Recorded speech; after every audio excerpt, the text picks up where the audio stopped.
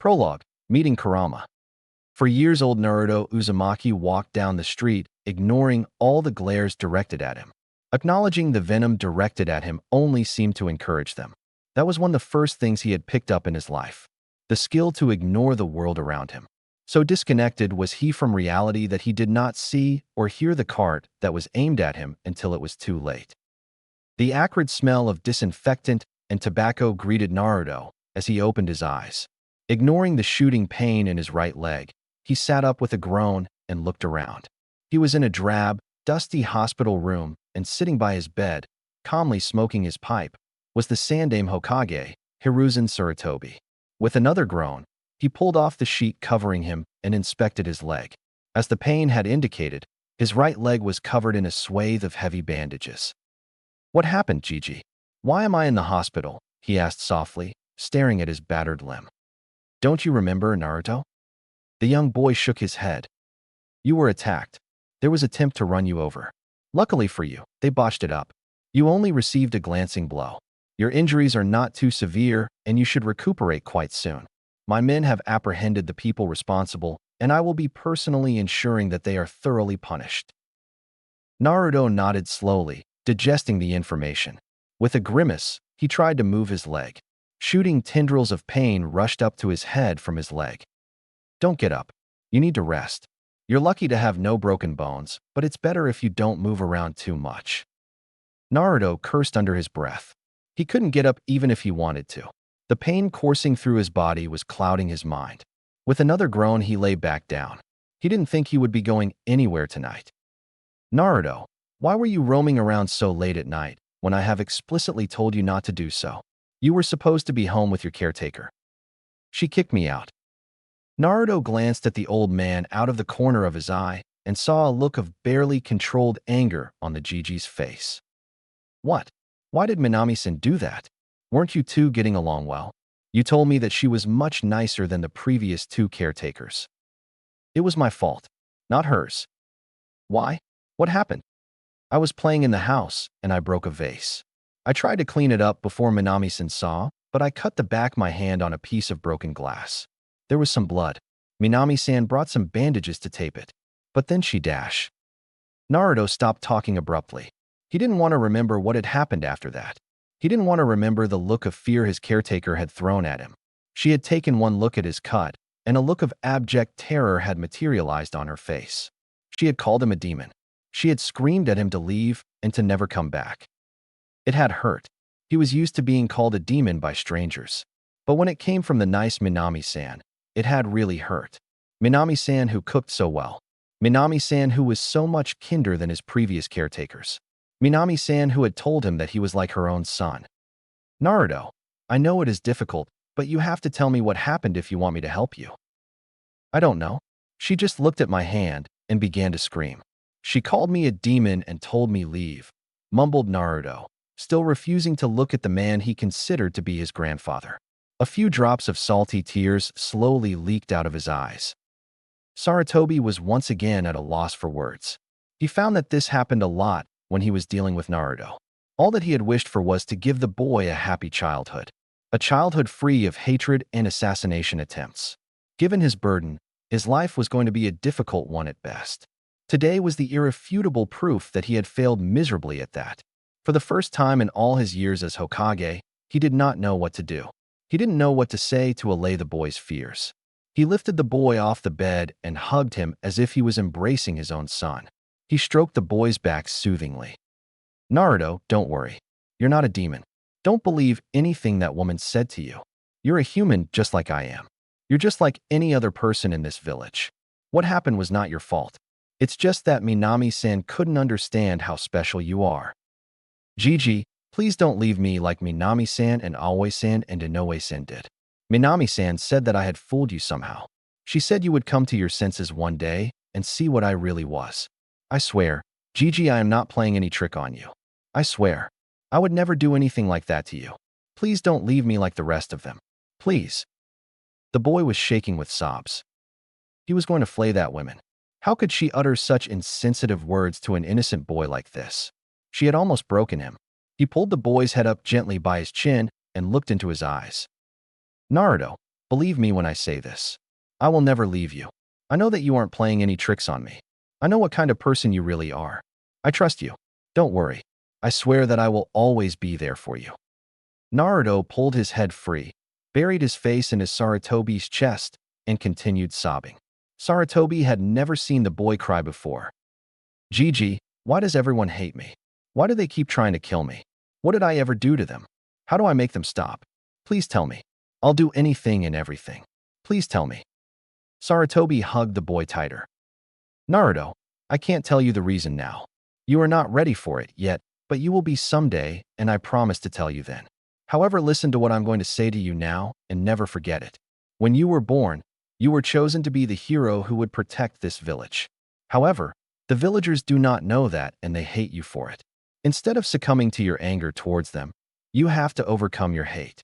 You must endure their anger and prove to them with your deeds that you truly are a hero. You must not give in to hate and lower yourself to their level because you are made of better material than them. You're better than them and I know it. Only if you work hard will you ever be respected by everyone. I know that it's not fair. I know that this path is very difficult, but that is why you were chosen. You're the only one who can do it. Because you are a hero. It's up to you if you want to go down the path chosen for you. Even if you don't understand what I just said, remember it. You will understand it one day. I promise you." Sarutobi slowly rocked the boy on his lap. With time, the boy's sobs faded away. After a while, Naruto pulled himself free and climbed back gingerly onto his bed. He wiped his face with the sheet and started staring out of the window. Sighing, Sarutobi got up to leave. "Naruto, you stay here for a while. I'll try and find a new caretaker for you as soon as I can. Someone more trustworthy than the previous three." "No, Gigi, don't bother. She'll also leave me as soon as she can. I don't need a caretaker anymore. I can take care of myself. Let me be. It's better like this. It's easier like this. I'm sick of the betrayals. I don't need any more of them." Once again, Sarutobi didn't know what to say. "Fine. I'll get you an apartment and open an account for you in the bank. Since your parents were shinobi, the village will give you a yearly grant. It's not much, but if you are smart, then you will be able to get by easily." With that and a heavy heart, he left the boy to his thoughts. Naruto watched the man he considered to be his grandfather walk out of his room. Once the old man had left, he turned his attentions to his window.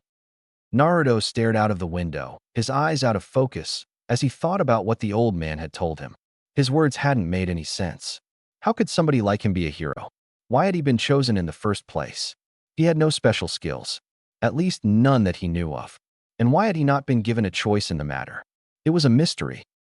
That was what his life was. A complete mystery. He had so many questions, but nobody ever answered them. No one. Not even the old man.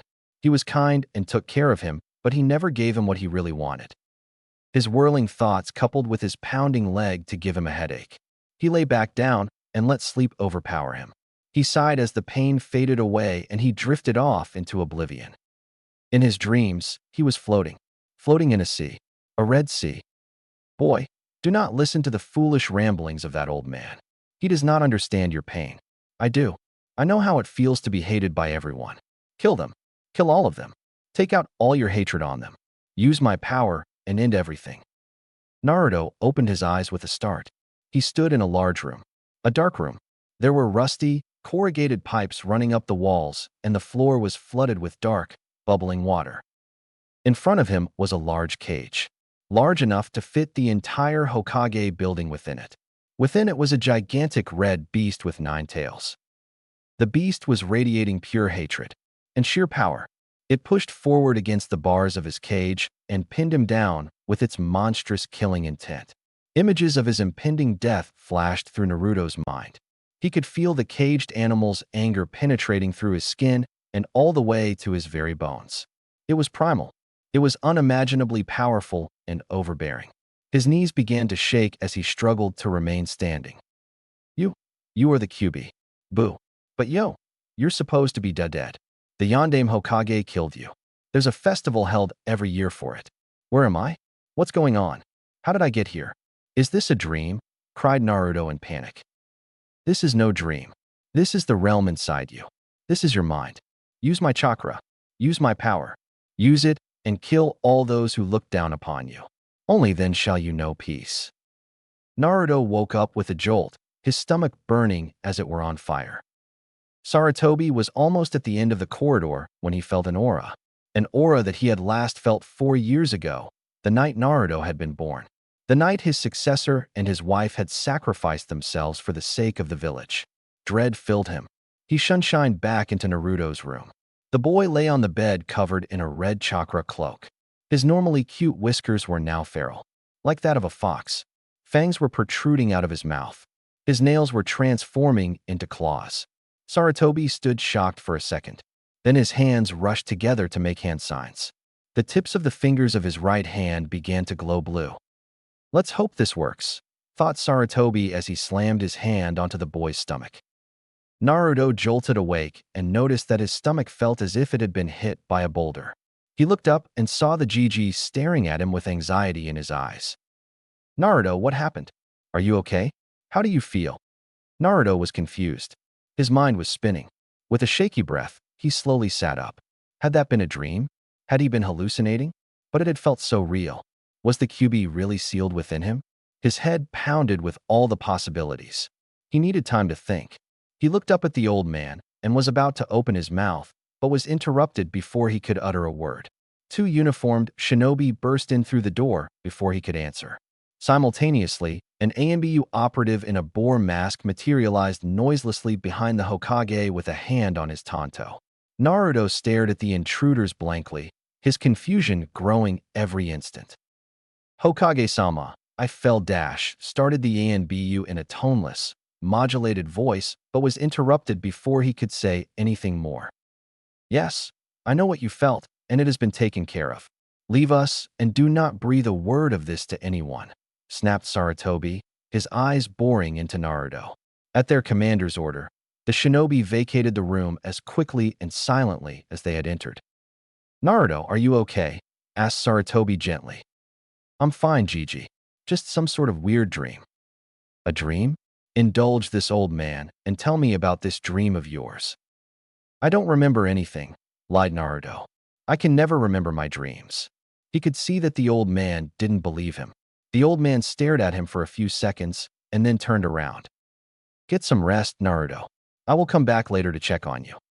He watched as the old man walked out, thankful that he hadn't been pressed for an answer. He would have been hard-pressed had that situation arose. He waited for a while to make sure that the old man was really gone. The pain in his leg had receded to a gentle throb. He seemed to have healed up significantly in his short nap. He slowly got off the bed and gingerly stood up. His stomach rolled with nausea and his leg twinged as he put his weight upon it, but both were bearable. He was used to physical discomfort. He opened the window of his room and slipped out. Sarutobi stormed into his office with a vicious look on his face, glaring at the man waiting for him. Explain yourself, he shouted at the top of his voice. The target was a silver-haired AMBU agent in a wolf mask. The man bent down and kneeled as his leader stormed towards him. I gave you this responsibility because I trusted you. I had believed that you would protect your own sensei's son with your life. Yet, Naruto is in hospital now. Explain yourself, he roared. The room shook with Sarutobi's anger. I'm sorry, Hokage-sama. He was in the marketplace, and I was consigned to the rooftops. I was too slow in noticing the attempt and too far away to stop it. I have failed Sensei, and I have broken the trust you placed in me. I accept all responsibility for my actions and am ready for any punishment that you see fit to mete out to me. Sarutobi's anger collapsed like a burst bubble and was replaced by deep sadness. Kakashi, Minato never wanted this for his son. He wanted his son to be known as a hero. But I could not keep that promise. Naruto's lineage had to be hidden to protect him. We have both failed in our duty to Minato's memory. I am no better than you. Keep a better watch on him. Do not fail your sensei again. The boy was lucky this time. His luck may not hold the next time somebody makes an attempt on his life. I am grateful, Hokage-sama. This will not happen again. If I may speak freely, sir. You may. Why do you insist on assigning him civilian caretakers? They know nothing about the Kyuubi. They think Naruto is the demon himself in human form. Why don't you give him to a shinobi family? There are many who are more than ready to accept the responsibility. He will be safer and he will be able to meet other children of his age and actually have a normal childhood. No, I have thought about but decided against it. By doing that, I would be compelling him to be a shinobi. That is something I do not want to do. If he wants to become a shinobi, it should be of his own choice. If he chooses to, he may remain a civilian. I will not force him to be a weapon for the village. That is your reason? You consign him to a childhood of hate just because you don't want him to feel compelled to become a shinobi? He is a Jinchuriki, and that of the Kyuubi no less. He is destined to become a shinobi. Think of who his parents are. Yes, that is true. It is also true that he has been cursed to a difficult life without him having a say in the matter. He will never have a normal life, and he will never be given the same opportunities which others will be given. I want to give him the chance to at least decide if he wants to die in a battlefield or of old age surrounded by family. His trusted shinobi was rendered mute for once. I believe it's time you got back to your duties. If I know him correctly, Naruto must have sneaked out of the hospital already. Without a word, the copy ninja melted away. As soon as he left, Sarutobi called in his secretary. Let it be known that today's attackers have received life imprisonment. If there is another attack on the boy, I will have the perpetrators executed. Hi, Hokage-sama. With a heavy heart, Sarutobi sat down and reached for his hidden stash of sake. He was going to need it when the civilian council arrived and demanded that he overturn his ruling. He thanked his lucky stars that he had placed the boy in an isolated wing of the hospital. If more had sensed the Kyuubi's chakra, he would be facing a riot. Naruto settled himself down on top of the Yandame's head. This was the place he went to whenever he needed to think, or a place to hide. The place had a calming effect on him that he never felt elsewhere. He was the Kyuubi's container. What he had seen could not have been a dream. It had been too real. He could still feel his bones vibrating from that fleeting meeting. His mind was still reverberating from the fox's voice. That was why everyone hated him. The Yandame had not sacrificed himself to kill the Kyuubi. He had sacrificed himself to seal the Kyuubi within Naruto. To the villagers, he was the one who had killed their kin, razed their homes, and taken away their beloved Hokage. Why had he been chosen? His birthday was on the same day as the Kyuubi attack. Was it because he had been a newborn? He might have been the only newborn available at the time. Could the Kyuubi only be sealed within newborn babies? Why not seal it within a strong shinobi like the Jiji? The old man's words suddenly made sense to him now. He realized why the old man had called him a hero. He understood what the old man wanted from him. For the first time in an eternity, his life made sense. He knew now why the village hated him. He got up and went back to the hospital. A week later, Naruto ran into his new apartment with barely contained excitement. He had left the hospital as soon as the Jiji had gotten him this place. The Jiji had hired someone to bring over all of his belongings from Minami-san's house. He was grateful for the old man's thoughtfulness. He had been dreading returning there. His new house was small but completely furnished. He supposed that he would have to learn how to cook now that he was going to be living alone. He sank onto his couch. It was threadbare and lumpy, but it was his. This whole place was his. He let out a small hoot of happiness. His happiness faded away after a while. It was time to get down to business. He had been planning this for a week, ever since his dream. He sat down in the middle of his living room, closed his eyes, and formed the lotus position. He then started to meditate. He reached out to the boiling rage within him that he could always feel bubbling away. The rage he had always kept locked away. When he opened his eyes, he was back in the large room with pipes. He looked up at the cage within him. His prisoner was wreathed in darkness. He could only just make out his monstrous form in the darkness. "Hello," he called. The room reverberated as the Kyuubi released a deep growl. Two huge eyes flicked upon and glared down at him. There was no killing intent directed at him yet. The Kyuubi moved forward into the light and settled down onto his paws. "You have come here of your own volition, mortal. You are stupider than you look, but brave." Naruto stared back at his prisoner with no fear in his eyes. "Tell me, what do you want?" "Nothing. I just wanted to see the reason why my village hates me." Naruto opened his eyes and returned to his house. The next day, Naruto woke up with a grumbling stomach. He decided that it was not a nice way to start the day. He sighed. He supposed he would now have to go shopping for food. His caretakers had always taken care of that till now. Then it struck him that he had no clue what to do with the food after he bought it. He cursed himself for not learning how to cook from Minami-san while he could. His stomach released another loud grumble. Cursing his stomach, Naruto got up and decided to wing it. Naruto stared at the sheer number of vegetables, fruits, meats, and dairy products arrayed before him. He had no idea what to buy or how to cook any of them.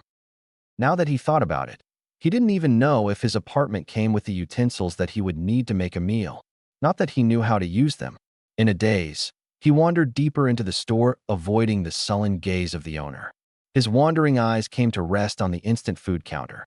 That was something he could handle. Instant pasta, instant pizza, instant ramen. A quick inspection told him instant ramen was the cheapest. He picked 4 packs and made his way back to the sales counter. The owner schooled his face into a small smile as he approached. "Sir, if you don't mind, could you please replace those packs from where you picked them up? Those items are for display only.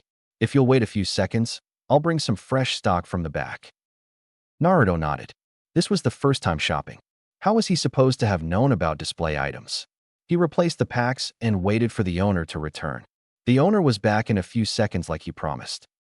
"Let me ring these up for you, sir." "You mind if I see those?" A female voice called out. Naruto turned and saw that the owner of the voice was a young woman with brown hair. She stormed up to the counter and snatched the box of ramen from the owner's hands. Turning it over, she peered at the label. What she saw did not make her happy. "You sick bastard. How dare you try to cheat an innocent boy like that? Don't you have any shame? These are all way past their expiration dates." "I am San. This is not some innocent kid. This is that demon kid. He doesn't deserve your kindness," the shopkeeper replied hotly. "Shut up. Look at that cute face of his. Does he look like a demon to you? Shame on you. I'm going to tell all my friends to avoid this place from now on." She walked up to Naruto, smiled at him, and held out her hand. "Hi, I'm Ayam. Come with me. I'll help you buy whatever you want." She grasped Naruto's hand and pulled him along behind her. Naruto stared up at the kind lady who had helped him. She had touched him. She was still touching him. Almost everyone avoided physical contact with him. Her hand felt warm and nice. "So tell me, what do you need to buy?" "Oh wait, that was so rude of me. I didn't even ask you your name." Naruto pulled his hand free. "Why are you doing this?" "Huh? What do you mean? You touched me. Nobody touches me. People run away when I go near them. And you stopped that shopkeeper from cheating me. What?" Ayam frowned down at him. A vein appeared on her forehead. A very angry vein. "Young man, do you know how rude that was? I help you out, and you insult me in return? Apologize now." Naruto backed away in fear. The woman looked scary as hell. He guessed that it wasn't a good idea to piss her off. He held up his hands in apology. "Sorry, Nachon," he said with trembling knees. "I was rude and stupid. Please forgive me." Ayam smiled, her anger disappearing in an instant, and bent down to his height. "Just because others aren't nice to you doesn't mean that I have to be the same. Besides, you're so cute, there is no way I could be mean to you." She reached out and pulled his cheeks. Naruto grimaced but didn't try to free himself. He didn't want to set this woman off again. He had thought looking for food to buy had been hell, but this was much worse. This woman was angry at him one instant and petting him the next. He decided to do his best to avoid her in the future. As he came to this conclusion, his stomach let go another rumble. She heard it and let go of his cheeks. For the first time today, his stomach had done something useful for him. "You're starving, aren't you? Come on. My dad and I run a restaurant. You can eat something there. It's not too far away." The Gigi had told him not to follow strangers, especially the ones that offered him things. His stomach groaned again. He shrugged and followed the crazy woman. If she was going to kill him, then at least he would die with a satisfied stomach. If he became a ghost, he didn't want to be stuck haunting people whilst he was eternally hungry. He would prefer to scare them with his moans, not with his grumbling stomach. A couple of hours of hunger was more than enough for him. "Hey, Dad, we have a customer. This is Naruto-kun. Whip him up a bowl." Sure. Have a seat, young man. What do you have?" Naruto stared at the menu for a few seconds, struggling with the characters. The Gigi hat taught him how to read recently, but he still needed more practice. "One miso ramen." "Good choice. It'll be ready in a couple of minutes." True to his word, Tuchi-san placed a delicious-smelling bowl in front of him. As Naruto inhaled the aroma, his hunger amplified. He dug in with gusto. It was even tastier than it smelled. Oi, Gigi. How much for one bowl? 20 Rio. Naruto ran a couple of calculations in his mind. Another skill the Gigi had taught him. Eating here would turn out to be cheaper than buying the food himself. Besides, it saved him the hassle of learning how to cook. Plus, the food smelled heavenly. Great. One more, old man. 2 days later, Naruto walked back into his house after dinner at Ichiraku. He had been eating all his meals in the place for the past couple of days. 2 days he had spent thinking about his prisoner. He had questions, many questions, and for once he believed that he was going to get answers. He closed the door behind him and walked over to the center of the room. He sat down and closed his eyes once more. His sandals were soaked through with water in an instant. The water had been hot enough to scald him when during his first involuntary visit into his mindscape. This time, however, the water pooling around his feet was cool, cold enough to feel pleasant against his skin. He opened his eyes and stared up at the Kyuubi once more. Back then, you offered to give me power. What? One ominous eye flicked open and peered down imperiously at him. You wanted to kill. I offered you the power you needed to do so. I didn't want to kill anybody, said Naruto, shaking his head. I was angry at them, but I didn't want to kill anyone. I can sense your emotions, boy. I have been doing so for a long time. I know what hatred feels like. I don't want to kill them, repeated Naruto. Why not? Why do they deserve your mercy? They have tried to kill you on multiple occasions in the past. I've been watching. You have only survived so far because of my healing power. Why save me? Let me die? Then you'd be free. The Kyuubi growled and lifted his head. He opened both his eyes and looked at Naruto. Because if you die, then I die. I see. No, you don't. With time, I will reform. But it is a painful and time-consuming process. Even this sewer is preferable to that. The Kyuubi growled in distaste and settled back down. You didn't answer the question. Why did you try to give me power? The water began to bubble. The temperature in the room shot up in an instant.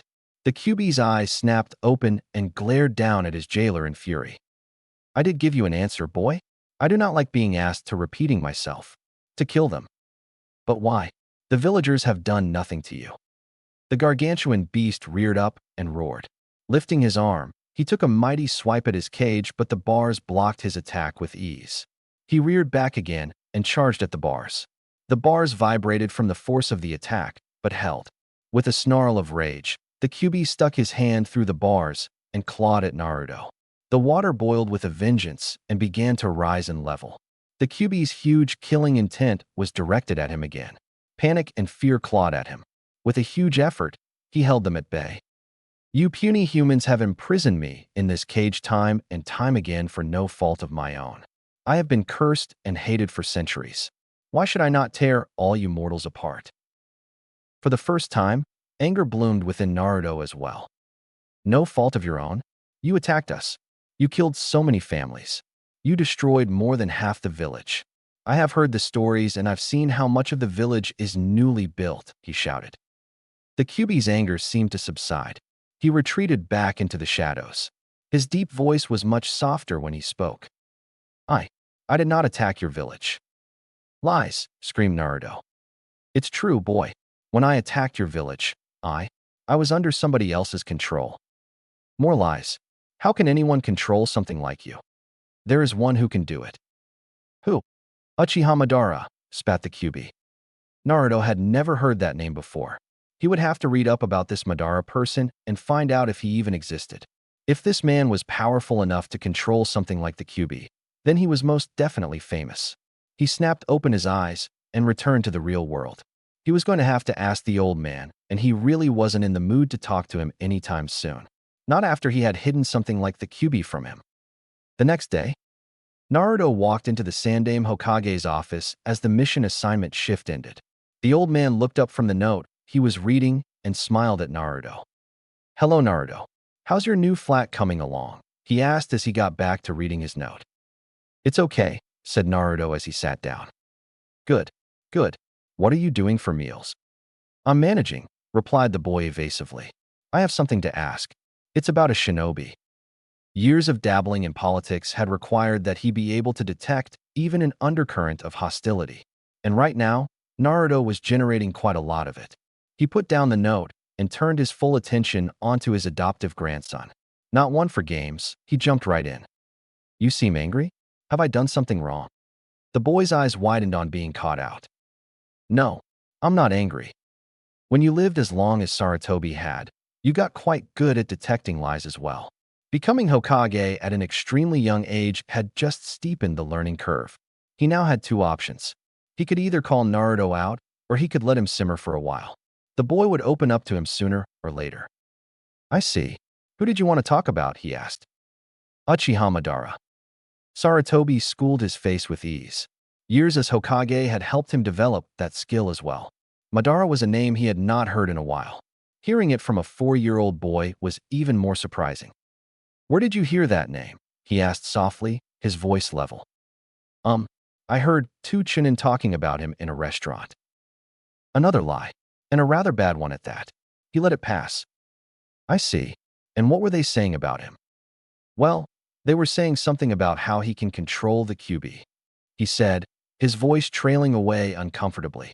Another obvious lie, and a troubling one at that, but it was too late for him to call him out on it now. Not how he can, how he could. Huh. Uchiha Madara is dead, and he has been so for many years now. He was defeated in battle by the Shodai Hokage, said Sarutobi, pointing at his predecessor's painting with his pipe. So what did you want to ask about him? Well, if people can control the Kyuubi, then why did the Yondaime have to sacrifice himself to defeat the Kyuubi? Something was wrong, and Sarutobi knew it right away. All these questions hit too close to home to be a coincidence. No, it is impossible to control a bijou. On dash. Wait, interrupted Naruto. You mean there are more like the Kyuubi? Sarutobi nodded. Yes, there are 9. They range from the Ichibi to the Kyuubi. The boy stared at him, listening raptly. Yes, there are 9, said Sarutobi contemplatively. Anyway, back to your question. It is normally impossible to control a bijou. However, an extremely few exceptionally talented people have managed to do so over the years. Uchiha Madara was one. The Shodai Hokage was another. He looked up at the ceiling and thought, if you want to know more about them, then you should read the Academy textbook on the history of us shinobi. From what I remember, it has quite an in-depth description of the rivalry between Uchiha Madara and Hashirama-sama. I see. So the Yondaime had no choice. Yes, said the Sandaime gravely. Silence fell upon them for a while. Thanks, Gigi, said Naruto as he jumped off his seat and made to leave. Naruto, called the Sandaime. Be careful who you talk to about this topic. It's quite sensitive. You're welcome to come to me about it whenever you want. Naruto nodded as he left the room. Sarutobi stared at the closed door. The boy was definitely too intelligent for his own good. He was going to have to keep a closer watch. Once the door was closed behind, Naruto's face split into a tiny smile. He was making progress. The old man was definitely suspicious, but had given him the information he wanted nevertheless. The next evening, Naruto burst into his flat with a gigantic scowl plastered on his face.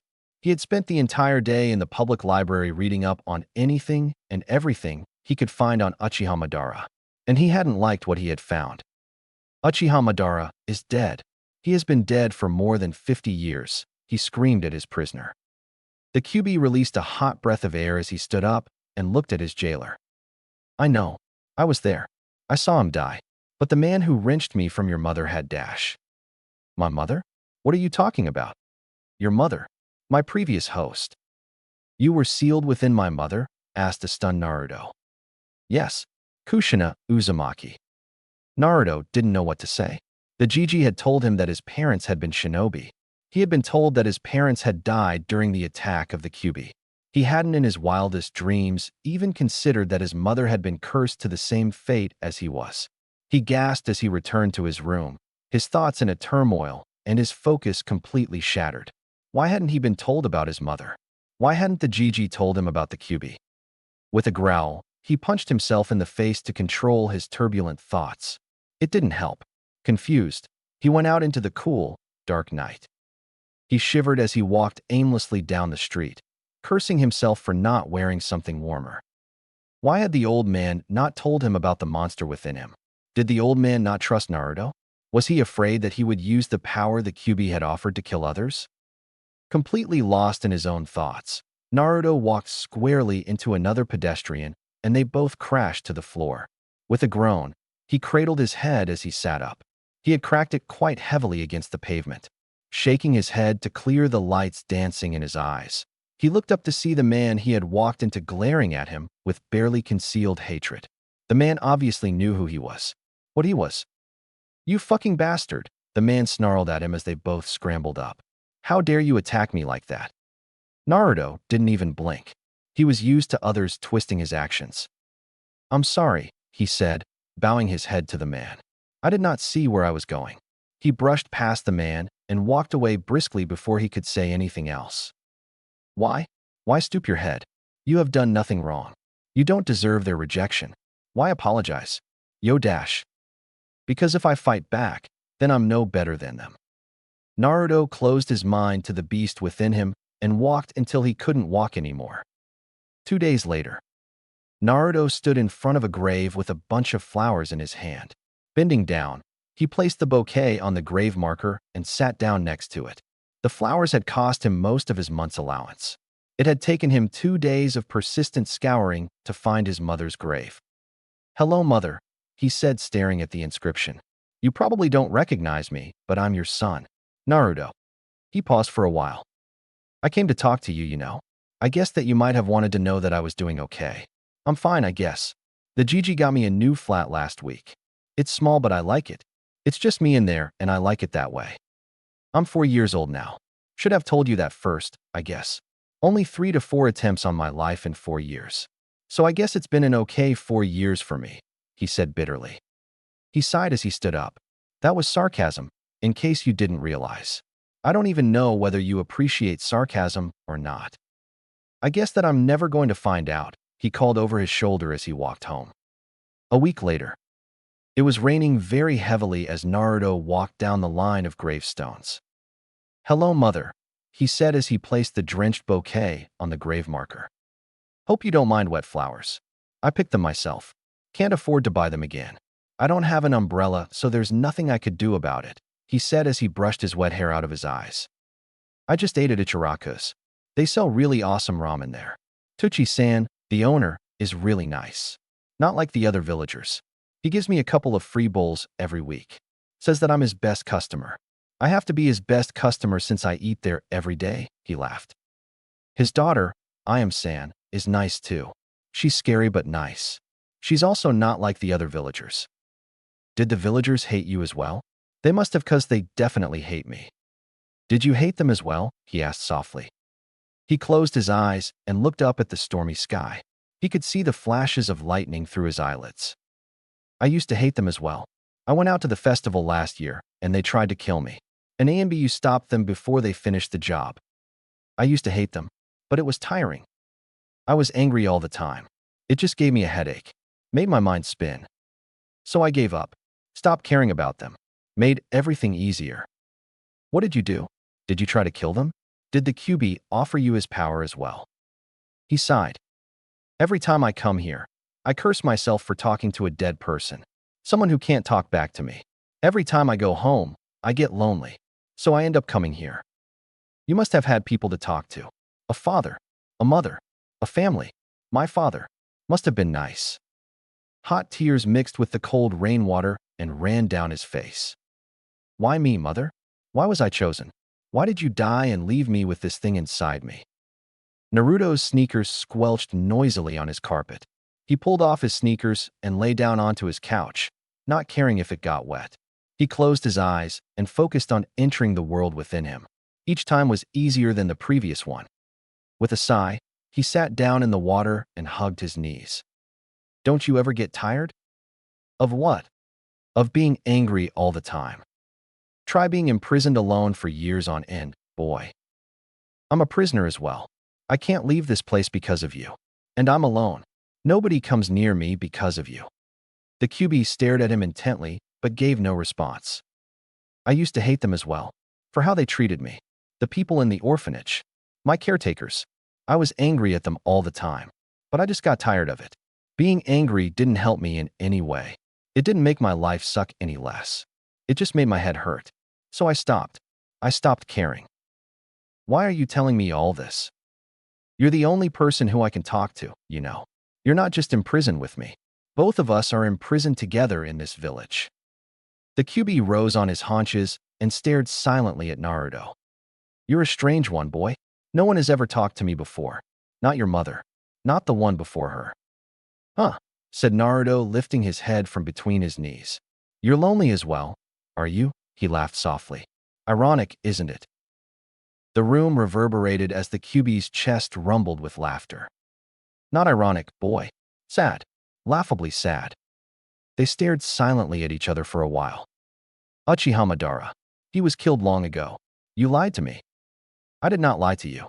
I saw Madara die with my own eyes. I was there when he fought the Shodai Hokage. But the man who pulled me out from your mother. I did not see his face, but he had the same chakra as Madara. The same malevolence. Why should I believe you? I am placing no compulsion on you to accept my words. I'm simply telling you the truth. It is up to you if you want to believe it. I can offer evidence if you need persuasion. The Kyuubi stood up, pushed his fist through the bars of his cage, and held it out to Naruto. Naruto stared at the fist with a blank expression on his face. Then he stood up and started walking slowly towards the Kyuubi. Aren't you afraid that I'll kill you if you come any closer? You could, but I'm willing to take the risk. I'm curious about this evidence you want show me. You trust the word of a stranger so easily? You're naive, boy. You'll die easily in this world. Naruto shrugged. The last time you tried to kill me, the water was boiling. It almost burned my skin off, he said, gesturing at the water as he walked. Look at how calm it is right now. Somehow I get the feeling that if you wanted to kill me, I'd know. He lifted his fist and pressed it against the Kyuubi's fist. You're lucky, boy. If you had come this close yesterday, I would have shredded you. Today I'm curious to see how you react. A rush of images and sounds flooded Naruto's mind. The image of a red eye with 3 tomo. The eye began to spin.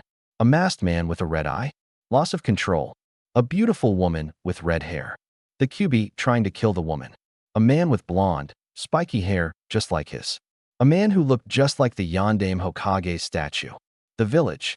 The Kyuubi attacking the village. The GG fighting back. Freedom from the control. Confusion and a boiling anger. A huge, black ball of energy. A giant toad. A huge explosion. The man and the woman again. A newborn baby. A baby with blonde hair. A giant claw impaling the man and the woman. The woman's last words to her baby. The woman's last words to him. His mother's last words to him. His father's last words to him.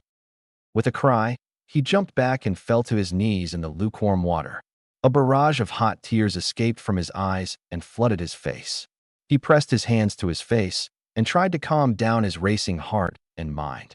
He tried to make sense of the images he had received. The Yondaime was his father. He had sacrificed himself and his mother to save the village. You killed them. You killed my parents. Yes, I did. Anger and grief flooded him. He saw red. He woke up with a roar of rage. Tears were still streaming out of his eyes. Tears of anger. Tears of grief mourning the death of his parents. He bolted. He burst out of his flat barefoot. He ran. He ran into the raining night. He ran until he could feel no more. When Naruto woke up, he was lying in own bed.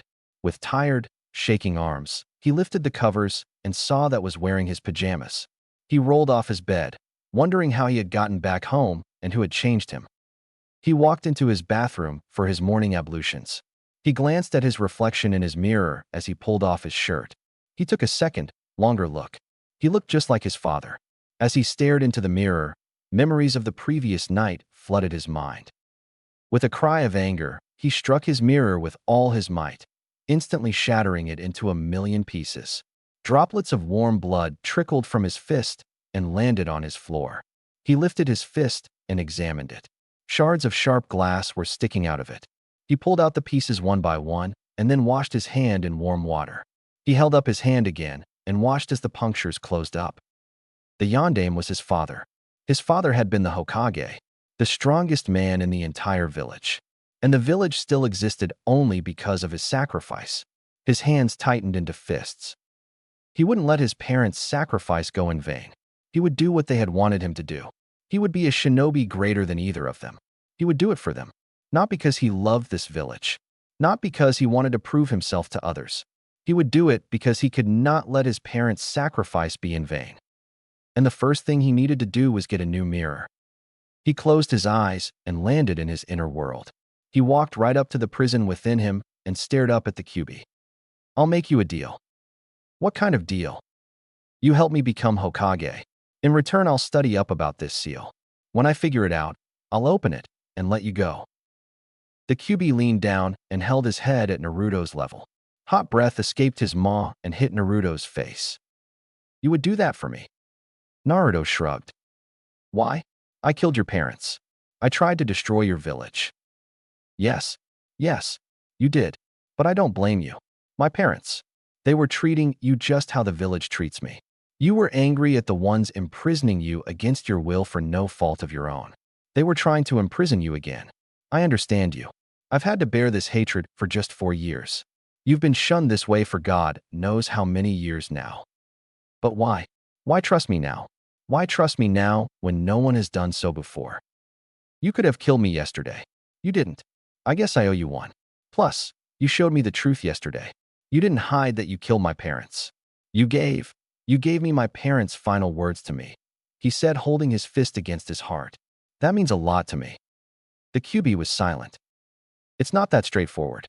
Your chakra coils has developed around my presence. If you let me go, you will definitely die. You cannot break open this seal. You will have to unlock it the way it was designed.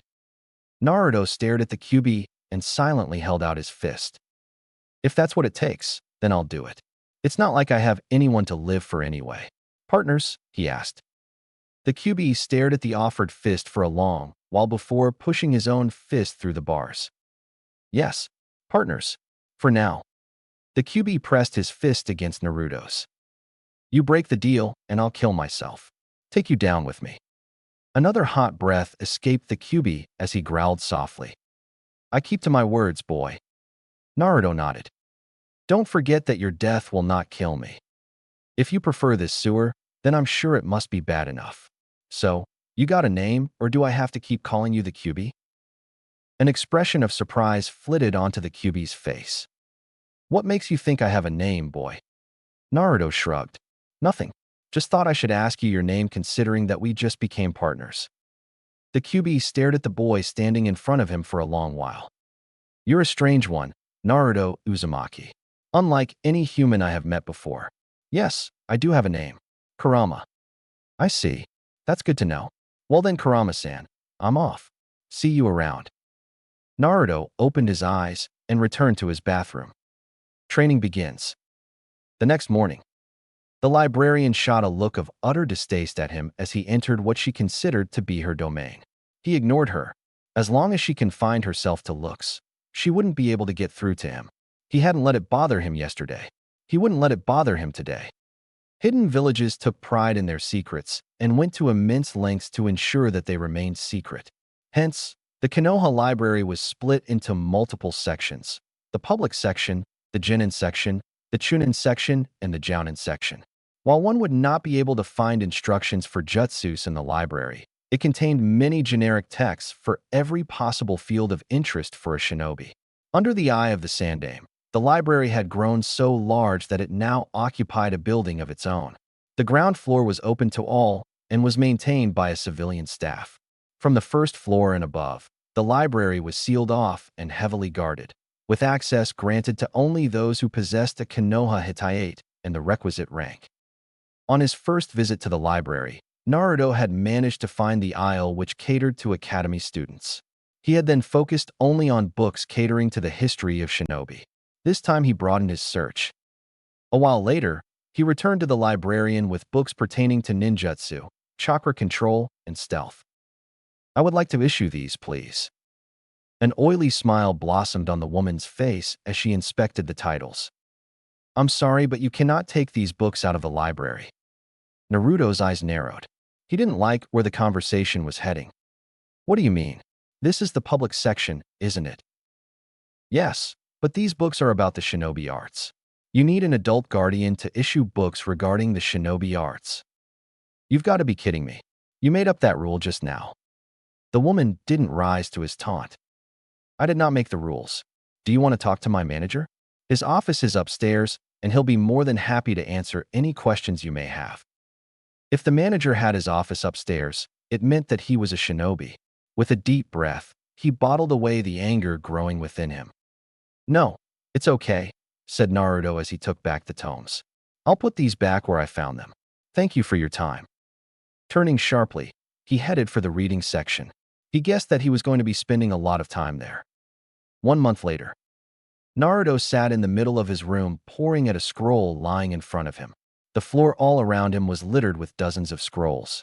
Given that he couldn't bring books home, he had taken to making his own notes, something which had turned out to be a blessing in disguise.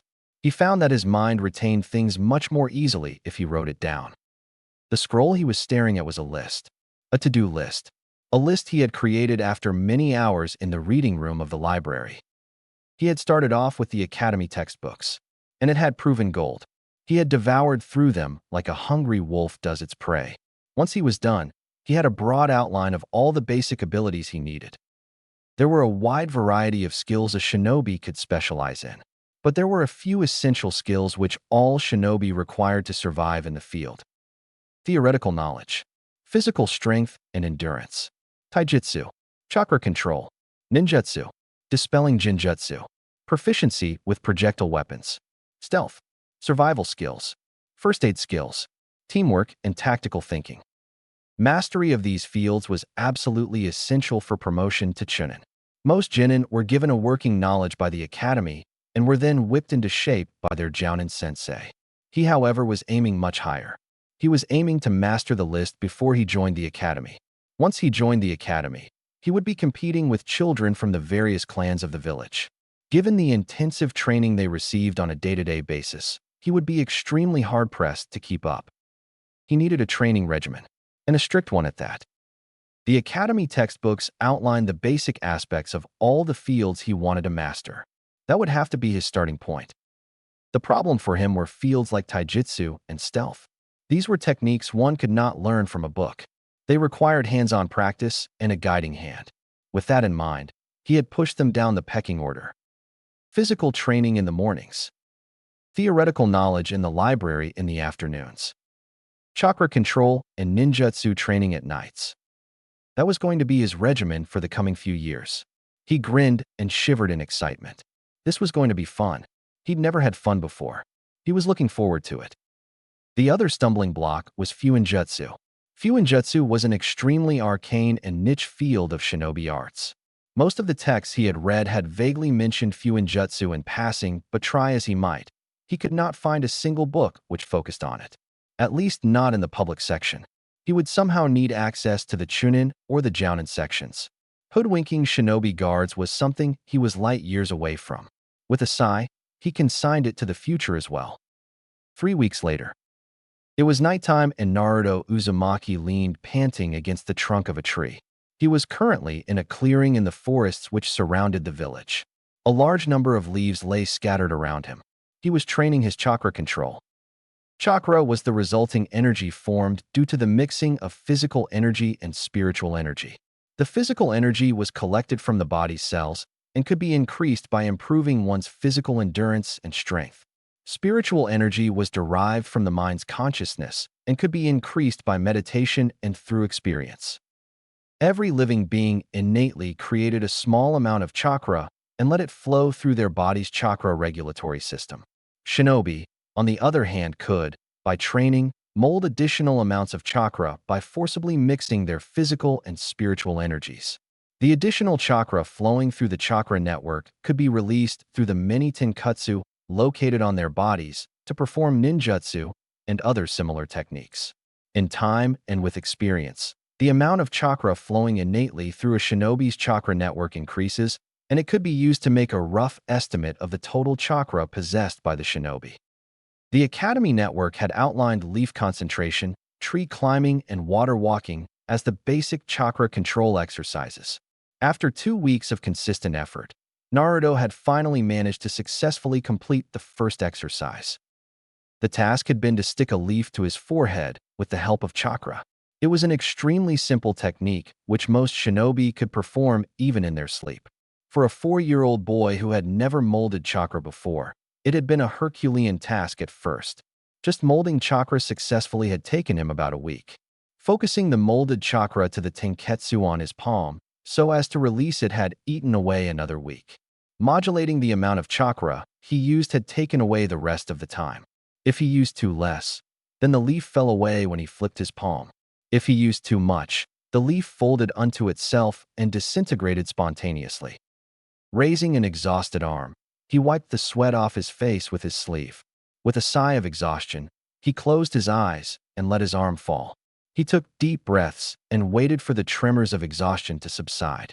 From what he had read, he believed that he had a mild case of chakra exhaustion. He wouldn't be moving for a couple of hours. In a few minutes, however, he felt the strength return to his body and his eyes snapped open in shock.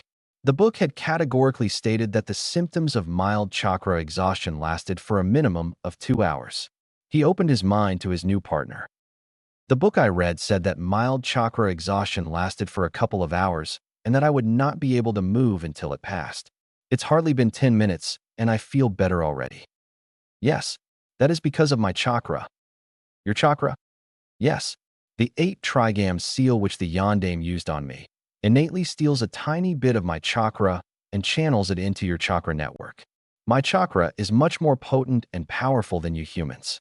It is what gives you your accelerated healing and your stamina.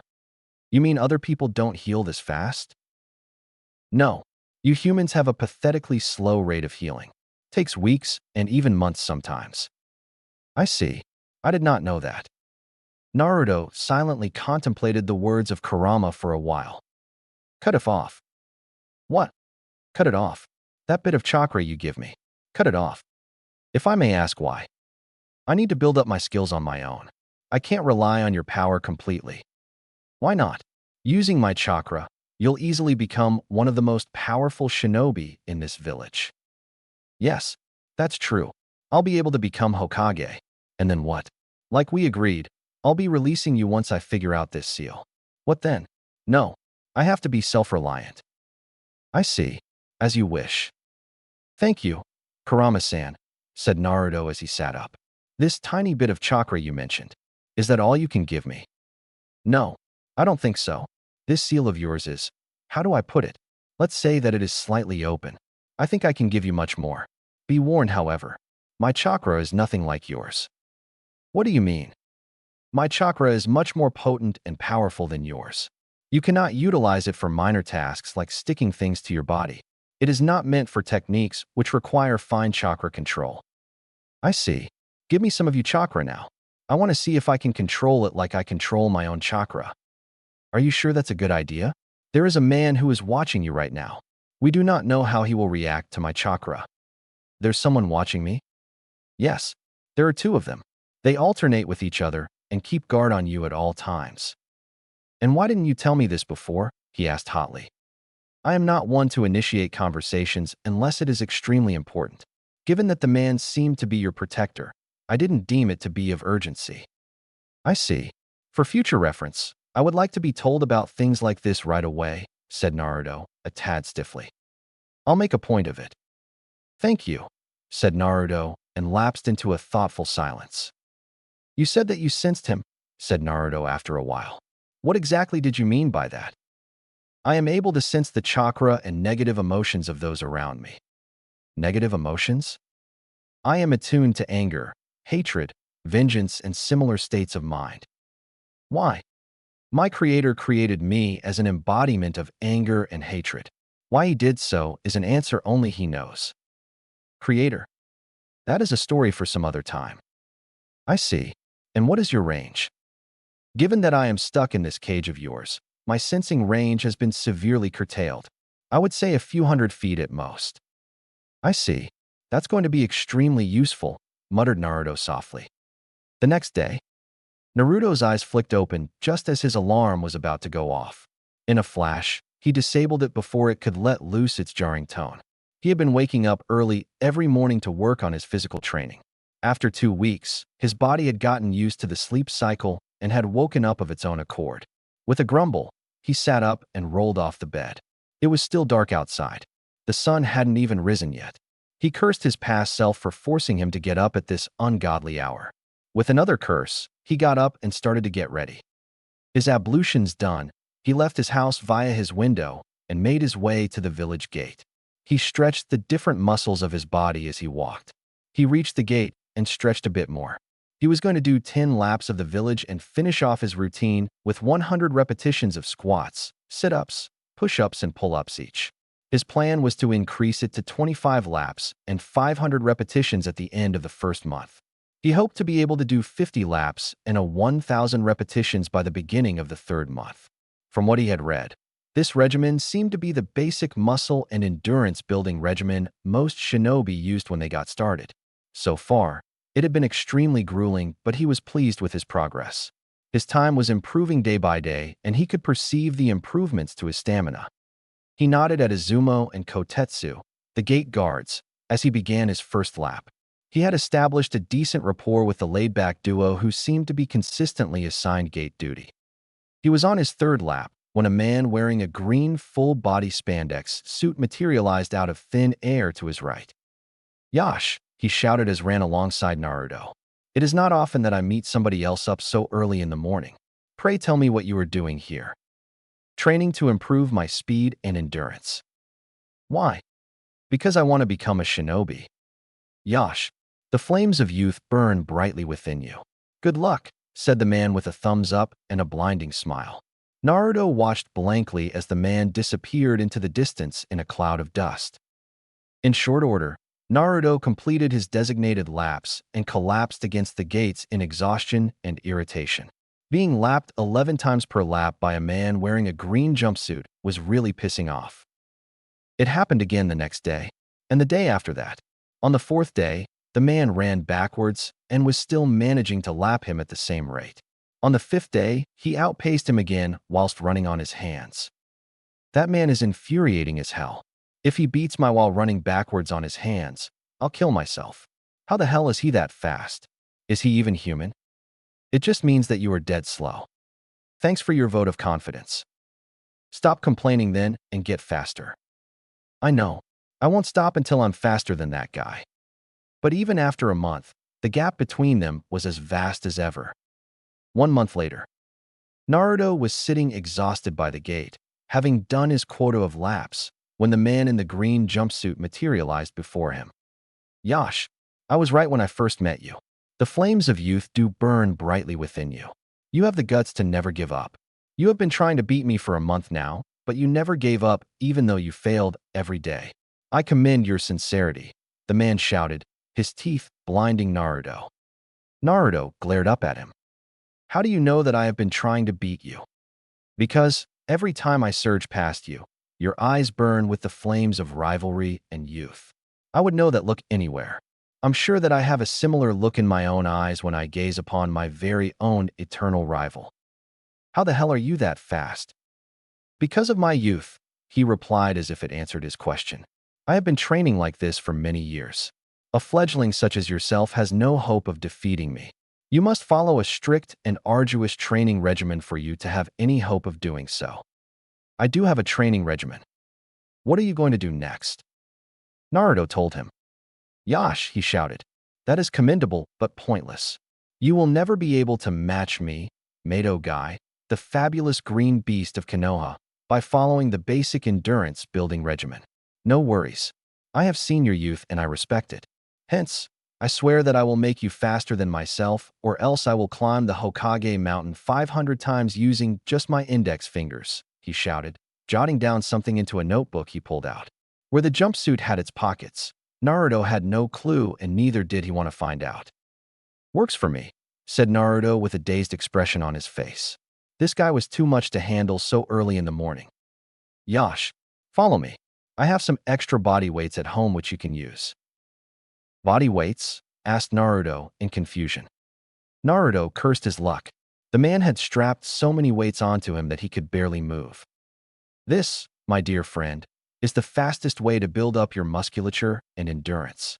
Given how young you are, if you are able to successfully complete this training, then you will reap immense benefits.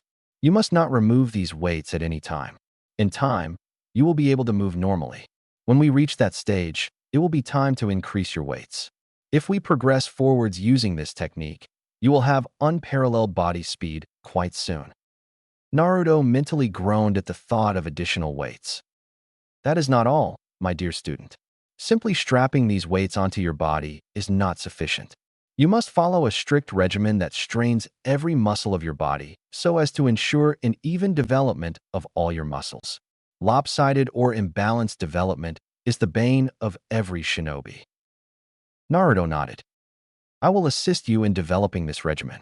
You must also begin training your taijutsu so that developing muscles get acclimatized to the movements of your body. I will also assist you in this.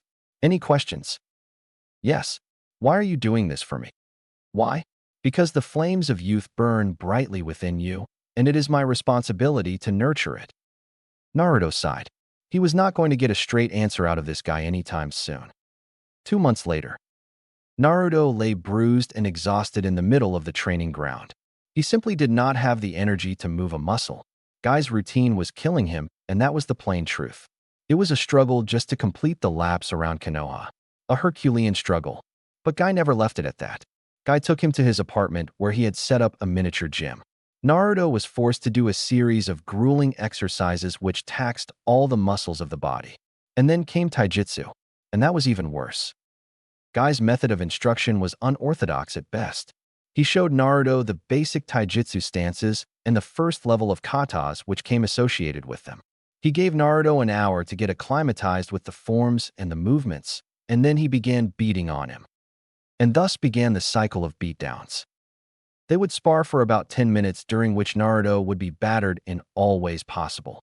He would then be given a short break in which all his mistakes were pointed out. And then they began all over again.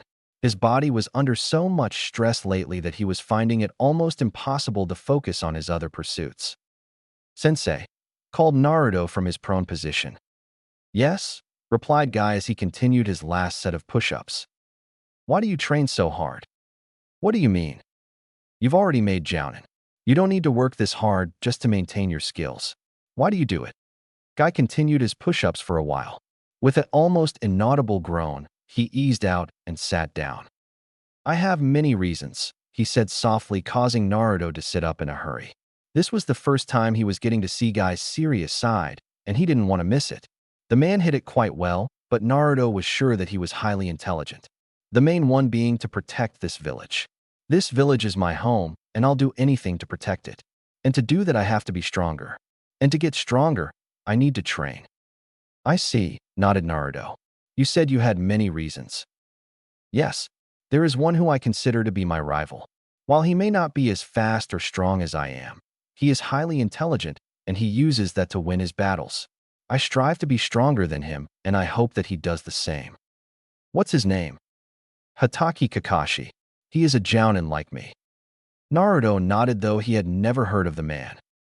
There is one more reason, said Guy almost imperceptibly after a long pause. I don't know how to do anything else. With a grunt, Guy got up and turned towards the village. Try not to emulate that part of me, he said softly. 1 week later, Naruto cursed under his breath. This was the third shop he had been turned away from. How was he going to buy a pair of swords if the guys selling them refused to cater to him? The reason for buying swords was simple. Given his size and build, he would face a heavy disadvantage in terms of range and power if he ever faced down an adult opponent. Something which his spars with Guy made painfully obvious. It had been Guy's suggestion that he should specialize in a weapon to overcome that disadvantage, and Naruto had agreed.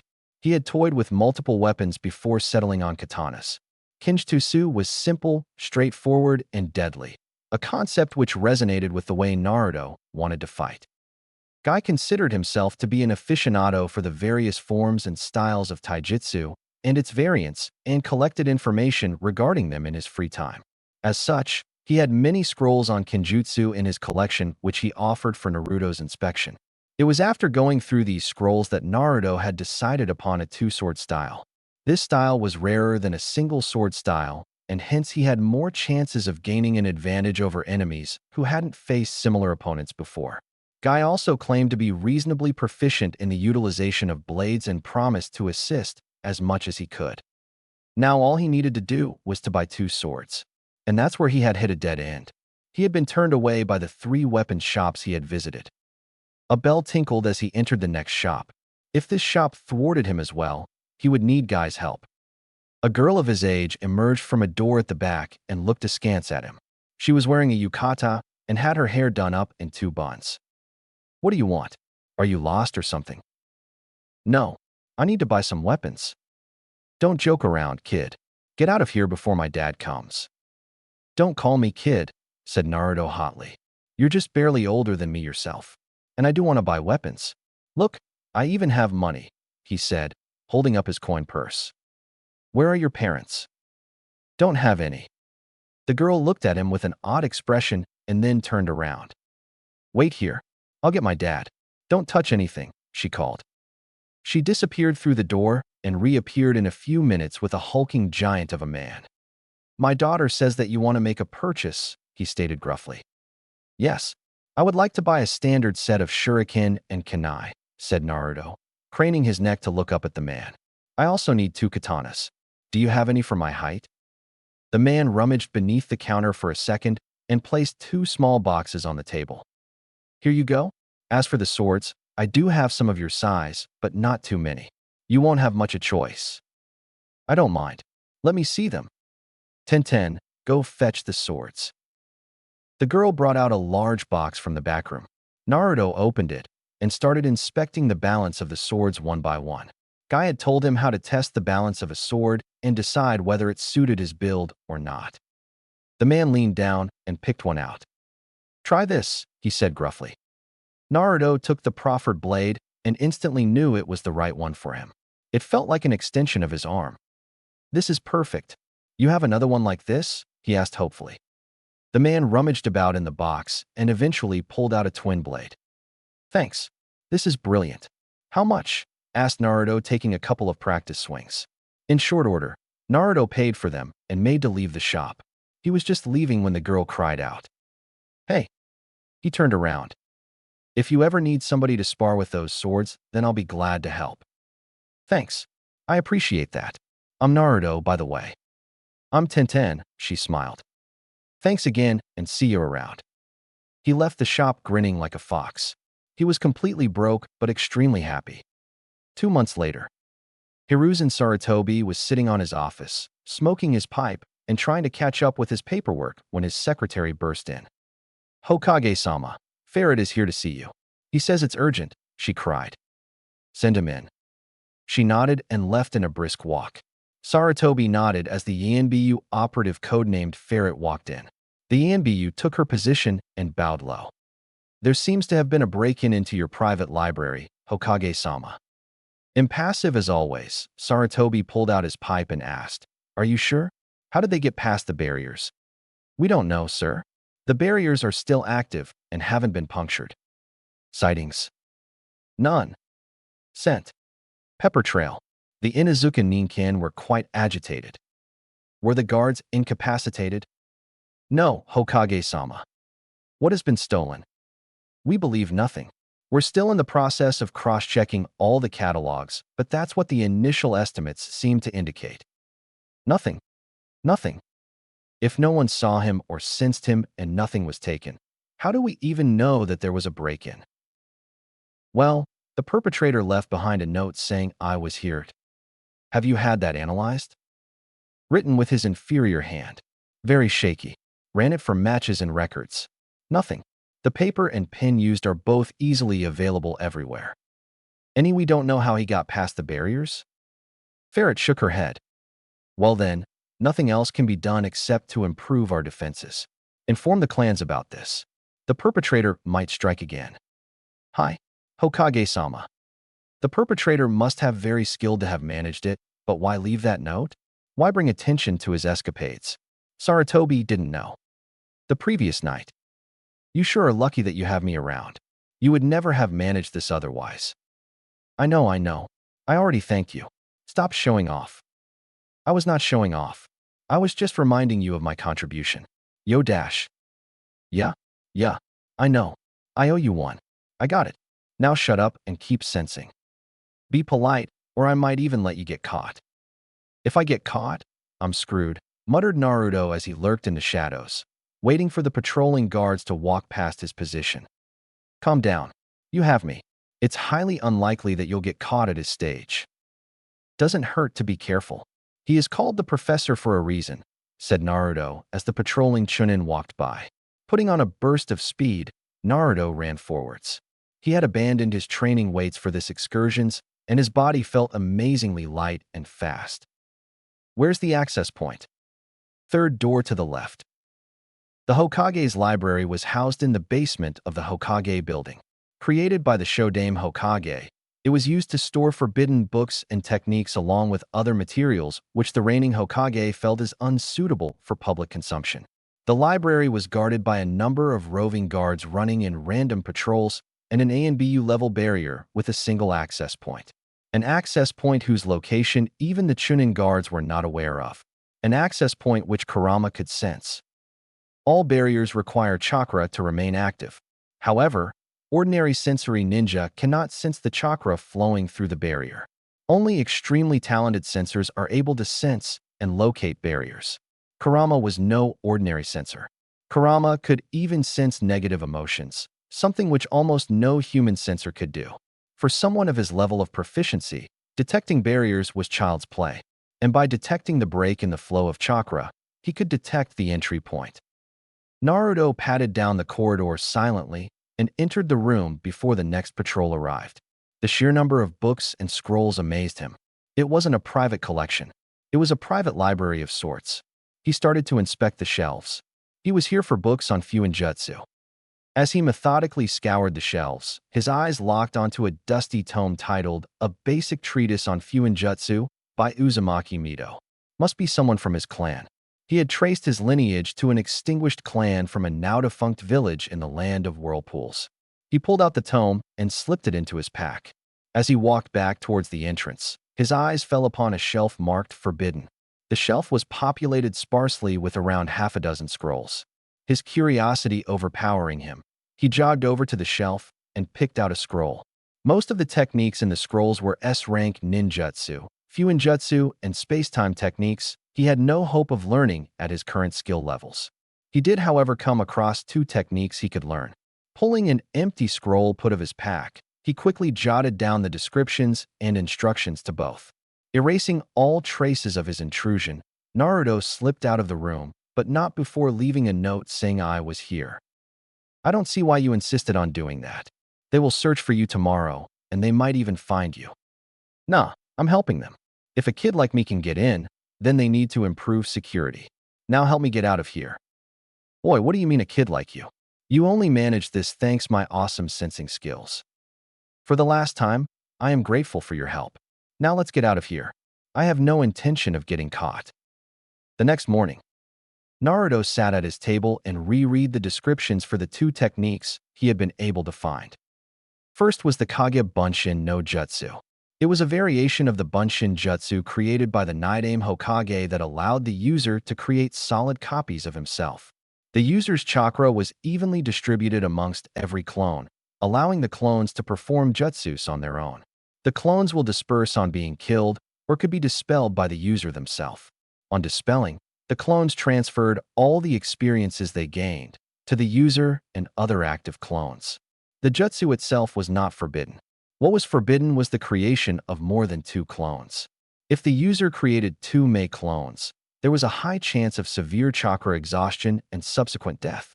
Variations of this technique included Bunshin Daibikoha and Shuriken Kage Bunshin no Jutsu. Second was the Shunshin no Jutsu. This technique was a high-speed movement technique, allowing a ninja to move short to long distances at an almost untraceable speed. The amount of chakra utilized depended upon the speed and the distance traveled. With practice, the speed of this technique and its effectiveness could be drastically improved. This technique was usually accompanied with a puff of smoke or some other element to mask the movement.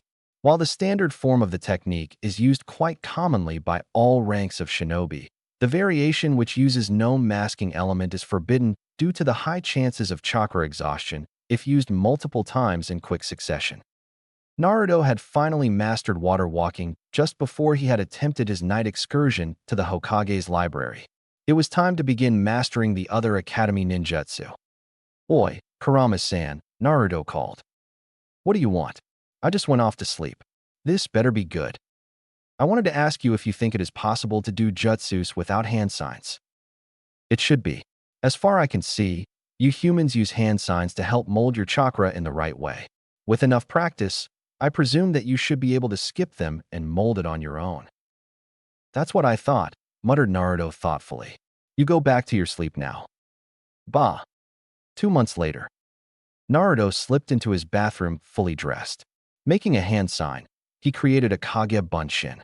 That done, he transformed himself into a rat using the Henge Jutsu. His clone bent down and gathered him up in his palms.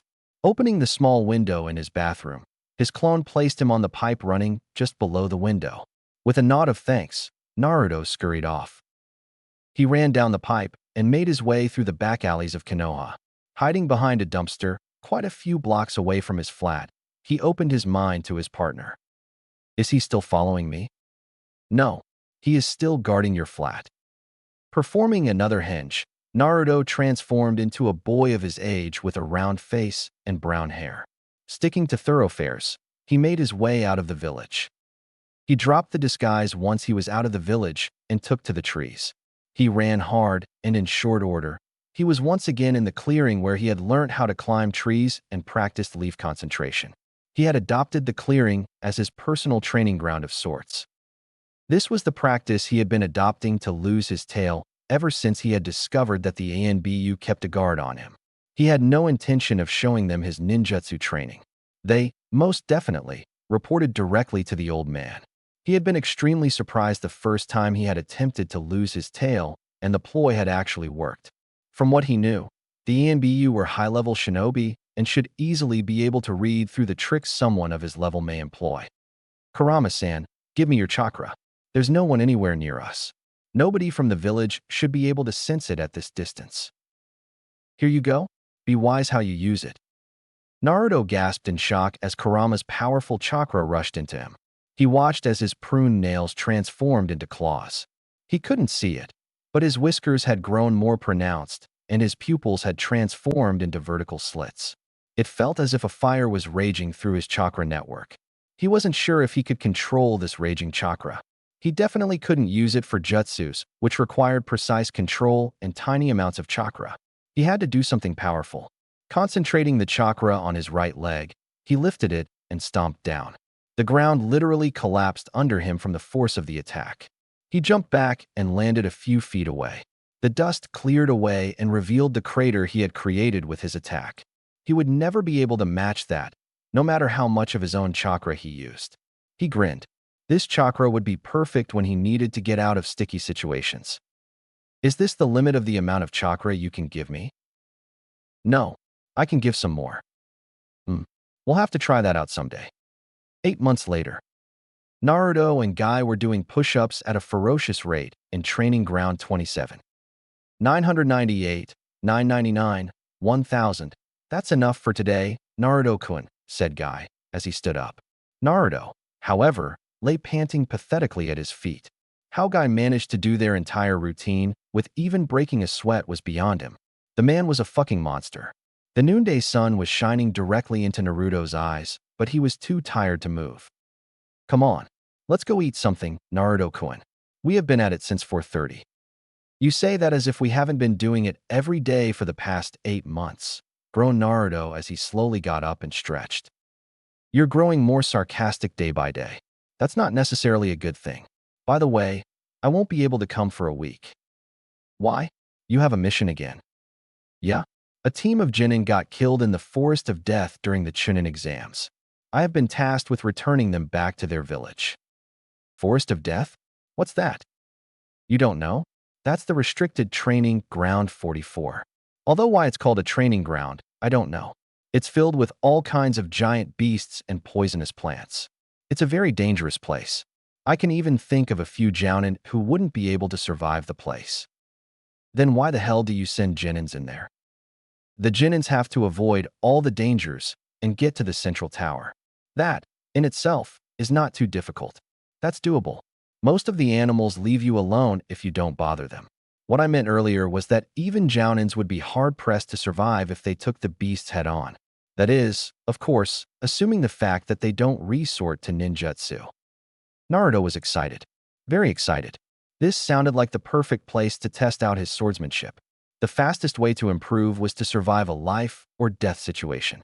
He would definitely face that in the Forest of Death if it was anything like what Guy-sensei said it was. His face split into a devious grin. Oi, why are you smiling like that, Naruto-kun? I don't like it. You aren't thinking of going into the Forest of Death, are you? I forbid it. Naruto schooled his features into an innocent look. Thank God Guy-sensei was so gullible. No, no, of course not. I'm not stupid, you know. Thank God. Let's go eat something. It's past noon and I'm starving. They both set off for the village. You know, Naruto-kun, to become a shinobi you need more than just strength and speed. Of course, you have been training taijutsu, but you need to learn ninjutsu as well. I am willing to teach you those as well, if you want. I train more after I'm done with you, you know. What? You train more after our morning workout? That much workload is simply too much for a boy like you. You'll damage your body. Nah, I'm fine. I have lots of stamina. Thanks for offering to teach me anyway. I'm grateful. Now let's go faster. I'm hungry and Ichiraku is waiting. Guy twitched as the boy raced off. With a shake of his head, he took after the boy. Yash, I will not lose to you in a race yet, Naruto-kun. I am still youthful. Yash. That night, Naruto crept towards the Forest of Death, dodging the 4 Chunin guards stationed there. It was surrounded by a really tall fence, tall enough that he couldn't jump over it normally. It must be electrocuted if it kept all the animals in. There were no trees near the fence to use as a boost to clear the fence. He had no choice then. He forced a lot of chakra to his feet and jumped. He just managed to clear the top. He landed on the other side and rolled a couple of times to deaden the impact. He was up in a flash with both his swords drawn and ready. There seemed to be no sign of life anywhere near him. Kurama-san, wake up. If this place is as dangerous as Guy-sensei says it is, then I'll need your help. You shouldn't have come here if it is that dangerous. I need to get better. That doesn't mean that you literally go looking for trouble. Well, now that I'm already here, it won't hurt to have a look around. This looks like the perfect place to train my stealth. Naruto held his sword as steady as he could as he slowly backed away from the gigantic lynx perched on the same branch as he was. The lynx had appeared out of thin air during his exploration of the forest. He hadn't felt an iota of its presence before it had landed lightly on the branch he was running along. Running to the side was not an option. From the way it moved, it was clearly better than him at navigating through the trees. Jumping down was not an option as well. The lynx would launch itself at him before he landed. Waiting for it to attack was also out of the question. Even if he managed to skewer it while it charged, momentum would ensure that the lynx's attack would hit him, unless he managed to land a killing blow with his first stab. And that was something he wasn't backing himself on. Plus, it seemed a shame to kill such a magnificent beast. He cursed silently when his back hit the tree trunk. There was now no more room to maneuver. With a snarl of triumph, the lynx lunged. In a flash, Naruto flipped the blade and swung with all the might he could muster. The flat of the blade caught the lynx's head and knocked the charge slightly askew. At the same instant, Naruto himself jumped in the opposite direction. He flipped in the air and landed on the adjoining tree with his feet. Sticking to the wood with chakra, he ran up vertically to the next level of foliage. Jumping onto a branch, he ran pell-mell through the forest to get away while the lynx was still disoriented. He landed in a clearing a reasonably safe distance away to catch his breath. With adrenaline rushing through his veins, he leaned against a tree, closed his eyes, and began to take deep breaths. I wouldn't do that if I were you. Naruto's eyes snapped open in an instant and then widened in alarm in the next. He was surrounded by giant spiders. Glancing up, he saw that they were everywhere, on the branches, sticking vertically to trees. He must have run right into their nest. With a curse, he drew one of his swords and held it up. With the other, he formed a hand sign. Taiju Kage Bunshin no Jutsu. Dozens of Narutos popped into existence all around him and burst away with loud shouts. The appearance of multiple new enemies confused the spider colony. Utilizing their distraction, Naruto forced Chakra to his feet and burst through them with a cry of triumph. "No, you fool. The other way. You're going deep dash." Naruto lost the rest of Kurama's warning as he ducked to avoid a face full of foul-smelling and smoking poison shot at him by a spider. He was more surrounded than ever as he ran. The spiders had the numbers to flank all of his clones and the speed to keep with him. They scurried along the treetops and the ground at a speed which easily matched his. Don't you get it? They're using chakra as well, and you're running deeper into their nest. Give me your chakra, then. Now's the time. With a deep, feral growl, Naruto put on a huge amount of speed and left his pursuers behind. 2 months later, Naruto took a deep breath as he scaled the fence bordering the forest of death. After 2 months of nightly trysts into the forest, he was finally ready to fly solo. Kurama-san, no sensing for you today. You sure? You've never been able to sense those leeches until it's way too late. I've got it covered, replied Naruto calmly as he made a hand sign and created 6 Kage Bunshins. Spread out. You know what to do. It had taken Naruto quite a while to discover the different uses of his Kage Bunshin. The fact that he took no damage on their deaths and the retrieval of their experiences was extremely useful. Tonight, he was going to use them for scouting and recon. With a Shunshin, he jumped into the trees and headed towards the center of the forest. His clones dispersed and formed a perimeter with a radius of 100 feet around him. His goal was to reach the tower without resorting to combat or meeting any of the forest's deadly inhabitants. If he approached anything dangerous, his clones would let him know. 3 months later, Naruto jumped backwards off a branch and dodged the giant spider lunging at him.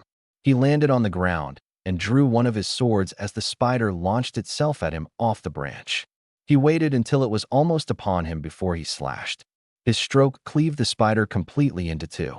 Panting, he sheathed his sword and started limping away. Never attack a spider nest again unless he wanted to die, he noted. He should have known better, especially after the previous incident with the spiders. As he moved, he looked around trying to get his bearings. Realizing that he was very near Gate 23, he made his way towards it stealthily, hoping not to encounter any more of the beasts he may have enraged with his nightly trysts into the forest. His forays into the forest were limited to the periods when Guy was away on his missions. If the man even received an inkling of the things Naruto was up to, he was sure he would be shut down. He reached the gate without incident and turned towards the village. He had only gone a few steps when he sensed a presence near him. He jumped just as 3 kunai struck the spot he had been an instant ago. Twisting in the air, he threw a couple of his own kunai in the direction of the attacker. He saw a short woman with violet hair wearing a large overcoat dodge them by jumping backwards onto a branch. Just as his foot touched the ground, he disappeared in a Shunshin. He appeared behind the woman with his sword drawn. He aimed for her neck with the flat of his blade, intending to knock her out. Instead, the woman blocked his blade with ease and countered with a punch to his stomach. That was new. Most of the animals weren't fast enough to keep up with his speed, let alone counter him. However, this woman had managed to counter even his Shunshin. He flew backwards, hit a tree, and landed heavily on the ground. He was up instantly. Months in the forest had taught him that if he stayed down to catch his breath, he would be dead. He looked up at the woman and smiled. This was going to be fun. He was just about to make his next move when the woman began talking with a smirk. You're really good, kid. Are you the one who has been running about in the forest and making all the animals angry? Naruto held his swords up in a defensive stance. The woman was wearing a Konoha headband. She wasn't an enemy then, and he could get into trouble if he attacked a comrade. He decided to reply, but he didn't let his guard down. Yeah. Nice work, kid. Most people don't have the guts and, more importantly, the skills to do that. He waited for her to continue. Her smirk widened. She started walking towards the village. Relax. I'm not going to kill you. Come on, let's get back to the village. He sheathed his swords and joined her, but remained wary. Good. You still haven't let your guard down. You don't blindly trust people. I like that, she said, glancing sideways at him. Naruto remained silent. Oi, brat. Don't you have a tongue? I have no clue what to say to you. What am I supposed to say to a random stranger who attacks me out of the blue? You could start with your name, I suppose. I'm Anko. I'm Naruto Uzumaki. Her eyes widened slightly when she heard his name. She definitely knew who he was. Glares and unfriendly looks were directed at them as they walked through the village. The villagers seemed to be including her as well with their looks, something which Naruto found unfair. It was he they had their beef with. Why victimize someone just because they were associating with someone they found unsuitable? Did their hatred for him run that deep? Sorry about this, he said out of the corner of his mouth. For what? She asked. This, he said, waving an arm at the people around them. I didn't mean to include you. Didn't think they would go this far. Anko didn't respond, but she leveled a strange look at him. Huh, you're funny, kid. You're not the only one despised by these idiots. Her answer surprised Naruto. The distinct show of anger, hate, and unfriendliness which the villagers were displaying was one which they restricted to himself. To this day, he had not seen them behave that way with anybody else. He was quite sure of that. Why did the villagers hate her? Was she a Jinchuriki like him? Or did she happen to have a similar past to his? A past which the villagers were quite happy to misinterpret and judge. He got no answers because she stopped in front of a building and stretched lithely. This is me. See ya. Hey, he called. What? She snapped from her doorway. Spar with me. What? No. Oh, come on. Please. What do I get out of it? Company. He could tell that she was surprised by his answer, unsettled by it. It had been a shot in the dark, and it seemed to have worked. With a flick of her fingers, she snapped a kunai at him, at a speed which was beyond his level.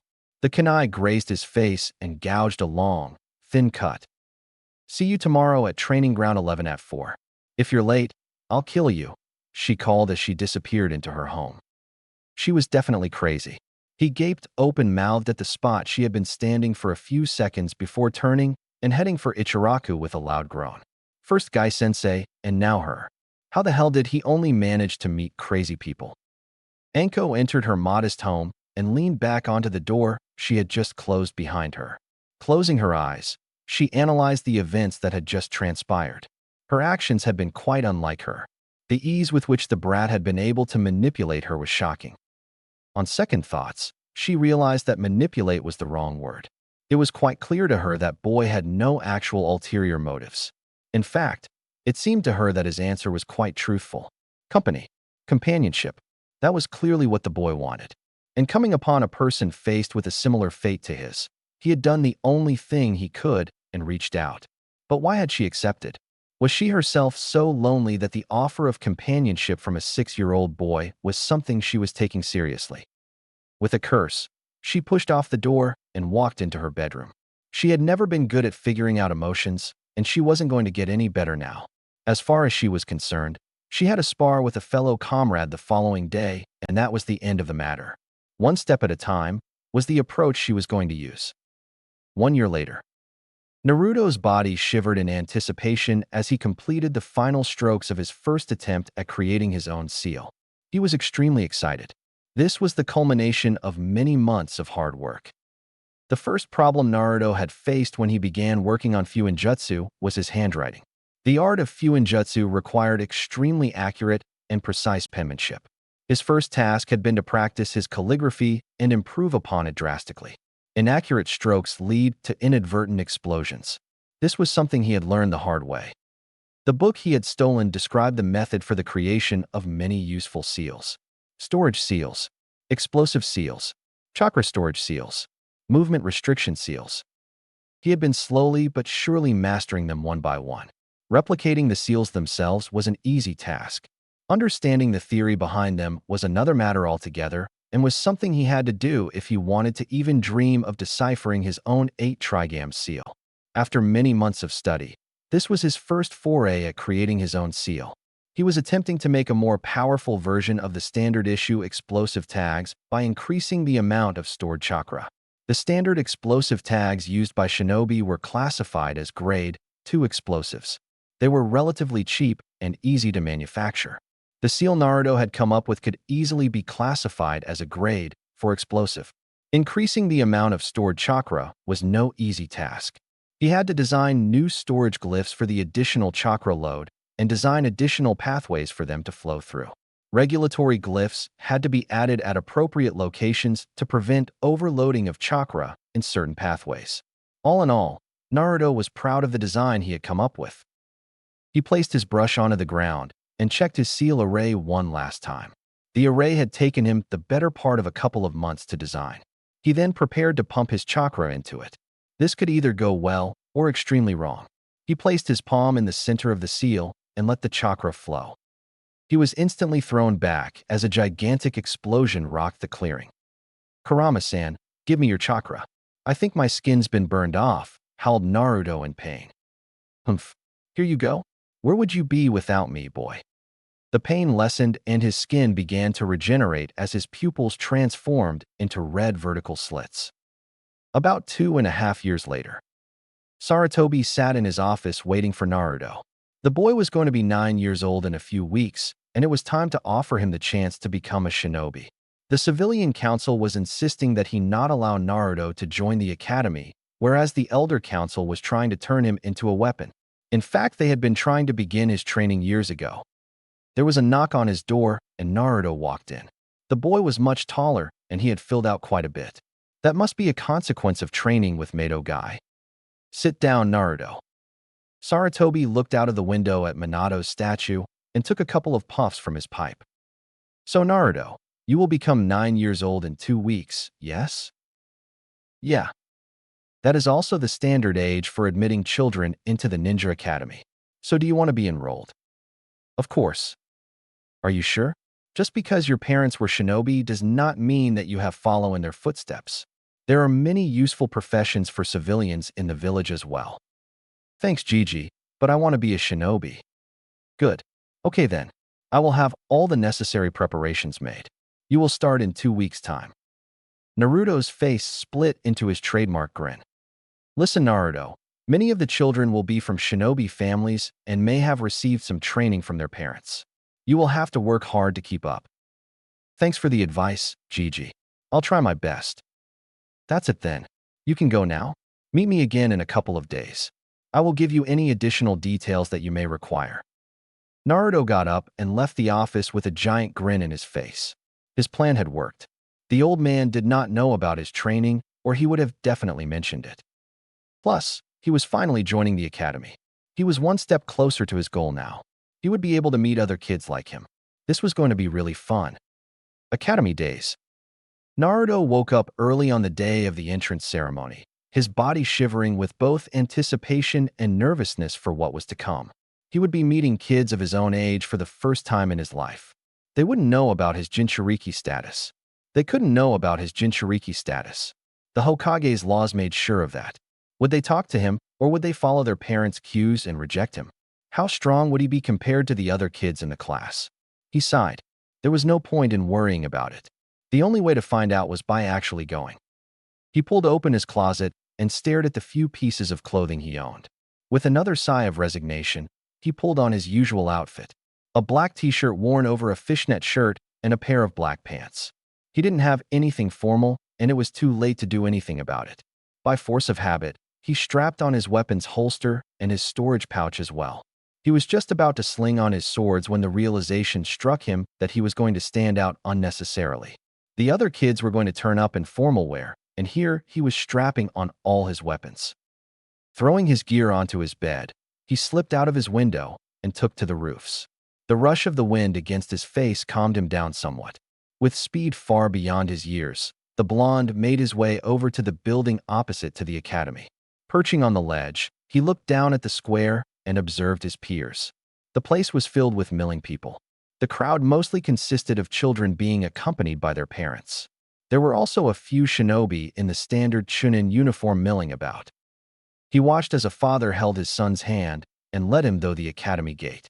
The sight struck a chord of melancholy deep within him. That could have been him in some alternate universe. He stared at the sight for a few more seconds before shaking himself. If an enemy had attacked him just then, he would have been dead. With that sobering thought, he jumped down to join the people who were about to become his classmates for the coming few years. After a lot of jostling and shouting from a pair of shinobi, the crowd eventually organized itself. All the children stood in 2 lines in front of a large, makeshift stage while the parents bustled about at the edge of the compound. The Sandaime walked onto the stage along with 20 shinobi, all in the standard Chunin uniforms of the village. Naruto guessed that they were the academy instructors. The GG started off into what was definitely going to be one of his boring and long-winded speeches. Tuning the old fart out with ease, Naruto turned his attention to his classmates. He could count around 100 of them. He had no idea how many would actually make it through. All he knew was that he would definitely be one of those. His thoughts began to wander back to his training as they usually did. His training kept all unnecessary thoughts out of his head. Now that he had classes to attend at the academy, he would have to cut back on the morning training sessions with Guy-sensei. He could still train with him on the weekends. His Fuinjutsu sessions would have to be cut short as well. The time spent on ninjutsu would have to be reduced so as to accommodate Fuinjutsu. His studies into the field of Fuinjutsu had made a lot of progress and had bestowed upon him unforeseen benefits. His house was now completely sealed against intruders. The seals only recognized and admitted his chakra signature.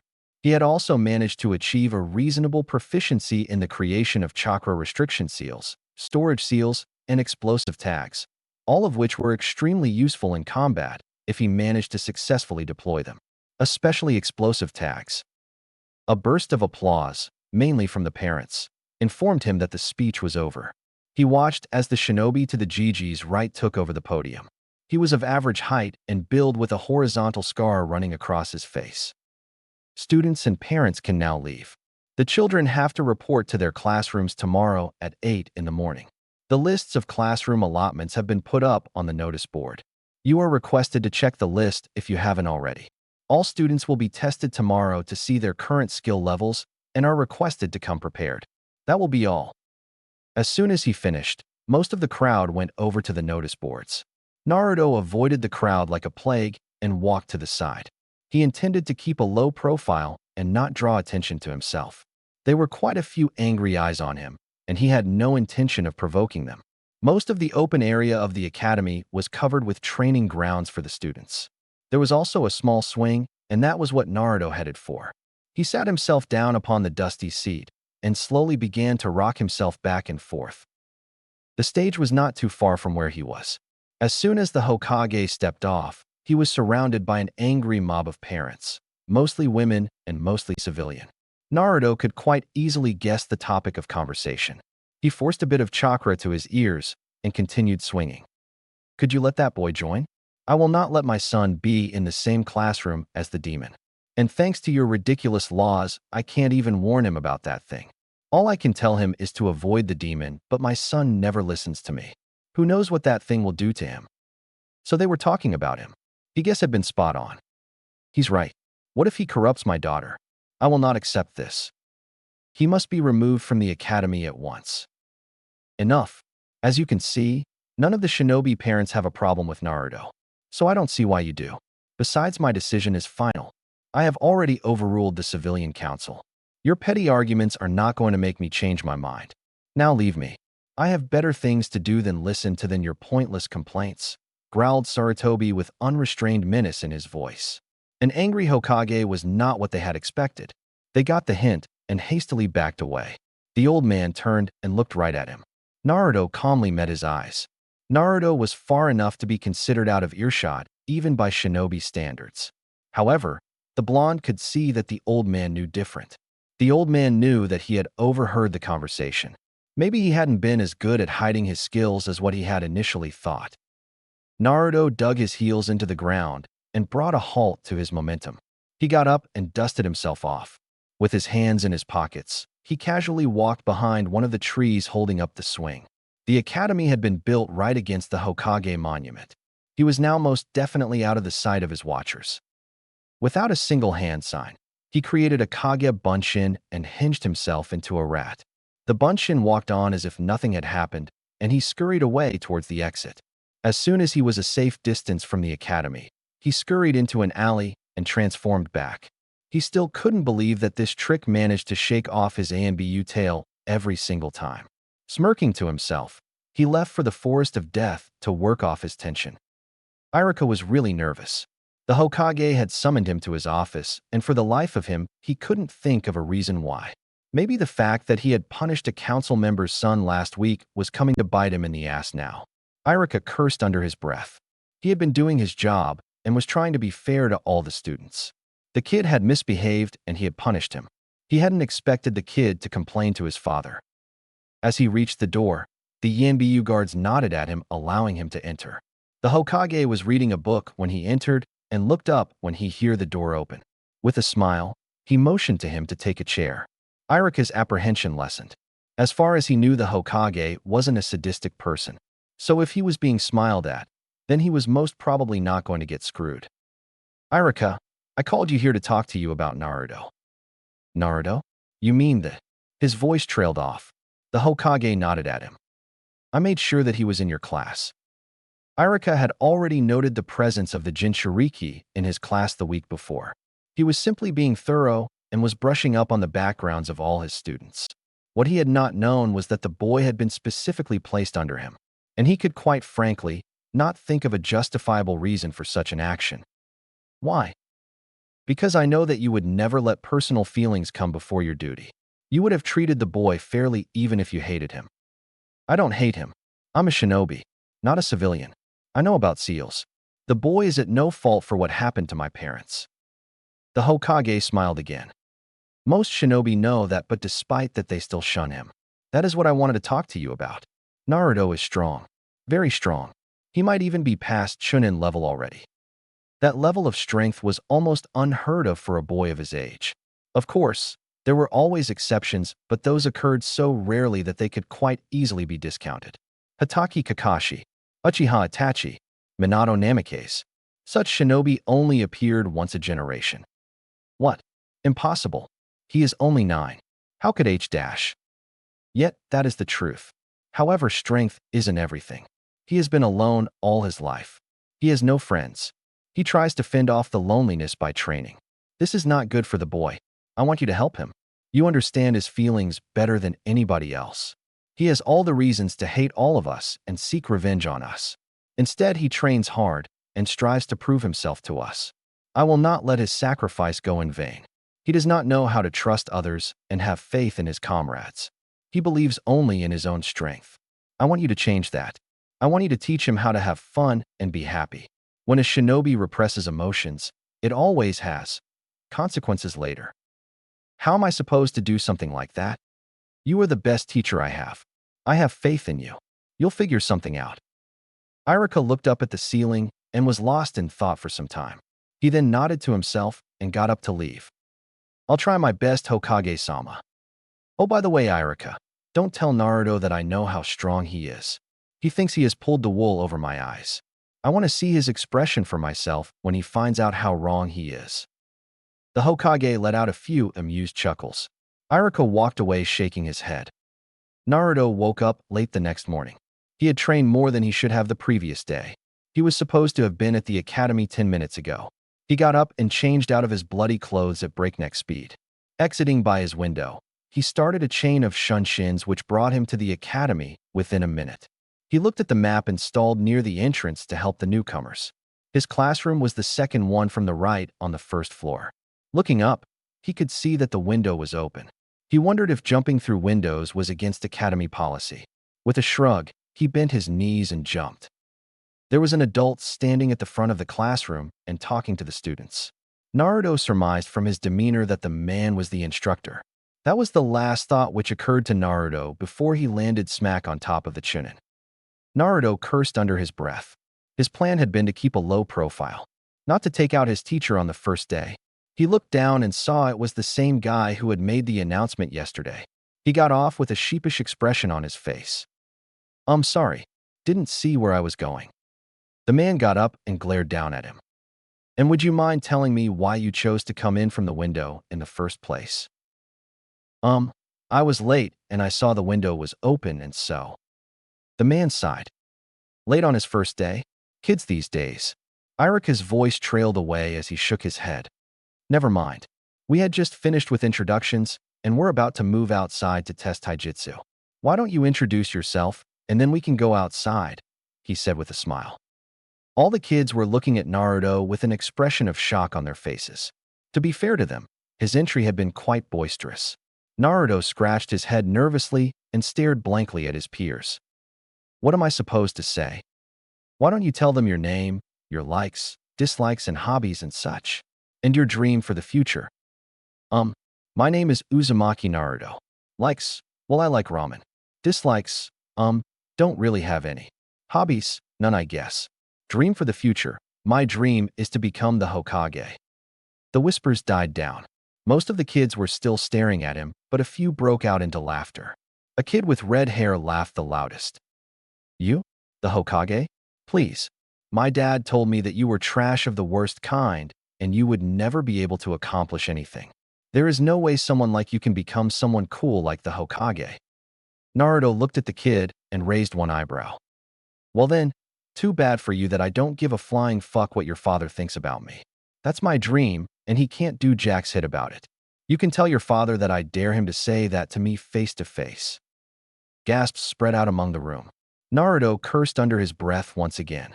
He had let the idiot's insult get to him. His plan to stay out of the limelight was up in flames in the first 5 minutes itself, and now he was going to be chewed out by the instructor. He cursed Anko for teaching him so many cusses. Asano-kun, I will not have words like that spoken in my classroom again. I am going to talk to your parents about this. And you, Naruto, I will not tolerate such filthy language again, you hear me? This is your first and final warning. Now class, let's move, thundered Iruka. Naruto looked up in shock. The man had taken his side and defended him. He'd only gotten scolded for his language. Shaking his head in disbelief and cursing Anko again for corrupting him, he followed the rest of class out, while keeping a close eye on Iruka. The man was not what he had expected. Iruka led them to one of the many training grounds of the academy. Okay, listen everybody. I am now going to test your taijutsu. You see this circle? You have to fight your opponent inside it. You win if you score more hits or force your opponent outside the circle. Each spar will last for a maximum of 5 minutes. Understood. He received a series of nods in response. Good. Now those of you who have received training in the art of taijutsu before, please raise your hands. A quarter of the group raised their hands. From their clothes, Naruto could deduce that most of them were from one of the village's many clans. Good. That's more than I expected. Let's begin. The rest of you will have to watch. Watch, observe, and learn. Taijutsu will be one of the first things we're going to teach you. Now, who volunteers for the first spar? Naruto hung back in the crowd to watch the first spar. His muscles were tingling with anticipation as the two took up their stances. A second later, he let out a breath of frustration and relaxed his muscles. The instant the match had begun, he had known from their movements that they were no match for him. They were slow, and their forms were full of openings. Guy-sensei would have cried if he had seen them. The second pair was no better. One of the third pair didn't even know a proper stance. What the hell had he been worried for? They all sucked. It would be extremely tiresome for him to even bother fighting at their level. He sighed and began to mentally berate himself for listening to Anko. That woman could just not be trusted. She seemed to go to great lengths just to make his life miserable. With a start, he broke out of his reverie and refocused on the proceedings as a series of gasps escaped the kids around him. A boy with the Uchiha symbol on his back was beating the crap out of his opponent. An Inuzuka. Many girls cooed at him, and whispers of Uchiha genius started flitting amongst the children. Naruto sighed again. The Uchiha was so full of openings, he could have beaten him with his hands tied and his eyes blinded. He slipped out of the crowd and walked up to a tree and looked at it for a few seconds. Then he banged his head against it 3 times. He didn't deserve this. Not after all the work he had put into his training. Sensei, he called out. I quit my match. Then he sat down and feigned sleep whilst ignoring all the looks he was receiving.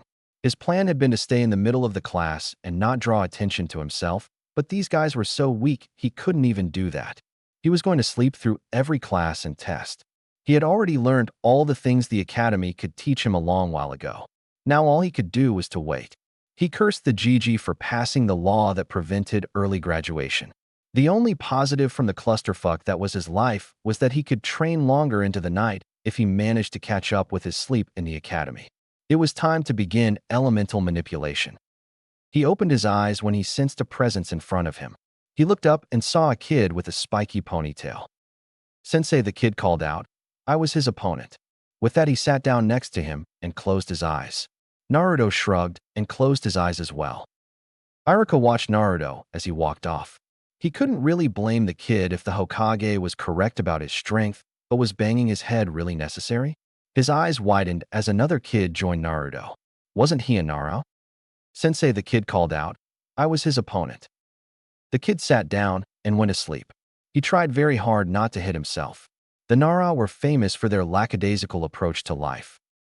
Oi, you two, get up right now and get back here. Sensei, everyone is too strong for me. I can't win against them and I won't become better by watching them, so let me sleep, said Naruto. Iruka twitched. The Nara just slept on. Both of you back here now, he roared. He twitched again. His shout had worked, but both of them were dragging their feet as they walked back. This was going to be a long 3 years. A stampede of sorts jolted Naruto from his sleep. All the kids were leaving the classroom. He looked up at the time and guessed that it was lunch. The kid with the spiky ponytail was waking up next to him. Where's Chuji? He asked. Who? Chuji, the guy who was eating chips throughout class. Went out, I guess. Troublesome. Help me find him. Sure. Don't have anything else to do anyway. Don't you want to eat lunch? He asked as he pulled out a lunch bag from somewhere. Didn't bring any. Besides, I never eat it this time. The kid turned around and looked at Naruto. Why? I'm an orphan. He shrugged as if it answered the question. The other boy, surprisingly, nodded in understanding. Lucky you. Here, you can share with me. My mom gave me too much. Name's Shikamaru, by the way. Naruto. No, it's okay. Your mom packed it for you. Not for me. Troublesome. I told you there's too much. Have some. If I don't finish it, my mom will eat my head when I get home. Okay if you say so. They walked out into the park and almost ran into Chuji. There you are, Shikamaru. I thought you would be still waiting for me in classroom. I went to get my lunch from mom. She was waiting at the gate, he said, holding up a huge bag. It's okay. This is Naruto. He forgot his lunch, so share some of yours. Sure. Hi, I'm Chuji. Now let's go eat. How about that tree? Works for me. Shikamaru just grunted. Naruto got up as the bell signaling the end of classes rang. He made his way to the window and was just about to leave through it when he felt a hand on his shoulder. It was Iruka-sensei. What is with you and windows? Come on and use the door like a normal person. Iruka led the way out. As Naruto neared the gate, he saw parents gathered there to take their children home. That is why I wanted to use the window, muttered Naruto. Iruka-sensei seemed to have heard him and looked down at him with an odd expression on his face. Somehow it seemed as if he understood. Come on, let's go somewhere to eat. My treat. I noticed that you didn't eat a proper lunch. You must be hungry. Do you like yakiniku? Never eaten it. You'll like it then. Come on. Naruto stared at the delicious food placed on front of him. He had never even smelled something that good. It just seemed too good to be true. Why? He asked, looking up at the scarred Chunin. Isn't it okay for a teacher to treat his student to some food? Maybe, but definitely not until they get to know each other. Well, I'm a bit different. You'll be doing this for the rest of the class as well? Depends. Maybe, maybe not, replied Iruka evasively. Naruto stared at the plate of yakiniku. His system could resist almost all the poisons known to shinobi. As long as the poison is tasteless, he'd be able to enjoy the food. With a shrug, he dug in. That night, Naruto stood knocking hard at a door. The door opened, revealing a sleepy Anko. What do you want, kid? She growled as she let him in. Why the hell didn't you tell me how pathetic the kids at the academy were? You never asked, brat, she answered, coolly ignoring the glare Naruto was directing at her. Forget pathetic. They're so bad I could beat all of them using just my little finger. Boy, if you woke me up just to bitch, then get out. Naruto ignored her and sank into her couch. So what are you going to do? Show them how good you really are and hope the Sandame overlooks his own law to let you graduate early? Hell no. There's this Uchiha in my class. Among all those pathetic idiots, this guy is the least pathetic.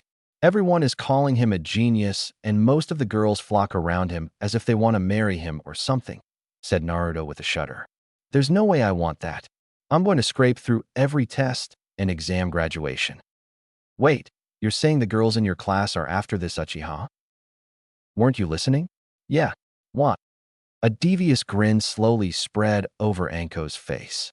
Naruto started sweating when he saw it. He knew that smile, and it definitely did not signify anything good. Naruto-kun, I think it's time Anko Nichin gave you the talk. 2 weeks later. Iruka-sensei. Naruto called as he demolished his 7th bowl of ramen. Yeah, what? Why are you doing this? Doing what? Taking me out for dinner and spending time with me. Because I want to. Huh. A faraway look came into Iruka's eyes, and he was silent for a while. Naruto, I'm an orphan like you.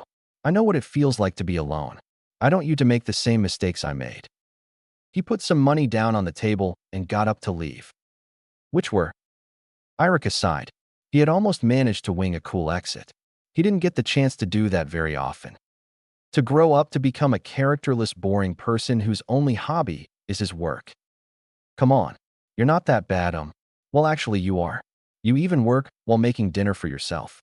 Hey, wait. That's it. Naruto exclaimed with a look of realization on his face. What? Didn't you tell me that most shinobi develop some kind of quirk or the other to cope with the job? What's your point? Your quirk is working. You work more to handle the stress of work. Wait, that's actually stupid. Fuck, that's not a quirk. Sorry, sensei, but you're just boring. Iruka twitched. 2 weeks later. Enough already. I'm going to die at this rate, shouted Naruto as he collapsed onto the ground in the middle of one of Konoha's mini training grounds. Really? That's all you got, kid? Pathetic, purred Anko as she sheathed the kunai in her hands. Look at me, growled Naruto in exasperation, gesturing at himself. His outfit was in tatters, and he was bleeding from multiple wounds. A little bit of blood never hurt anyone, brat. How are you going to learn otherwise? A little bit? You've cut me in 15 different places. Your fault for being so slow. Forgive me for not being as fast as a jounin. Excuses, sang Anko as she walked over and plopped down next to him. Naruto sighed and lay back onto the ground. Silence pervaded the training ground for quite a while. You're completely crazy, you know, he asked quietly after a while, staring up at the afternoon sky. I know, she replied, not looking at him either. What happened? He asked after a long pause. You be a shinobi long enough, you become like this. None of the shinobi I've met are anything like you. Don't worry, kid. We're all fucked up on the inside. It's the only way to cope with this job. Sooner or later, you'll have to see and do things which you're too ashamed to talk about. Look at Guy, for instance. Then why do it? Because it's the only thing I know how to do, and it's the only thing I've been doing my whole life. And I also happen to be quite good at it. I'm having second thoughts about my career choice now. If you want a long and happy life, then quit now. You're doing a really good job of selling the career to me. I'm not. You shouldn't do it if you're not cut out for it. That's just another early death for the village. And am I cut out for it? You? She asked, turning her head and facing him for the first time in the conversation. Yeah, I think you'll do well. I'm ashamed though. I have no intention of ending up like you. I'd rather choose my focus of insanity rather develop one over time. Good luck with that, kid. 1 week later. That's the stupidest thing I've ever heard, and I've been a teacher for quite a few years now. There's a difference between a stupid idea and a novel idea. No, this one is definitely stupid.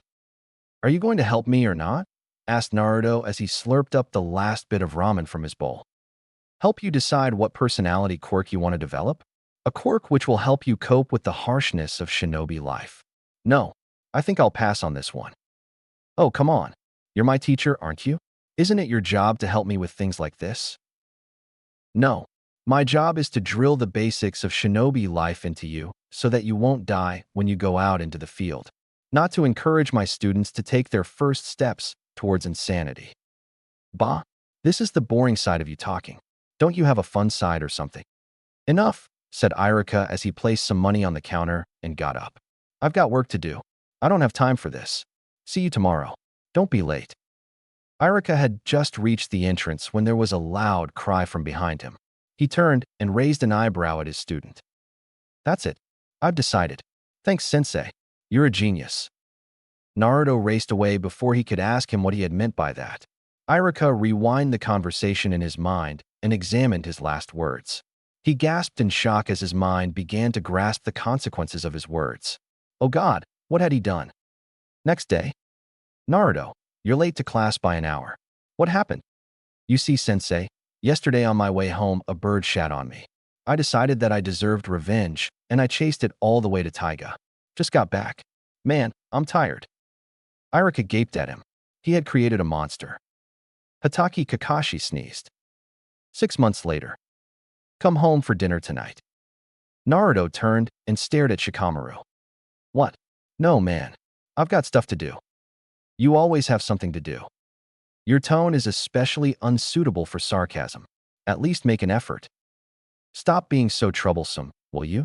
My mom is biting my head off about meeting all my friends. If you don't come tonight, my life's going to be hell for more than a week. Naruto turned to Chuji, positioning his head behind the student sitting in front of him so that Iruka couldn't see him talking.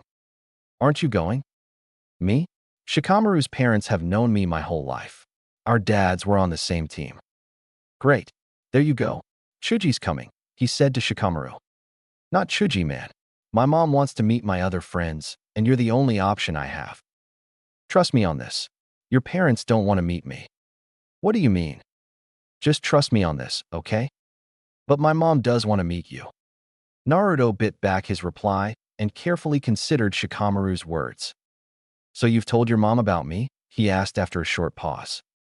Yeah, that's what I've been saying this whole while, grumbled Shikamaru. You told her my name? No. Tell her my name, and then see if she still wants me over. Why'd dash? 3 pieces of chalk thundered into the wall an inch above their heads and interrupted their conversation. Quiet back there, shouted Iruka.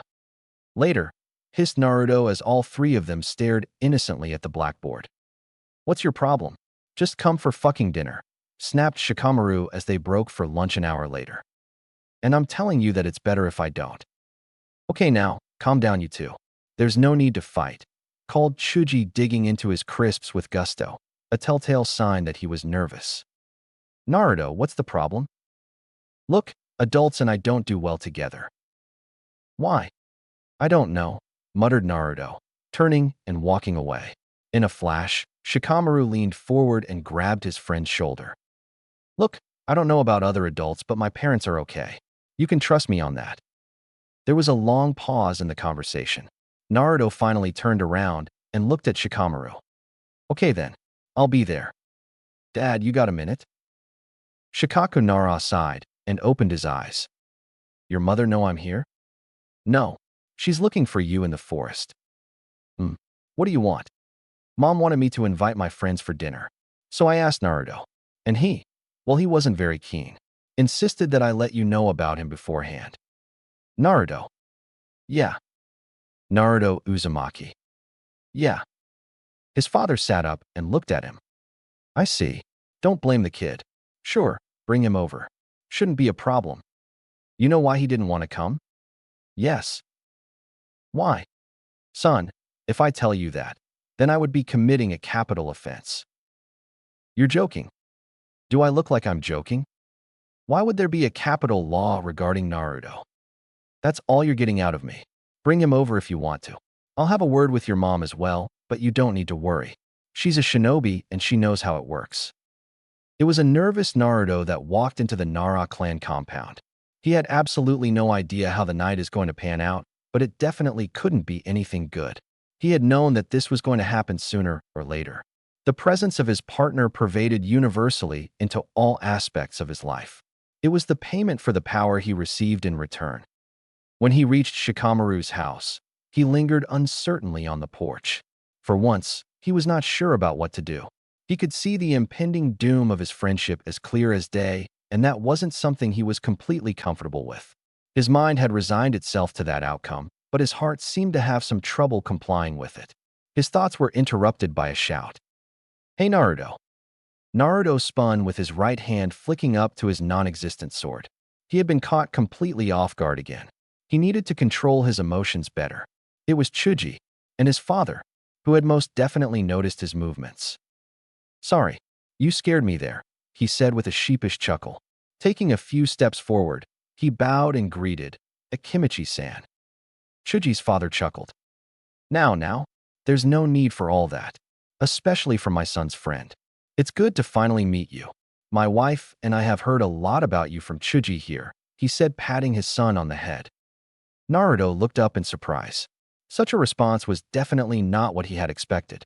Maybe the world wasn't as bleak as he thought. Maybe there were normal people out there who didn't hate him as well. Come on, let's go in, boomed Chuza, leading the two academy students up the porch. Not bothering with knocking, he walked right in. We're here, he boomed. Come and see who we've brought. A petite, pretty woman in her late 30s bustled out a side room. Good, you're here. It's nice to see you again, she said. In a flash, she turned on Naruto. And you must be Naruto. It's great to finally meet you. I would really like to say that I have heard a lot about you, but frankly my idiot of a son doesn't tell me anything. Which reminds me, that boy is off hiding somewhere. You have. Naruto slowly lost track of what Shikamaru's mother was saying. All he could focus on was the smile he had received in welcome. Maybe his portents were not going to ring true after all. Thank you for the food, Mr. and Mrs. Nara. It was amazing. I've never had a home-cooked dinner before, gushed Naruto at the Nara porch. Dinner was over, and everyone was heading home. Not a problem, sweetie. It was great to have someone actually appreciate my cooking. These two slackers never say a word, smiled Yoshino. Bye, then, called Naruto as he walked off. Hey Chuji, got a minute? Asked Shikamaru, walking down his porch. Chuji and his father turned and looked askance at him. Just wanted to talk to Chuji about something, explained Shikamaru to Chuza. Of course, said Chuza graciously with a smile. I'll just walk on ahead. Chuji can catch up later. Mom, Dad, I'll be in a minute. Take your time, called his father as his parents went back into his house. What did you want to talk about? Asked Chuji as they walked a safe distance behind Chuza. It's about Naruto. You spoke to your father about him.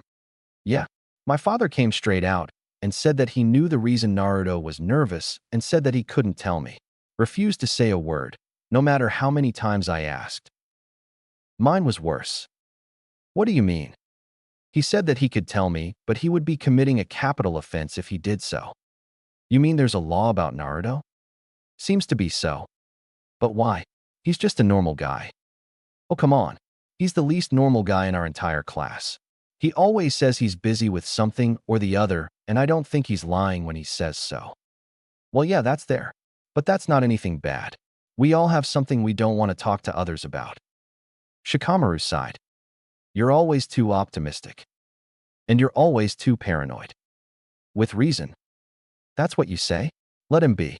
I don't think he'll like it if you try to pry. Wasn't intending to. Too troublesome. I don't think I would find out anything if I tried anyway. He's much smarter than he lets on. Humph. As if. I know you. Once you can't figure something out, you can't let it go until you solve it. I can. If I know I'm invading someone's personal space by doing so. Which in this case, it seems I am. Relax, will you? You're overthinking things as usual. Just let him be. Shikamaru sighed once again. I guess you're right. He hasn't even done anything yet. 6 months later. Iruka walked into the Hokage's office to see the old man hard at work on his paperwork. The Hokage set down his pen, got up and walked to the window as Iruka sat down. Iruka, I called you here about Naruto. I haven't had the chance to talk to Naruto in recent times. The boy seems to have forgotten me now that he's joined the academy. Just wanted to ask you about him. How's he doing? Well, I don't really know how he was before he joined the academy, so I really can't comment on that. Other than that, he's pretty much a normal kid. Generally keeps to himself and doesn't interact much with the other students, but that in itself isn't anything alarming. Many students are quite shy at that age. He has made a couple of friends, and he spends all his time with them in the academy. I have no idea whether he meets them outside the academy. Frankly, I have no idea what he does once classes are over, but he always gives off the impression of being busy with something. I'm not sure whether I should believe him or not. I see. And about what I discussed earlier? What steps have you taken? I didn't do anything much actually, which, I realize now in hindsight, was a good thing. From what I can gather, Naruto is an extremely private person, and I'm sure he'll react very severely to any attempts to gain an insight into his doings. He also happens to be vehemently independent and doesn't like to be told what to do. While that is a good thing for a boy of his age, it may cause problems once he is assigned to his team. The main problem, however, is not his personality. What is it? He is consistently last in every single written examination, and he either flat out refuses to participate or performs extremely lackadaisically in practical tests. Based on his scores, one can judge him to be a complete idiot, which I know, through our interactions, he isn't. I will not comment about the practical tests, but I am certain that he is purposely undermining himself in the written examinations. While I can understand the need to hide one's skills to a certain extent, undermining oneself to be the bottom of the class is a concept I cannot completely fathom. Humor him for the time being, Irika. His true skills will come out some time or the other. But you still haven't answered my question. What did you do? I initially took him out for dinner a couple of times just to get a grasp of his personality. Once I got a grasp of the person he was, I realized that the thing he craved for most was company. The same thing I wanted back when I was a child. So I gave it to him. I was an adult who took out time to interact with him and respected his opinions. Given the amount of time it took him to open up to me, I may even suggest that he may have severe trust issues. Not surprising given his upbringing, but once again something which may cause issues once he joins a team. I see. Any idea regarding the beef he has with me? I could detect quite a bit of hostility from him the last time we met. Hostility towards you? I do dash. Irika, I have been doing this since before I was born. I can tell when somebody has a problem with me, especially if the person in question is a child. Irika shut his mouth chastised. Swallowing his spittle, he continued, My apologies, Hokage-sama. I did not mean it that way. Naruto speaks of you very rarely and never angrily at that. That was the only reason for my previous comment. I see. I am sorry as well. I should not have snapped at you. You have done a commendable job. Now go. I need to complete this dastardly paperwork. Irika walked out imagining a restless Naruto as Hokage hard at work on his paperwork. An image bloomed in his mind, and at the sight of it, he burst out laughing. The ANBU guards looked at him oddly for an instant before returning their attention to the inspection of the surroundings for any signs of danger. Spontaneous laughter was amongst the least crazy things they had seen Shinobi do. 1 year later, Naruto waited for Gai-sensei at Konoha's gate at the crack of dawn on a Saturday. Bored of his vigil, he walked to the gatekeeper's booth and looked inside. As usual, both of them were asleep. Oi, Izumo-san, Kotetsu-san, wake up. Gai-sensei will be here any minute and I don't want to hear him shout about unyouthfulness so early in the morning. Both of them jolted awake and looked around blearily. Kotetsu scratched his head and flipped him, which earned him a knock on the head from Izumo. You didn't have to do that, kid. Naruto looked at him incredulously. You seriously don't mind being woken up by shouts about unyouthfulness? Sheesh, Kotetsu shuddered. Sorry, you're right. That would suck. Thanks, I guess, he said, rubbing his head sheepishly. Why do you two always take this detail anyways? It's got to be the most boring chore in the village. Nah, kid. Wait till you have to do D-ranks. Besides, this job is an honorable duty which is only given to the most trusted of Chunin, said Kotetsu proudly. That's bullshit. We're here because this piece of shit is too lazy to do anything else, and thanks to him I get stuck here as well every day, said Izumo, jerking his thumb at Kotetsu.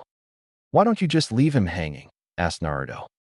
Izumo's answer was lost to thunderous footsteps as Guy arrived at the gate accompanied by a miniature version of him. Oh God, he multiplied, said Naruto in alarm. Izumo and Kotetsu snickered. Good morning, my most youthful pupil. Please meet Rock Lee, said Guy, pointing to the miniature version of himself. He is in my Genin team and will now train with us. Lee, if you want to accomplish your dream, then you must work at least as hard as Naruto-kun here.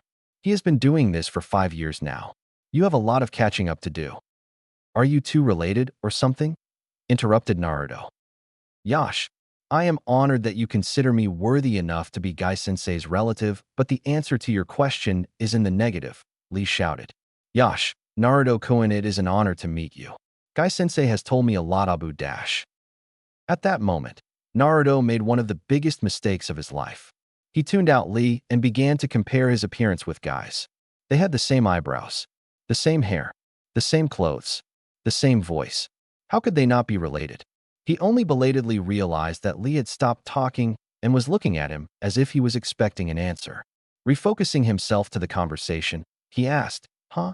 You said something?" A deep silence fell amongst them as the wind began to blow loudly, and a crow flew past them cawing loudly. Naruto could not have seen the long-drawn consequences of his slip-up. "Yash, Naruto-kun, what an unbelievably cool and hip attitude you have. I henceforth proclaim you as my eternal rival," Lee shouted. Naruto began to sweat. He did not deserve this. Guy alone was too much to handle. Izumo and Kotetsu's snickers transformed into full-blown laughter. "That's enough, Lee. It is good that you have found an eternal rival, but you are way too early to challenge him. Now let's begin." Yash.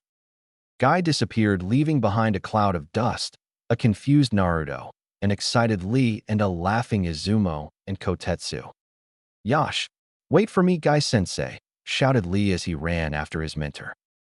"He's got to be an illegitimate child or something," muttered Naruto. "Are you crazy? Can you even imagine Mato Guy doing that?" Kotetsu wheezed, trying to control his laughter. "You never know. Alcohol can bring down all barriers," said Izumo, desperately trying to curb his laughter. "Alcohol can overcome that. I have got to try it sometime," muttered Naruto. "Oi, you're too young to drink, and on that note you're also too young to know about sex as well. What have you been reading?" Izumo asked, getting up and coming out of the booth as Kotetsu watched on. Naruto muttered something in a low voice. "What's that? Louder, please." "I said that Anko-nichan already gave me the talk."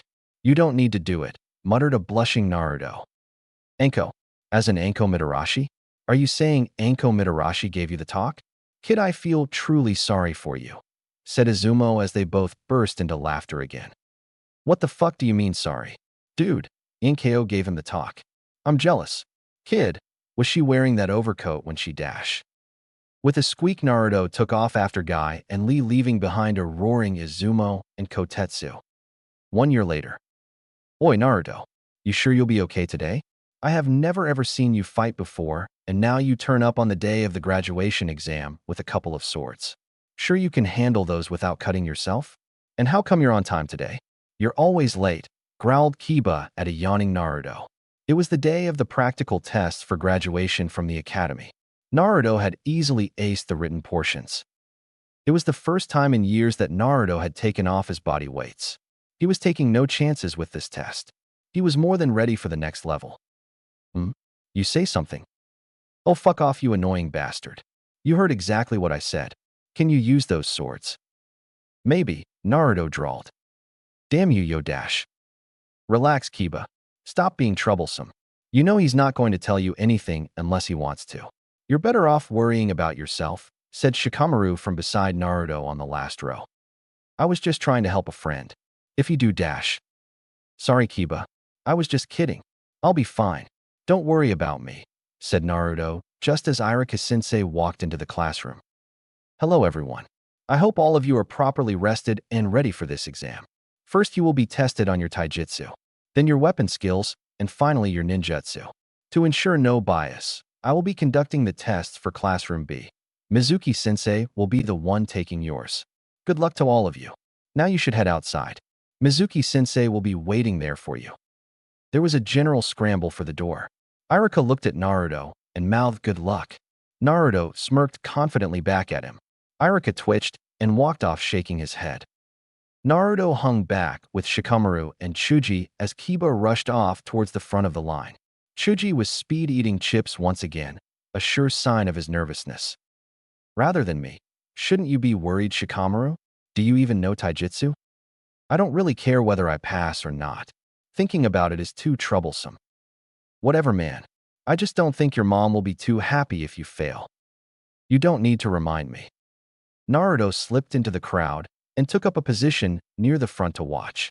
From the original 50 students, the class strength had dwindled down to about 35. He watched as Mizuki put the kids through their paces one by one. Most of them were not as bad as they had been when they had joined, but were still no match for him. All they ever followed was the basic academy taijutsu style, something Naruto hadn't even bothered to learn, and stuck to it without considering any improvisations. How they were going to survive missions, he did not know. He supposed that their respective Jounin senseis would whip them into shape before taking them for missions involving combat. Naruto's name was called. He walked casually into the circle and stood there waiting. Mizuki looked at him and sneered. Putting his hand into his pocket, he removed a kunai. "For you, brat, I'm going to hold a very special test. Let's see how you hold up against this." All the kids watched them with bated breath. None of the previous examinees had had to face a kunai. Naruto yawned and took up a lazy stance.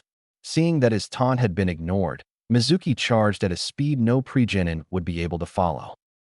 "Naruto, look out!" shouted a voice in warning. It was Chuji. It was unnecessary. Naruto calmly stepped around the first stab and countered with a quick punch to the jaw. There was a soft thump as the counter landed and Mizuki's head was knocked back. Enraged, the Chunin let a feint with his right foot and attempted to slice at Naruto's chest. With an elegant backward sway, Naruto avoided the attack and slammed Mizuki's wrist with the heel of his hand. The kunai erupted from the Chunin's hand and spun uselessly to the floor. With a snarl of pain, Mizuki jumped back to make some space and began circling the blonde as a predator tracks his prey. "You surprised me there, demon. You're better than what I thought you would be. I suppose that was expected given what you are. One day I shall make sure that you join your parents in hell." Naruto stiffened and all laziness left his body. He placed one hand on the handle of his sword. "Take back what you said about my parents. Touchy are we? I suppose even one such as you would have feelings for its parents. I guess it's a good thing they're dead. They're better off not seeing what their offspring has become." "Goodbye," snarled Naruto. Naruto dug his toes into the ground and shifted his body weight forward. He bent his knees a bit and began to draw his sword. Years of training with ever-increasing body weights had given Naruto a speed which was almost Jounin level. Pushing his toes back, he charged. From his perspective, time was moving normally. For Mizuki and the rest of the pre-genin, Naruto had simply disappeared. He appeared behind Mizuki an instant later, spinning and finishing his draw. Given his short stature and muscle tone, there was not much power behind his blows. Naruto made up for that with speed and precision. And with momentum. The momentum of his spin was enough to cut through solid wood. His fully drawn sword gleamed and flashed in the sunlight as it arced towards the unaware Chunin. The edge of the blade was barely inches away from scoring blood when its progress was halted by a gloved hand. The hand belonged to a member of the Konoha ANBU, an ANBU wearing an ox mask. "That's enough, Uzumaki. Sheath your weapon now." Mizuki yelped in surprise and jumped away breathlessly.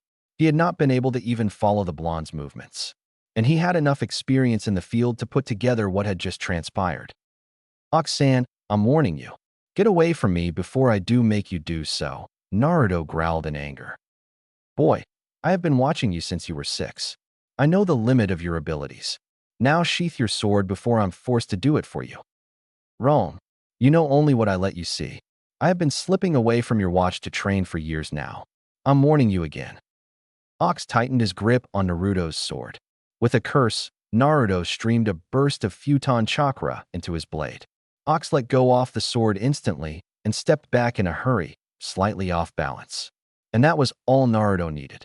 Given his lack of power and the lack of speed due to his training weights, the only way he had managed to survive bouts with Guy and Anko had been by developing the skill to deal precise and sharp counters and by mastering the art of utilizing the opponent's openings.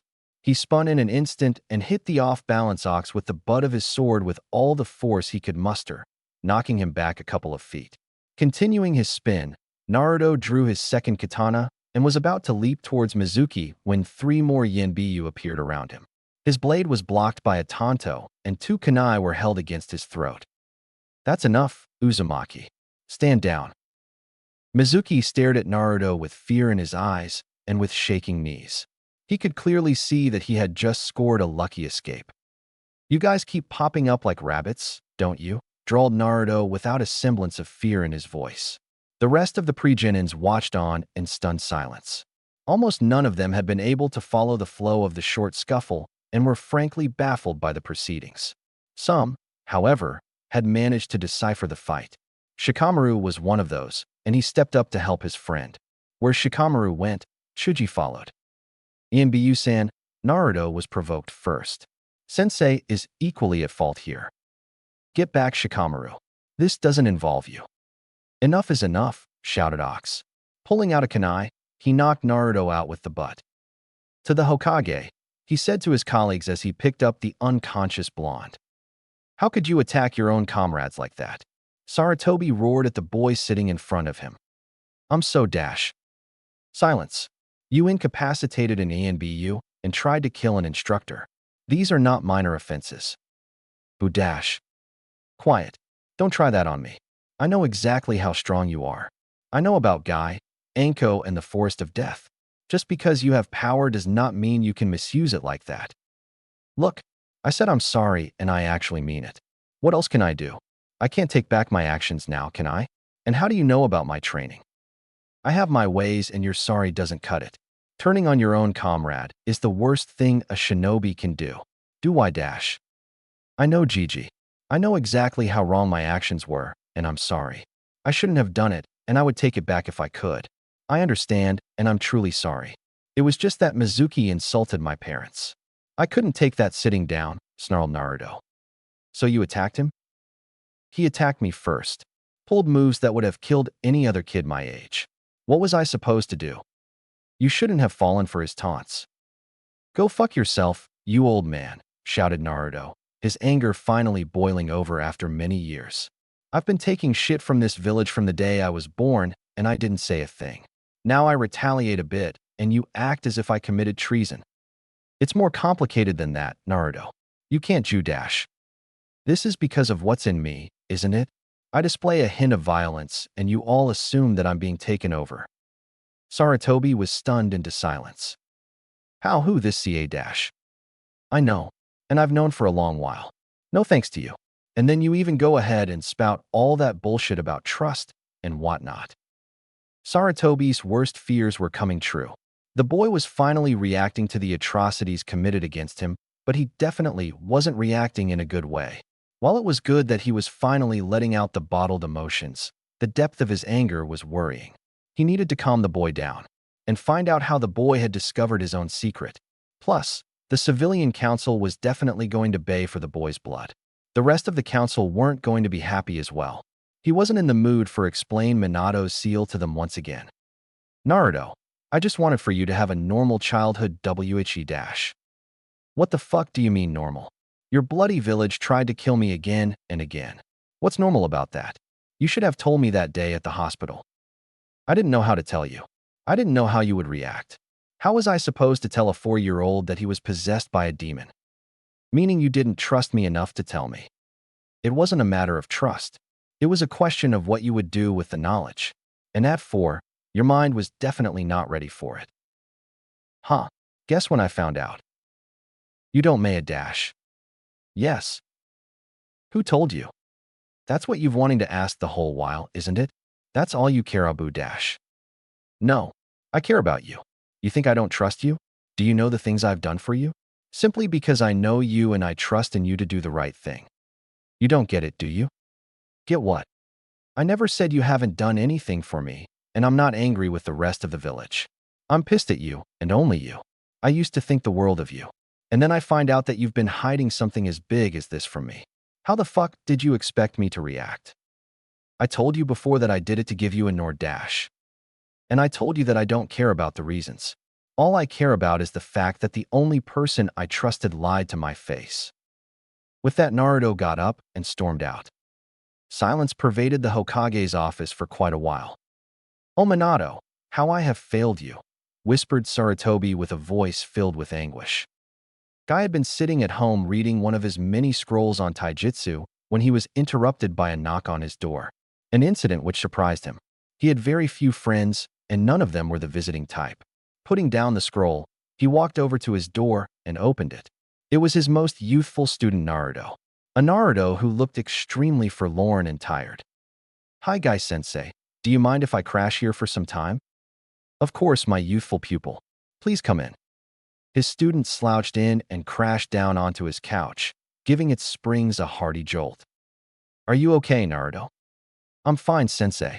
I'm just not in the talking frame of mind. I see. Guy calmly sank into the couch next to the blonde and picked up his scroll again. Sometime it was better to let people stew rather than trying to butt in. This time, however, Naruto stewed for far longer than he expected him to. The boy was silent for more than an hour. Sensei, what's the point? Guy didn't look up from his scroll. Of what? Of everything. My life's just been an endless cycle of training. I never got to have any of the fun other kids have. All those years, and none of it matters now. I'm not even going to be made a shinobi. What do I do now? Why won't you be made a shinobi? I tried to kill the teacher testing our taijutsu. I see. That was quite an unyouthful thing to do. Please don't. I can't handle your youth shit right now. Guy put down the scroll and turned to face his pupil. Tell me what happened. Naruto told him. That was extremely stupid of you, said Guy when his student spilled the whole story.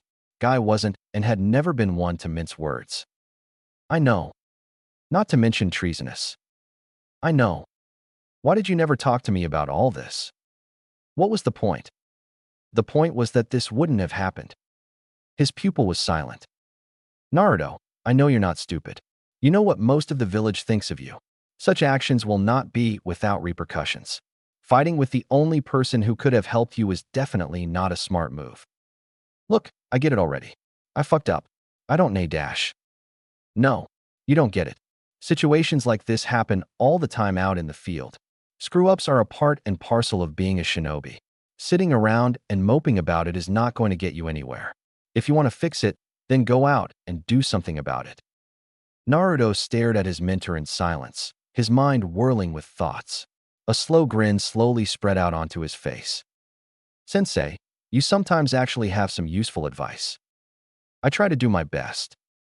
Now if you would just spouting that shit about youth. Guy twitched. Sarutobi groaned as he slowly lowered himself onto his chair. The meeting with the council had not gone well. Half of them were insisting that Naruto be sentenced and not allowed to graduate. The others were insisting that a Jinchuriki with such levels of talent could not be wasted. For a pre-Genin to land a hit on an ANBU operative was unheard of. Frankly, he sometimes wished he had not granted them the level of power they now possessed. Most of the other villages were much more militaristic, and the Kage's words were nothing short of the law. After an hour of deliberations, the meeting had been disbanded and postponed to the next day. The postponement was nothing more than a ruse. The time it granted would be used to indulge in a lot of backroom politics. Deals would be struck and money was going to change hands. Most of the clan heads steered clear of such tactics. Most shinobi detested politics and preferred to not play an active role in it. Some, however, considered it to be a power play and had jumped right in. The civilian leaders were the most active ones, and the most dangerous ones as well. While the council couldn't outright overrule him, they could make life quite difficult for him. The civilian leaders played a huge role in the sustenance of the village economy, and he, as such, could never afford to offend them too badly. He had just lit up his pipe as a soft knock sounded on his door. He took a short drag and called, "Come in."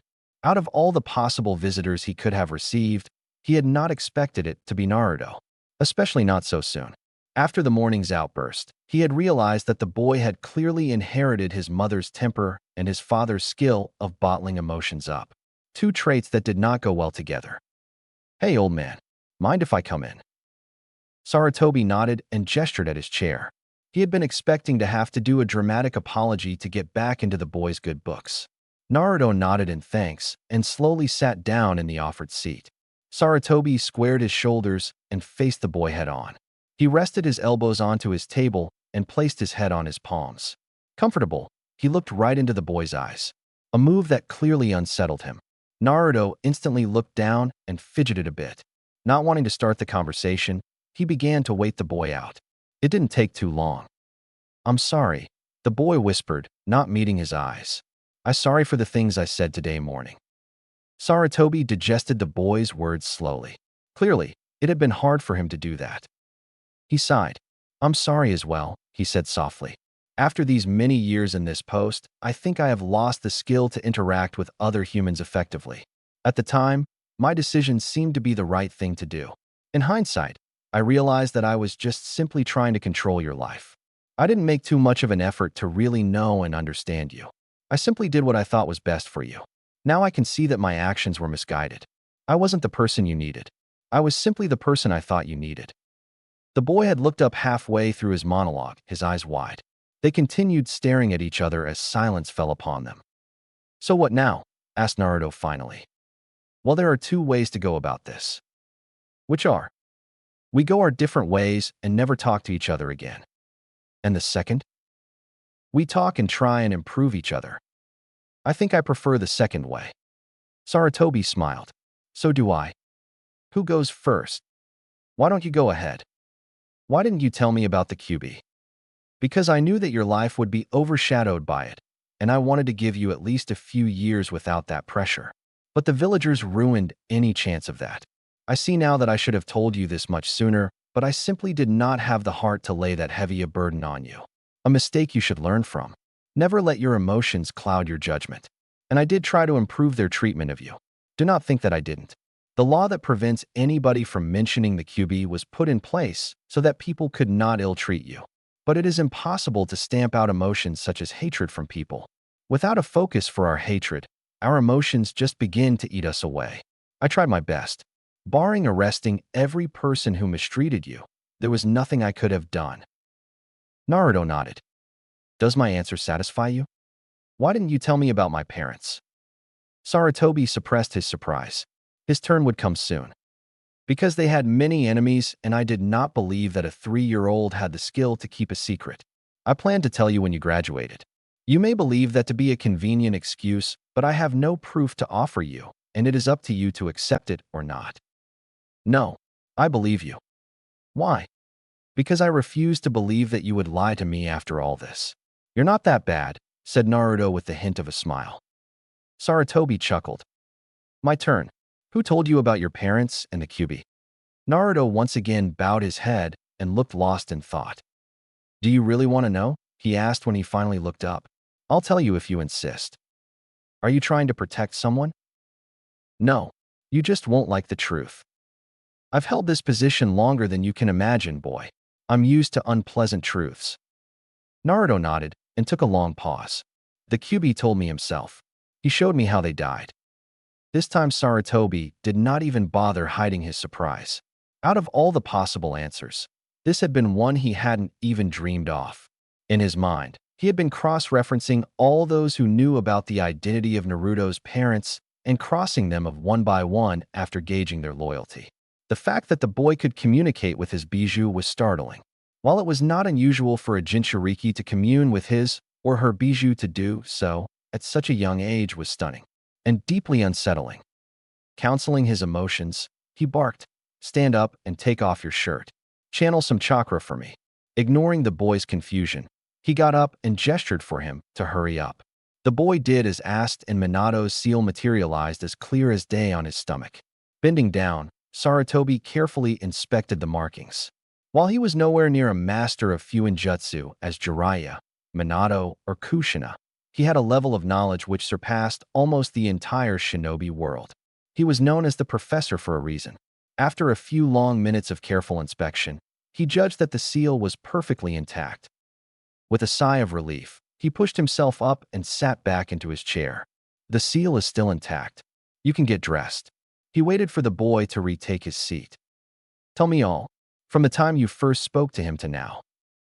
The boy told him. "That was foolish. Suicidal," he said with a shake of the head when the whole tale was out of Naruto. "Why didn't you come to me after the first time?" "I was angry at you for not telling me yourself," shrugged Naruto. Sarutobi sighed and rubbed his face. "Remember, Naruto, never let your emotions cloud your judgments. The sanctity of that seal is not something which just concerns you. The safety of the entire village depends on you. Do not act so rashly again." "Then you're not going to like the next part," muttered Naruto sheepishly. A growing sense of dread began to develop in Sarutobi's heart. Hearing the rest of the anecdote did nothing to allay it. His anger getting the better of him, he jolted up from his chair and slammed his hands on the table. "Open the seal and let him go. Are you just stupid, or do you keep doing these things just to irritate me?" "Why not? Why not? Why not? Do you even know how much trouble that would cause?" The Shodai Hokage captured all the bijou and then distributed them amongst all the villages. Do you know why? To maintain the balance of power. Losing the Kyuubi will cut back the village's power. If another village gets their hands on him, then the balance will be completely destroyed. War will almost certainly break out again. A cold look appeared on the boy's face. You're no different than the rest of them, he said, gesturing towards the village. What are you talking about?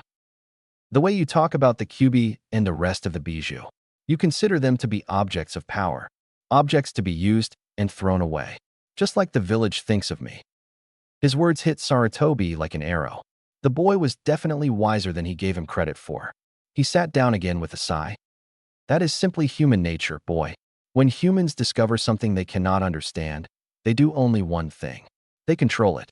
I talk about the bijou the way I do because that was the way I was taught, and I have never encountered anything or read any literature which ever suggested that the bijou are anything but forces of destruction. And unless you have something to offer, then I'm afraid I'm not going to change my views.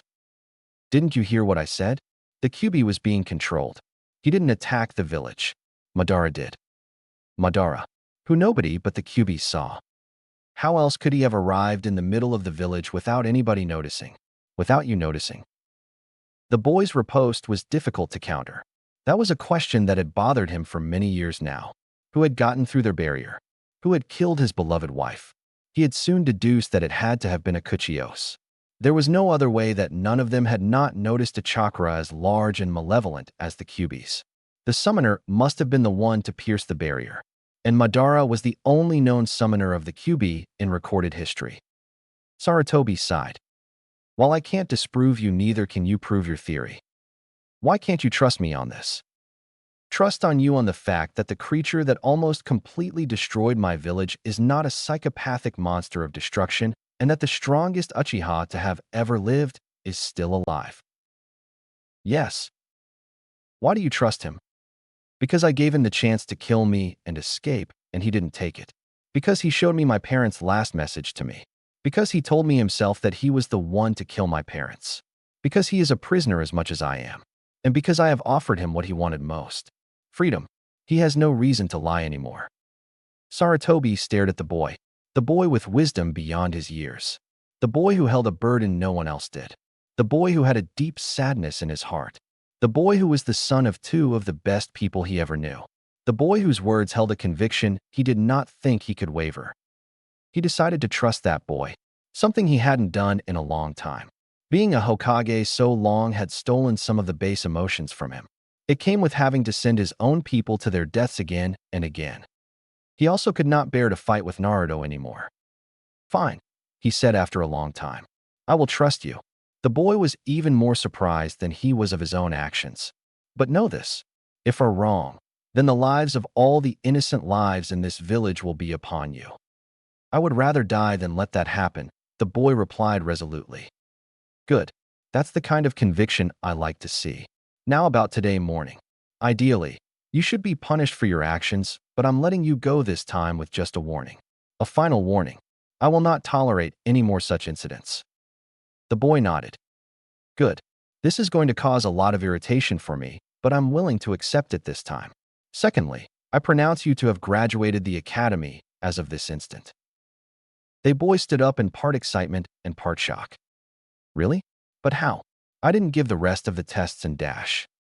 I have spoken to Ox. You displayed exemplary levels of taijutsu and skill in ninjutsu in today's encounter. Plus, you managed to land a hit on an Yimbiyu agent. That is proof enough of your skill. That is more than sufficient to graduate. But I only did it because he was underestimating me. That was his mistake, not yours. It takes away nothing from your feat. Budash. Do you want to graduate or not? Snapped Sarutobi. I do, replied a startled Naruto. Then stop complaining and get out. I have a lot of work to do. All thanks to you. We'll talk more later.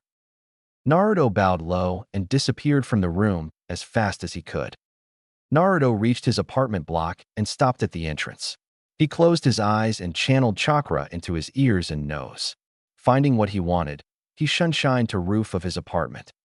Hello, Ox-san, he said to the ANBU station there, hiding in plain sight. Yo, kid.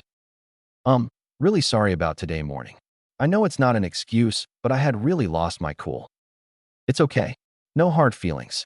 Besides, I'm the one who should be thanking you. You reminded me of the cardinal rule of combat. Do not underestimate your enemy. Now that I'm going back to active duty, it's a good thing it happened. I don't think I really want to die yet. So my guard is being changed. It wasn't a question, but rather a statement. No, the Hokage decided that you don't need one anymore now that you're a shinobi. He told me to stay on till you apologized. Now that that's over with, my mission is done. That old man moved fast. He had left his office barely 15 minutes ago. Wait till I apologized? That manipulative old coot. Ox chuckled. Yeah, I know. He hides it pretty well, but he sure does know how to bend people to his will. Well then, before I go, tell me how you gave me the slip, Ox said as he got up. I used to create a Kage bunshin in the toilet and then hinge into a rat. Ox was silent as he stared blankly into nothingness. He then started banging his head against the tree. Fuck. How? Could I have missed something that simple? He said, punctuating every word with a knock. He stopped his actions and made to leap away. You owe me dinner, by the way. Your stunt has made me the laughingstock of the ANBU.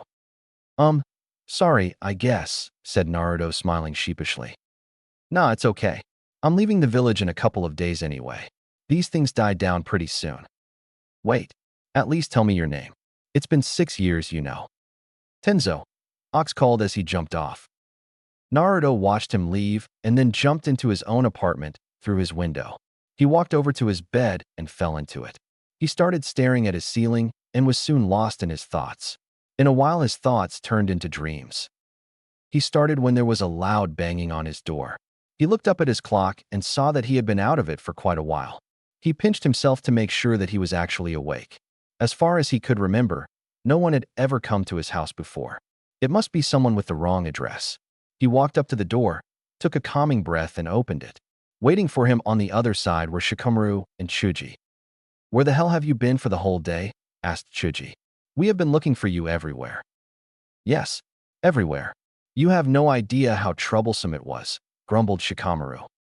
Naruto stood with his mouth agape staring at them. Shikamaru reached out and closed his mouth. Mind if we come in? Naruto nodded feebly and moved aside, allowing them to enter. He rubbed his head sheepishly as they took in his messy living room. The room was filled with his scrolls. Since nobody ever visited him, he never bothered cleaning up. Naruto created a few clones who set about collecting them. Shikamaru grabbed one before a clone could grab it and opened it. It was filled with his notes on the chakra-restricting seal. Naruto, what is this? My notes. I can see that, but what is it? The library doesn't let me borrow books, so I have to read the books there and take down my own notes. So it's true then. You held yourself back in the academy. What? Most of the adults already hated me. If I was the best, then I would have just drawn more attention to myself. I didn't need that. So I hid my true abilities. Besides, the Hokage has banned early graduation. I gained nothing by showing my real abilities. Naruto took the scroll from him and threw it into his bedroom. Naruto, why didn't you tell us? We're your friends after all, aren't we? Asked Chuji. Naruto stopped and turned around. I've been training hard since I was 4 years old. That's the only thing I ever do in my free time. It sort of became my private life. The time where I was alone and no one else bothered me. Somehow I never felt right talking about it. I see, said Shikamaru. Doesn't really make sense to me, but as long as it's the truth, I don't mind. Look, I'm sorry guys. You're the first and only friends I have, and I don't really know how to behave properly, you guys. Please forgive me for anything I may or may not have done. That's the thing, Naruto, said Chuji softly. With friends, there is not proper behavior or improper behavior. Just be yourself and trust us. I see, said Naruto slowly, as if he was digesting the information. Then I have something else to tell you guys. I will not judge you in any way if our friendship is over after this. This was it. He was going to tell them. He had known that this tipping point would come sooner or later, but now was the time for him to do it. He could not be upset with the old man for hiding things from him while he did the exact same thing with his friends. Whatever he may be, he was definitely not going to be a hypocrite. You know that the Yondaime defeated the Kyuubi, right? They both nodded. He didn't actually defeat it. He sealed it away. Naruto paused and took a deep breath. Into a newborn baby. His son. Me. A deep, tense silence suddenly occupied the room. Naruto stared at his friends and they at him. As the seconds slowly went past, the silence began to get through to Naruto. His heart was beating as fast as it possibly could. He wondered if he had made a mistake. Was he going to lose his soul confidence? Was he no longer going to be invited to their family dinners? Shikamaru slowly released his breath. Well, that explains a lot, he said cryptically. Yeah, nodded Chuji. I'm hungry. Let's go have some food. Will your uncle's place be still open, Chuji? Yeah, I'm hungry as well. Let's go. Both of them turned and made for the door. Naruto stood open-mouthed, completely lost by his friend's actions. What are you guys doing? What do you mean? Asked Shikamaru. We're going to have dinner. That's it. I mean, you guys are fine with it. Yeah, said Chuji. Why wouldn't we be? You mean you're really fine with it? Shikamaru sighed. Look, we're not idiots. We've known that there was something off about you for a long time. It didn't stop us from being friends. Now that we know, why doesn't change a thing? Happiness bloomed within Naruto. With a huge smile on his face, Naruto walked out of his apartment with his friends. Thanks, guys. You have no idea how much this means to me. I hope we're all in the same team. You graduated? Yup. How? Naruto told them the story as they walked. Team Kakashi. You're late, said a disgruntled Sarutobi as Kakashi pushed open the window to his office. A shrug was all he received in response. Sarutobi sighed and let it go. It was a small price to pay for the exemplary services Kakashi provided to the village, and he had more or less given up on trying to improve Kakashi anyway. The entire village had recognized that as a lost cause. What's this about? Asked Kakashi as he walked to the center of the room. Naruto. I see. You heard about yesterday? Yeah, quite the act he pulled off.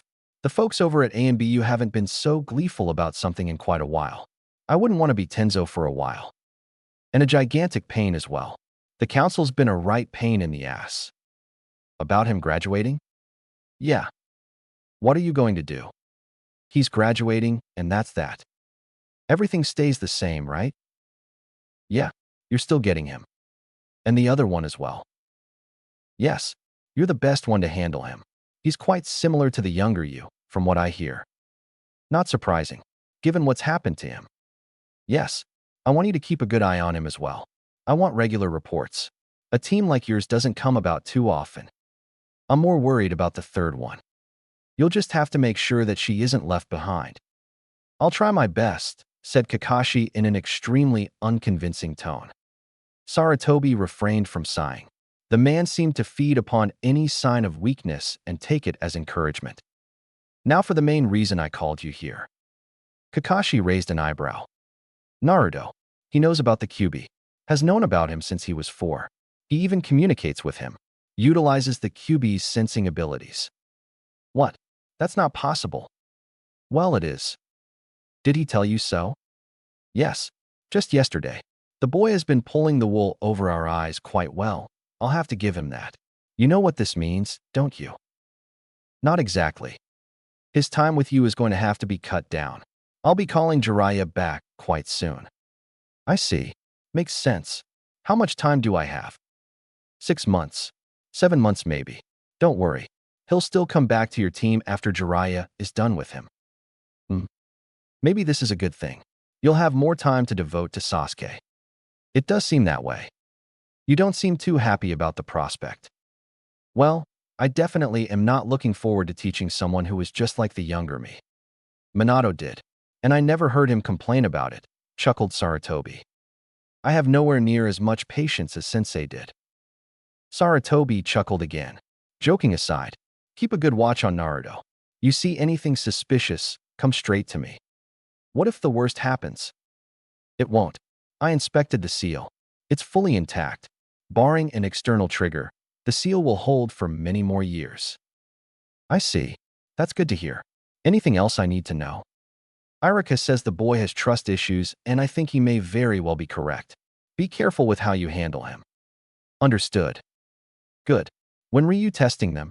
Asked Sarutobi as Kakashi made his way to the window. Tomorrow morning. You're in for a surprise then, chuckled Sarutobi. What do you mean? You'll see. I don't think I will. I'll be paying a visit to Tenzo. That boy trained like a monster even when I was guarding him. Who knows what else he gets up to these days? And I don't intend to find out the hard way. Sarutobi chuckled. Tenzo was just finishing up a late breakfast when a light knock to his window caught his attention. It was Kakashi. Not that it surprised him. He had been expecting this visit. Taicho, he greeted respectfully as he opened his window and let the silver-haired shinobi in. It's been a while. How've you been? Not bad, replied Kakashi with a shrug. Vague as usual. You're never going to change, are you? Why fix what ain't broke?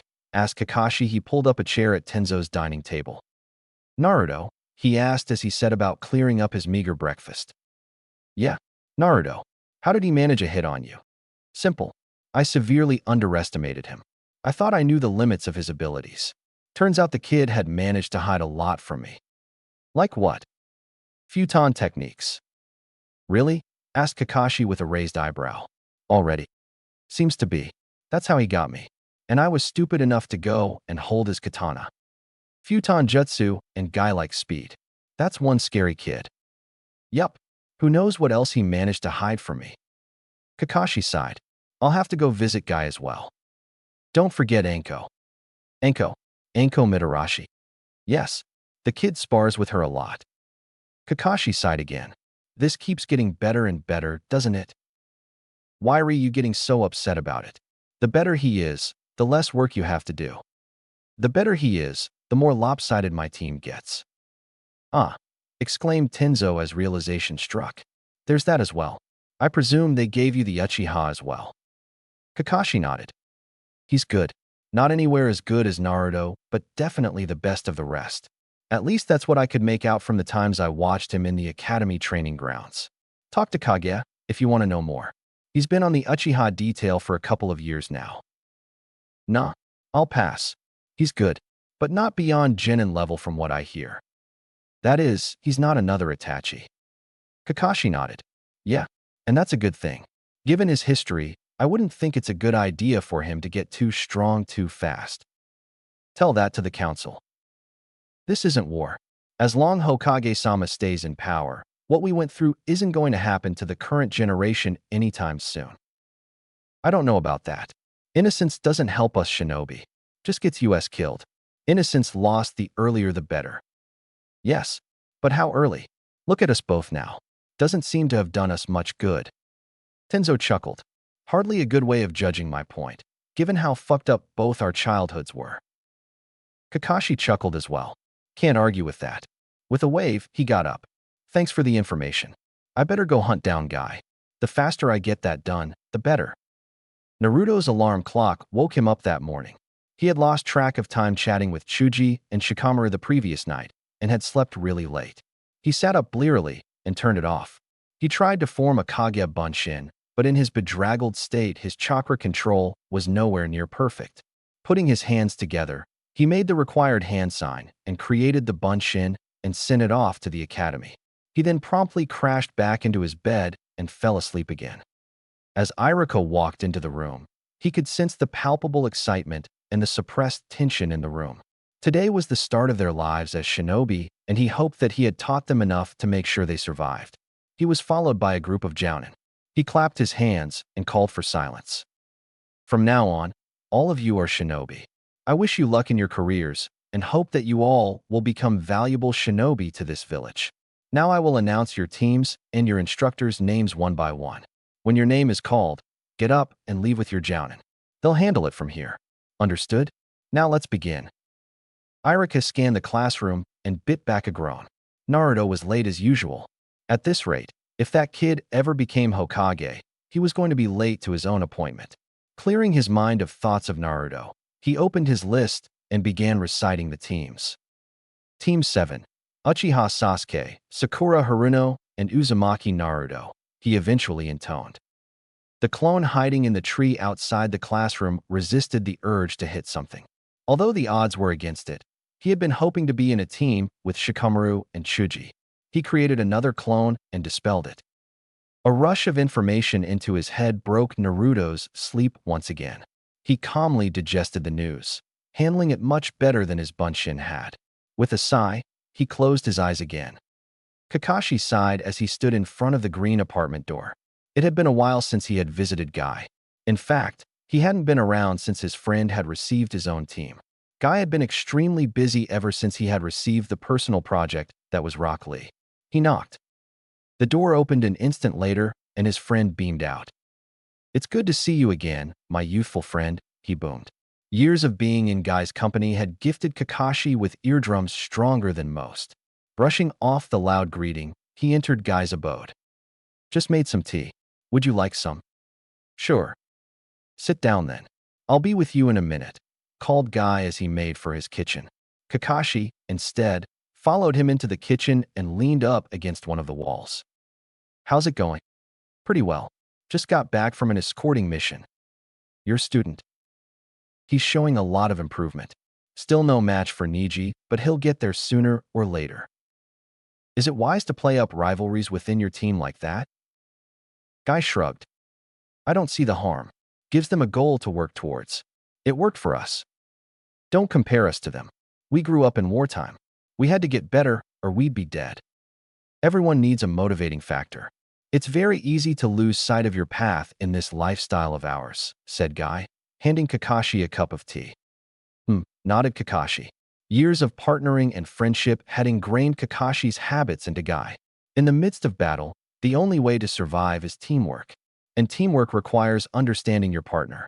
Guy promptly turned away and gave Kakashi the opportunity to take a few sips of his drink. He sat himself down at his kitchen table with a cup of his own. "I just came from Tenzo's. You heard?" "Not much. Just a vague rumor." "That's what I wanted to talk to you about." "What exactly?" "His skill levels." "So he's been given to you?" Kakashi nodded. "That's good to hear." "What do you mean?" "He's a tough one to handle. Not everyone would have been able to do it." Kakashi sighed. "What? If even you're saying that, then the kid must really be complicated." "He's not complicated. Just different from the others of his age. Understandable given his upbringing."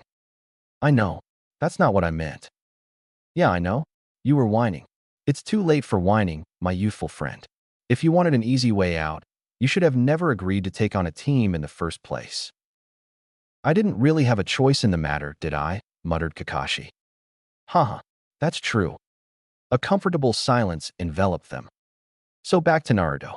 Hit me with everything." "Well, honestly speaking," said Guy, scratching his head, "I don't know the full limit of his skills." "What the fuck are you talking about? You trained him, didn't you?" "I didn't train him per se. I gave him guidance and pointers on his taijutsu. That was mainly in the mornings. I have no idea what he did for the rest of the day. I cannot help you with information about his ninjutsu." Kakashi sighed and rubbed his face. "I haven't even met the kid yet, and he's managed to be a royal pain in the ass." "Go on," he waved. "He's been wearing body weights since the time he met me. We progressively increased the weight with time. I believe the first time he took them off in years was for yesterday's graduation test. At least, that's what he's told me. As such, while I can't be too sure since I've never seen it myself, his speed and reaction times should surpass almost all Chunin-level shinobi and maybe even a few of the slower jounin." Kakashi digested the news calmly. He was no longer surprised by anything the boy did. He wields dual katanas and wields them well. From what I can gather, he does not prefer head-on fighting, but that is the only thing I have practiced with him in our spars, and he is, quote, deadly at it. Style. He utilizes both his blades very effectively, almost ambidextrous even. Fast and deadly. Two blades are much harder to block than one. Straightforward if you ask me. Quite easy to counter. Well, yeah, but I've hit him with enough counters during our spars that he's grown out of it. Doesn't rush into bonsai attacks quite so often now. Kakashi nodded and filed away the information. Anything else? Personality-wise? Extremely impatient in some scenarios while extremely patient in some. Introverted. Self-critical. There's a lot more. One cannot sum up a person in a few sentences. You're going to have to find out for yourself. Seems to be the case, and for once, someone's managed to pique my curiosity. Guy chuckled. You're going to have a lot of fun with him. He's a good kid. Let's see. One thing though, when you're training him, break down his performance after every session. Point out where he went wrong and where he can improve. I know you're the kind of person who would prefer to let him figure it out himself, but trust me, don't do it with Naruto. Do it for the important things like teamwork, etc. But for things like taijutsu and ninjutsu, just come out and tell him what's off. Naruto never commits the same mistake once it's been pointed out, and if you give him some advice, be assured that he'll execute it better than you could have even imagined. I see. This I'll have to think about. Waving goodbye, Kakashi got up and exited through the window. Uchiha Sasuke waited for his Jounin instructor impatiently. On the outside, he looked calm and composed, but in reality his mind was a raging tempest of anger. Anger at being made to wait. He was the top of their class, and yet here he was waiting for his mentor while all the other students had already met theirs. To exacerbate the issue, he was not happy with the composition of his team. The prospect of having to spend time in close quarters with one of his most irritating fangirls just made him shudder. That and the mystery that was Naruto. He had never considered the blonde worthy of his time. That had changed after yesterday's events. Firstly, he had even been surprised that Naruto had been allowed to graduate. Shinobi villages did not take to attacks on comrades kindly. Secondly, the array of skills the boy had showcased had been unquestionable. With extreme revulsion, he had had to accept that he may not definitely be the most skilled of the graduating students. The speed of the fight had been beyond his current skill level to comprehend. All that he could conclude was that the blonde was extremely good, and he intended to find out how, and then become better as fast as he could. His stomach churned at the thought of being fooled so easily. He had been confident in his own skills and the profiles he had developed for the rest of his batch. If someone had told him a week ago that there was someone strong in his class, he would have scoffed at the very thought. And yet here he was, a fact which made his blood boil. By this age his brother had been in the ANBU. His eyes flicked over to the clock. His instructor was more than 3 hours late, and so was the blonde. He wasn't surprised at Naruto's lateness, but he had expected the Jounin to be punctual. The only upside was that Pink wasn't trying to jump him. She seemed extremely nervous. The only silver lining from yesterday's events, he supposed. He perked up when he felt a presence outside the room. Naruto's clone felt the presence as well and dispelled to let his original know. Naruto sprang out of his bed once again. Picking up his weapons, he moved towards his trusty window. Hatake Kakashi walked to the room in which his Jonin team was waiting for him. He hoped they weren't too pissed off. He was actually early by his standards, as they would soon learn. He paused outside the room for a second. He was finally going to meet Minato-sensei's son properly in just a few seconds. In preparation, he had decided upon his opening lines last night itself. Preparing himself, he walked in, ignoring the girl's shriek of indignation. My first imper dash. Huh, where's Naruto? He's late. He's always late. I can't imagine what ridiculous excuse he'll come up with today, said Pinky. Kakashi blinked in surprise. Naruto was late. Always late. Kakashi sighed. This was the first time in a long time that he was waiting on somebody. And why hadn't he been told about this particular personality trait?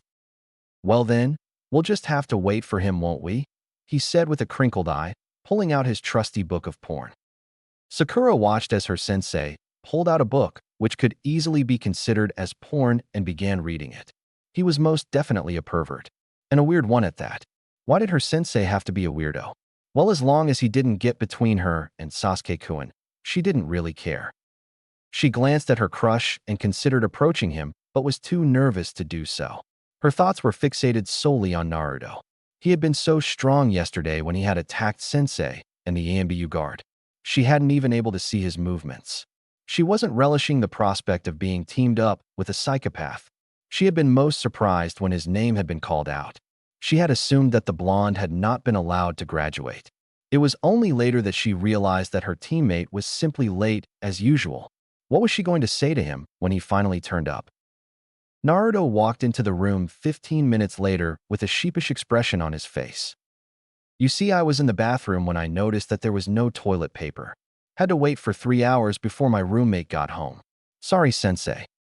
He was late as well. He got here just now, informed Sakura disdainfully. Really? Why were you late, Sensei? Me? Well, you see, I got lost on the road of life. Naruto twitched violently. That excuse blew his out of the water. Looks like he was up against a professional. Kakashi, 1 Naruto 0. Shut up, you mangy furball. Okay, you 3. Rooftop. Now, said Kakashi before shining away in a whirl of leaves. Kakashi analyzed the 3 genin in front of him. Sasuke seemed to have the typical snobbish, elitist Uchiha personality, which was surprising given that he hadn't had any live Uchiha about to influence him. He would have to get rid of that attitude if he wanted to perform well on a team. The girl seemed to be a typical fangirl. Not surprising given that she came from a civilian background. Most civilians mostly calmed down after their first mission out in the field. Or they died. Either way, their personality issues generally sorted themselves out quite soon. In case that didn't work out, he'd have to ask Kurenai for help. He had no idea how to handle a girl of her age. He then considered his 3rd student. His meetings with Guy and Tenzo had been quite illuminating.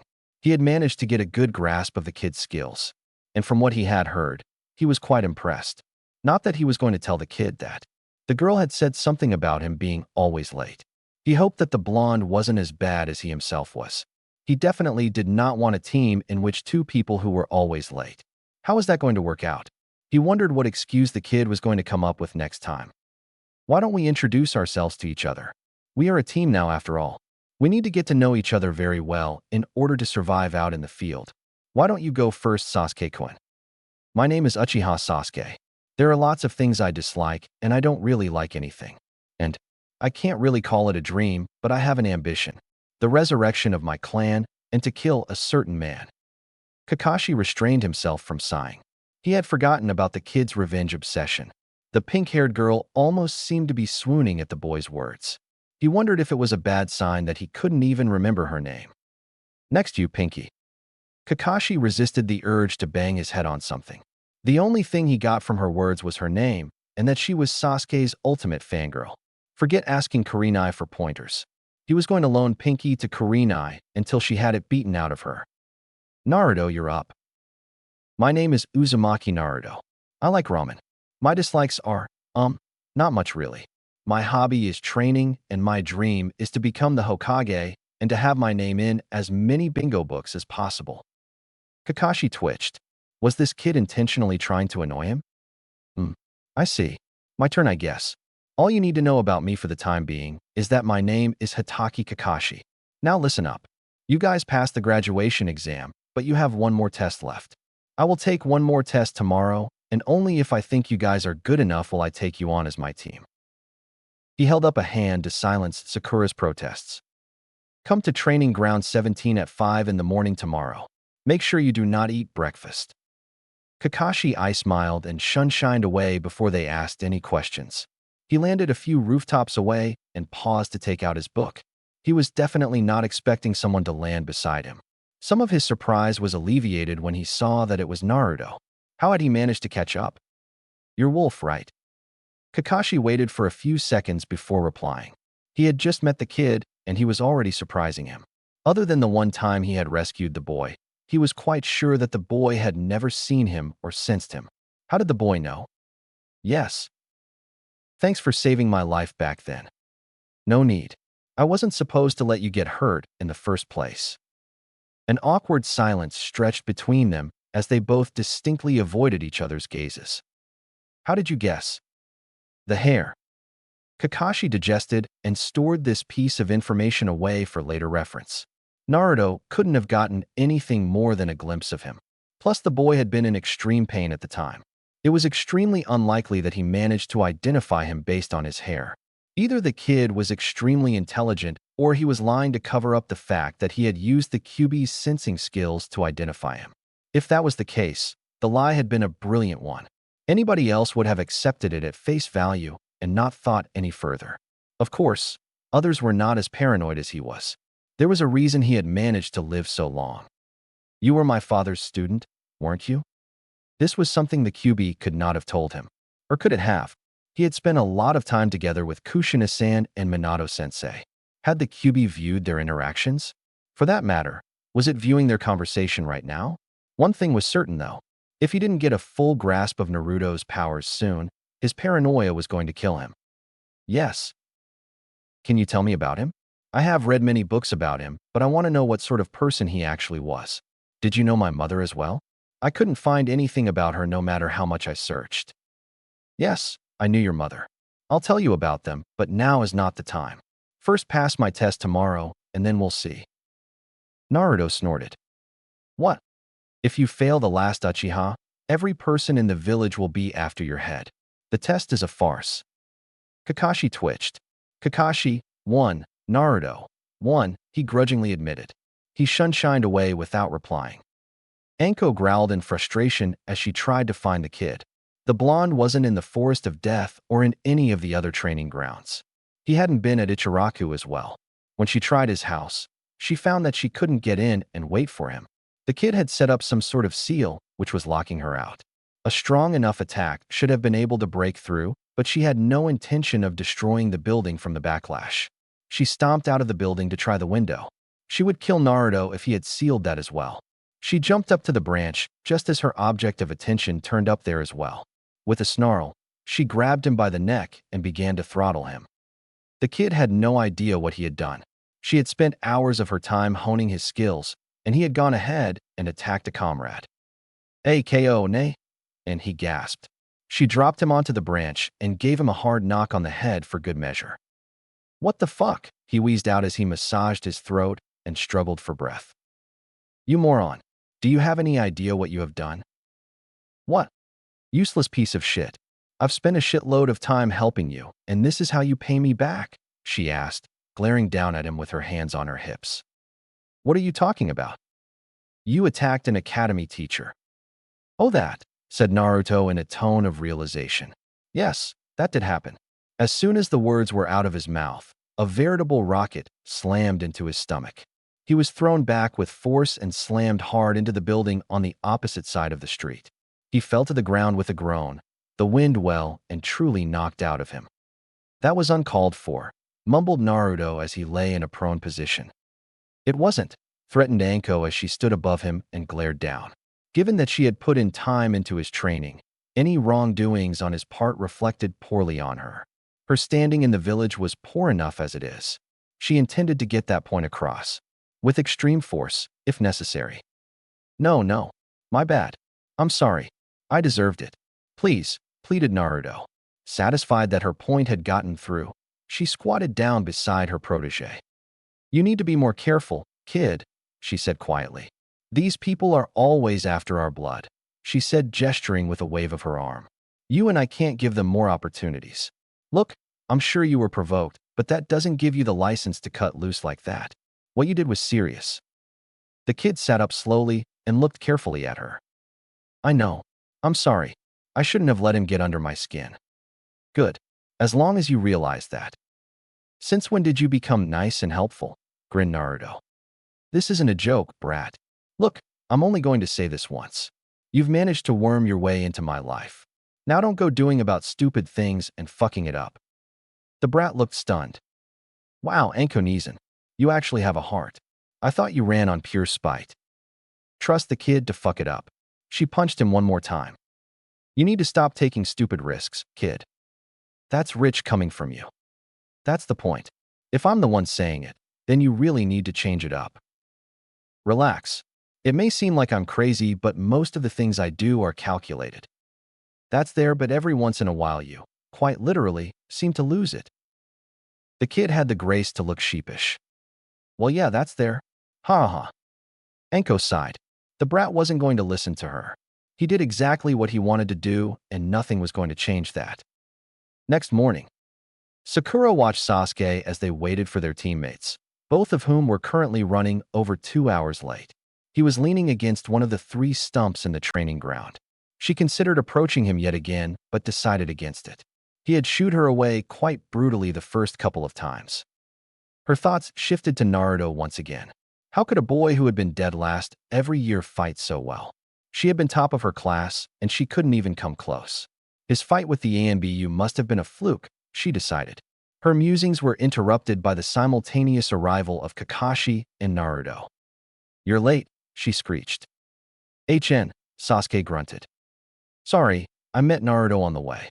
We got talking, and we both lost track of time." "Sorry, I met Sensei on the way. We got talking, and we both lost track of time. As soon as the words were out of their mouths, both of them looked at each other and glared. Sakura's sweat dropped. They had to have set that up. There was no way that had been natural. Sasuke grunted. Kakashi walked over and leaned against the middle stump. His 3 students gathered in a small semicircle around him. He put his hand into one of his pockets and pulled out an alarm clock. He placed it on the stump to his right and turned it on. Now about your test. You have to get these bells from me before 12 or else you fail, Kakashi said, holding up a pair of bells. As you can see, I have only 2 bells, so only 2 of you will pass. The third will be tied up to the stump over there, and we'll have to watch as we eat lunch. As if on cue, Sakura's and Sasuke's stomachs rumbled. With a sigh, Kakashi looked at Naruto. You had breakfast, didn't you? Naruto nodded and smiled sheepishly. Kakashi sighed. There wasn't anything he could do now. The breakfast thing had just been his inner sadist talking anyway. He wondered if he could fail them just to make a point. He sighed. The Hokage would kill him if he did that. With a shake of the head, he walked over to the center of the ground. Anyway, the person who doesn't take a bell from me will also be sent back to the academy for another year. Come at me with the intent to kill, or you will never be able to get a bell. Don't worry, I'm a jounin. I can take it. Besides a couple of cute kids like you will never be able to get a hit on me anyway, he said, pulling out his trusty book of porn. Turning the pages to one of his favorite sections, he began reading. Without looking up, he said, Now, we begin at the count of 3. Hold on, interjected Naruto. What? Asked Kakashi. That's your test. What? Taking the bells from you? Yes. Really? You have a problem with that? Well, yeah. Do I really have to, you know? Asked Naruto, his voice trailing away, but articulating his point by gesturing at his teammates with an airy wave of his hand. Kakashi was impressed. The kid had figured out his test. Either that or someone had told him beforehand. It couldn't have been Guy. He would never do something like that. And he wasn't sure if Anko even knew about his method. They weren't close friends by any standards. He shrugged. Naruto sighed and began grumbling under his breath. Fine, he sighed. Turning to his teammates, he said, Come on, you two. We have a lot to talk about. There is nothing I wish to talk to you about, said Sasuke, with quite a bit of hostility. Naruto turned back to him and said, See, they don't want to. Kakashi shrugged once again. He had no intention of making it easy for the kid. Either way, the test was merely a formality now. The main premise of the bell test made the assumption that the students wouldn't be able to figure it out. It would be a good way for him to test out their combat skills. That was the only positive he could see from this turn of events. Look, I figured out his test. It's a double bluff. We need to talk, or we'll fail. What is there to figure out? Take the bells and pass the test, said Sasuke. He's trying to trick us, pleaded Naruto. Why would Sensei try to trick us? Asked Sakura. Yeah, Naruto, what would I gain by tricking you? I'm even hurt that you'd accuse me so, interjected Kakashi. He could see that the boy's patience was wearing thin. He's a shinobi, and a jounin at that. I would be shocked if he wasn't trying to trick us. The possibility exists that this test is a triple bluff, and we're walking right into his trap right now. In that case, it's best if we don't listen to you, said Sasuke. Naruto sighed. No, it would be best if you listened to me first and then decided for yourself. If this test is a double bluff, then we're shooting ourselves in the foot, right? Besides, what do you have to lose by listening? If you think I'm full of shit, then just attack him like you originally intended to. Sasuke stared at Naruto in silence. Kakashi could see that the blonde seemed to have convinced the Uchiha. Sakura was almost definitely just going to go along with what Sasuke did. The Uchiha shrugged. Naruto nodded and led them off into the trees. Kakashi stared at what was now his new team. There was no going back now. They'd even passed his test, albeit thanks to Naruto's intelligence. He sighed. Looks like his days of peace were over. Naruto led his teammates into the forest and walked for a couple of minutes. He wanted to make sure he was out of Kakashi's earshot. He didn't put it past the jounin to attempt eavesdropping them. He forced chakra to his nose and his ears and strained both his senses to his limits. As far as he could tell, their sensei was still back on the training ground. His instincts seemed to be in agreement, and he tended to trust his instincts. He whirled about and faced his teammates. If they had to survive out in the field, they would need to be a cohesive unit. And for that, they needed to form a bond. For all his distaste, he guessed that he should at least give them a chance. The test is a double bluff, he began. He was always for getting right to the point. At least that's what I think. Tell me if you agree with me. There is no way in hell 3 raw genin can take on a jounin, especially one on his guard. There is absolutely no way that can happen. Not even theoretically. Doesn't matter how talented the genin are. And he knows that. In other words, this test has been engineered keeping in the mind that the examinees will not actually be able to achieve the task set to them. In other words, there's a trick somewhere. Interjected Sasuke. Not if he had no intention of passing us in the first place. Irrelevant, said Naruto. If that's the case, there's no point attempting a direct assault. That's what he wants us to do. Agreed Sasuke. Okay, let's stick to the assumption that the test actually allows us to pass. Otherwise, there's no point in us being here. We might as well go home. Then, like I said, there's a trick hidden somewhere. I think it's the bells. What about them? Asked Sakura curiously. There are only 2 of them, replied Naruto triumphantly. What about it? It means only 2 of us can pass. No, that's the thing. Have you ever heard of a 3-man team? The village regulations categorically state that each and every team must have 4 members. Not more. Not less. It doesn't make sense for them to pass only 2 of us. They might reallocate us later. I don't think so. That's no wasteful. The probability that the number of people who manage to pass the test will be a multiple of 3 is relatively lower compared to the other options. And they can't assign a raw genin to a team with experience. Similarly, they can't assign an experienced shinobi to a team with raw genin. Waste of personnel and resources. I think the fact that there are only 2 bells is to make us turn on each other, which is the worst possible offense for a shinobi. Bit rich coming from you, sneered Sasuke.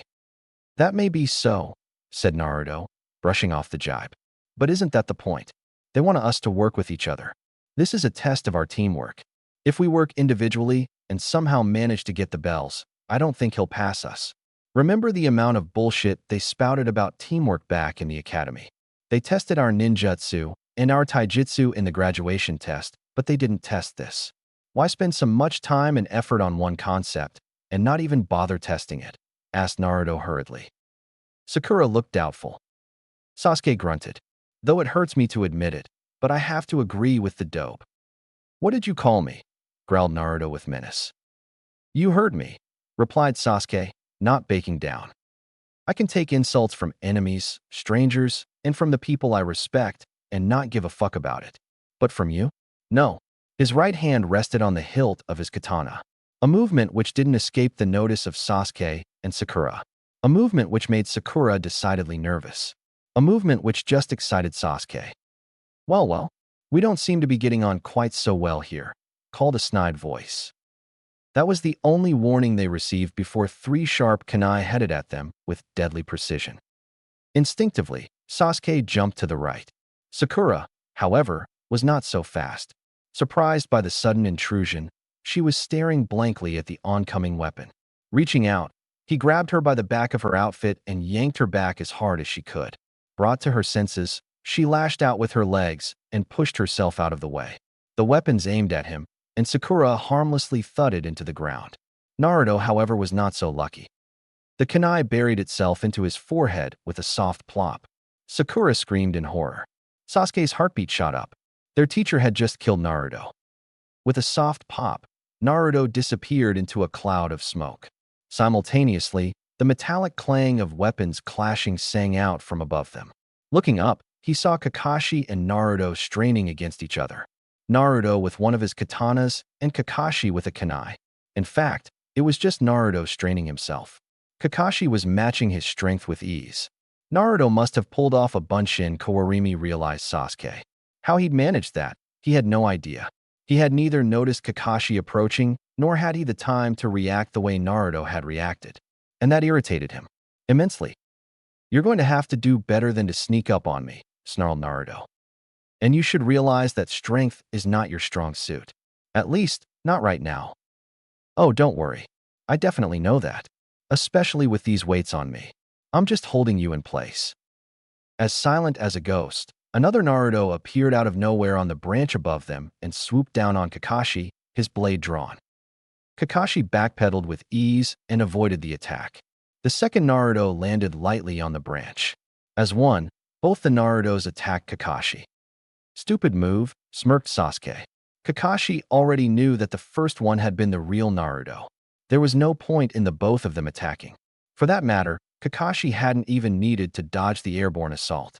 Two metallic clangs sounded as Kakashi blocked two blades. So they were solid clones. He had definitely not expected that. Naruto was pissing him off even more with every passing moment. "Given that he'd figured out my test, I thought I'd surprise the three of you." "Ambushes are quite the norm when you're out in the field," said Kakashi listlessly as he attacked the two Narutos. "Ambushes are also generally conducted by more than one person as well," said another voice from behind them. Sasuke whirled around as fast as he could. There were two Kakashis behind them as well, one for each of them. A punch came speeding at him. In a flash, he leaned back as far as he could and let the punch fly over him. Sakura wasn't so lucky.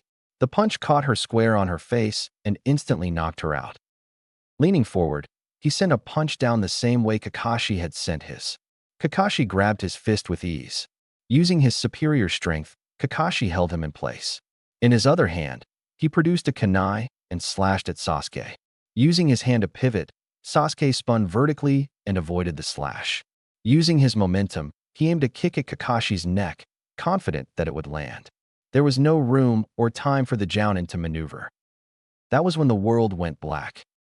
The second clone stood staring at the first as his fist landed on the back of Sasuke's head and knocked him out. "That was quite underwhelming," he drawled.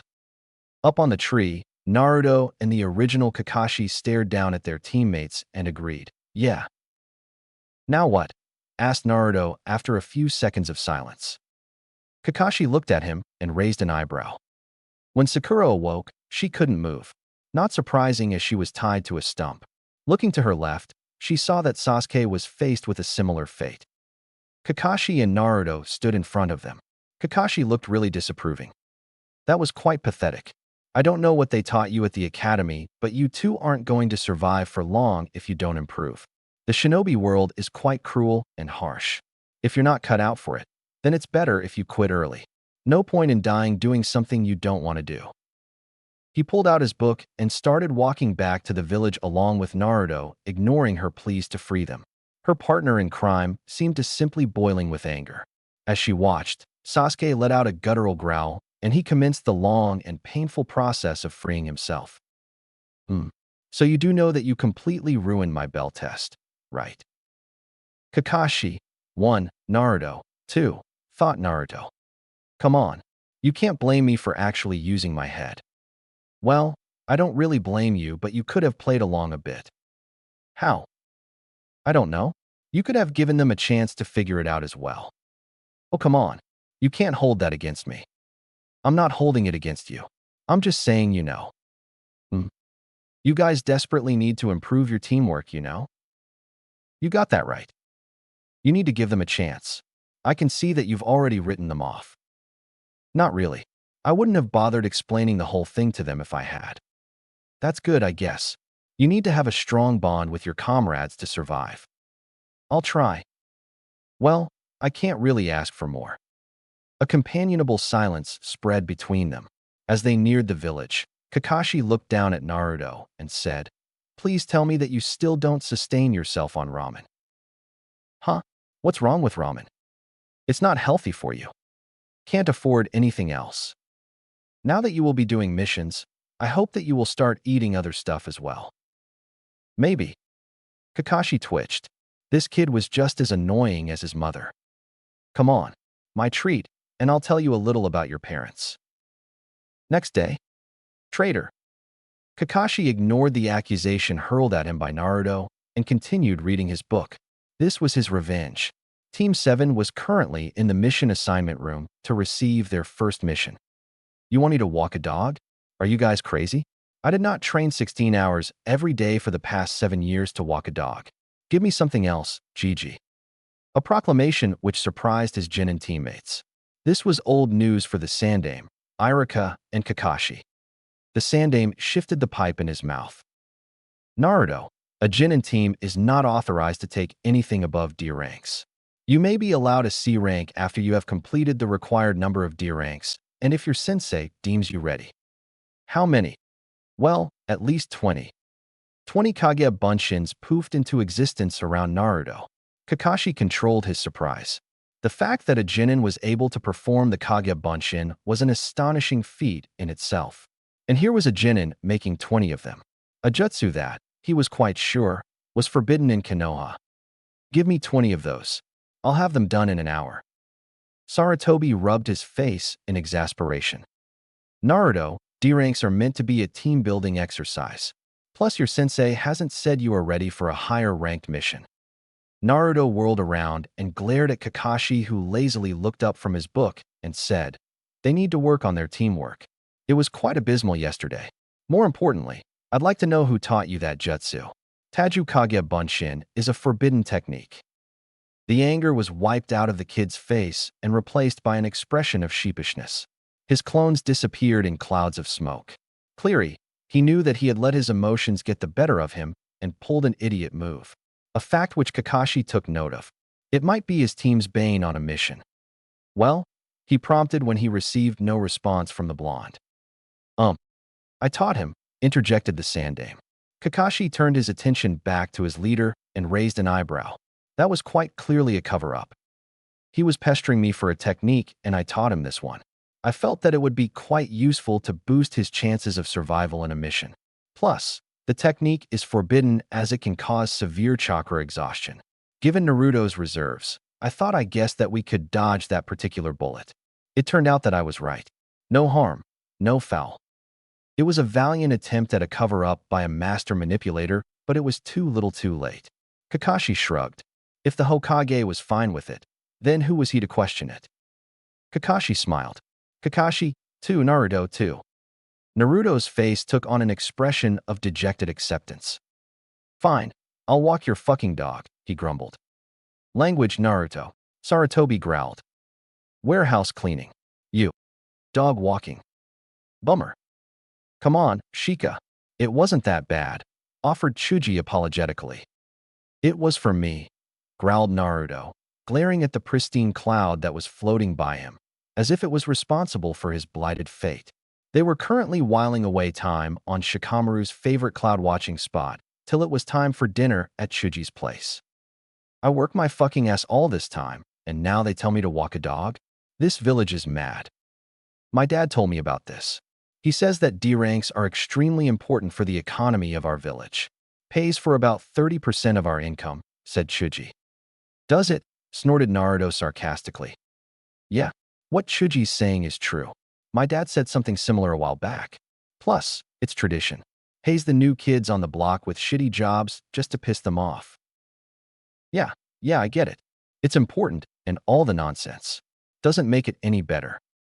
You got that right. The warehouse was dirty as fuck. That obviously meant Ino fucked right off, drawled Shikamaru. Left everything to me and Chuji. Chortled Naruto. How's she holding up? Still annoying as ever.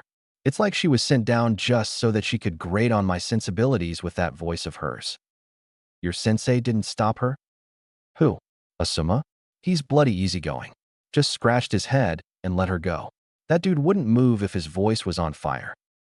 Seems like the perfect fit for you, shot back Naruto. Chuji chortled from his position on the right if the trio. So what's he like? Your sensei. I never saw much of him. As far as I could tell, he had some beef with the old man. Seems like an okay guy? Too early to say more. Nodded Naruto. Mine is completely crazy. That suits you as well, doesn't it? Laughed Chuji. Let's hope it does. He was my dad's student. Really? Asked Chuji in awe. That ought to be interesting for you. I certainly hope so, agreed Naruto. 2 days later. Anko looked up from her dinner when she heard an urgent knocking on her door. With a smirk on her face, she got up and walked to open her door. She knew exactly who it was going to be and what it was going to be about. She calmly opened the door and grabbed the fist flying at her. What's wrong, Naruto? She asked innocently. You lied to me. Naruto screamed as he stormed in. You said D-ranks would be fun, that I would get to learn a lot. Bullshit. I have been walking dogs and painting fences for 2 bloody days, he fumed. Oh, you're so cute when you're angry, Naruto-kun. Let Anko-nichan take care of you. With a widening smirk, she walked over, lifted Naruto, and pressed him against her chest. Let go of me, you crazy bitch, shouted Naruto, his voice muffled by her assets. What did you say? She growled as she dropped him onto the floor.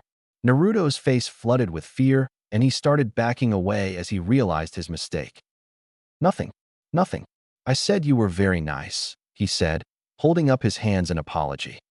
Kurama sighed heavily and shook his head in disbelief as he watched his container get beaten up by Anko for the umpteenth time. When was the kid going to learn to not piss of crazy women? Naruto, 0, Crazy Snake Woman, 31. 2 days later.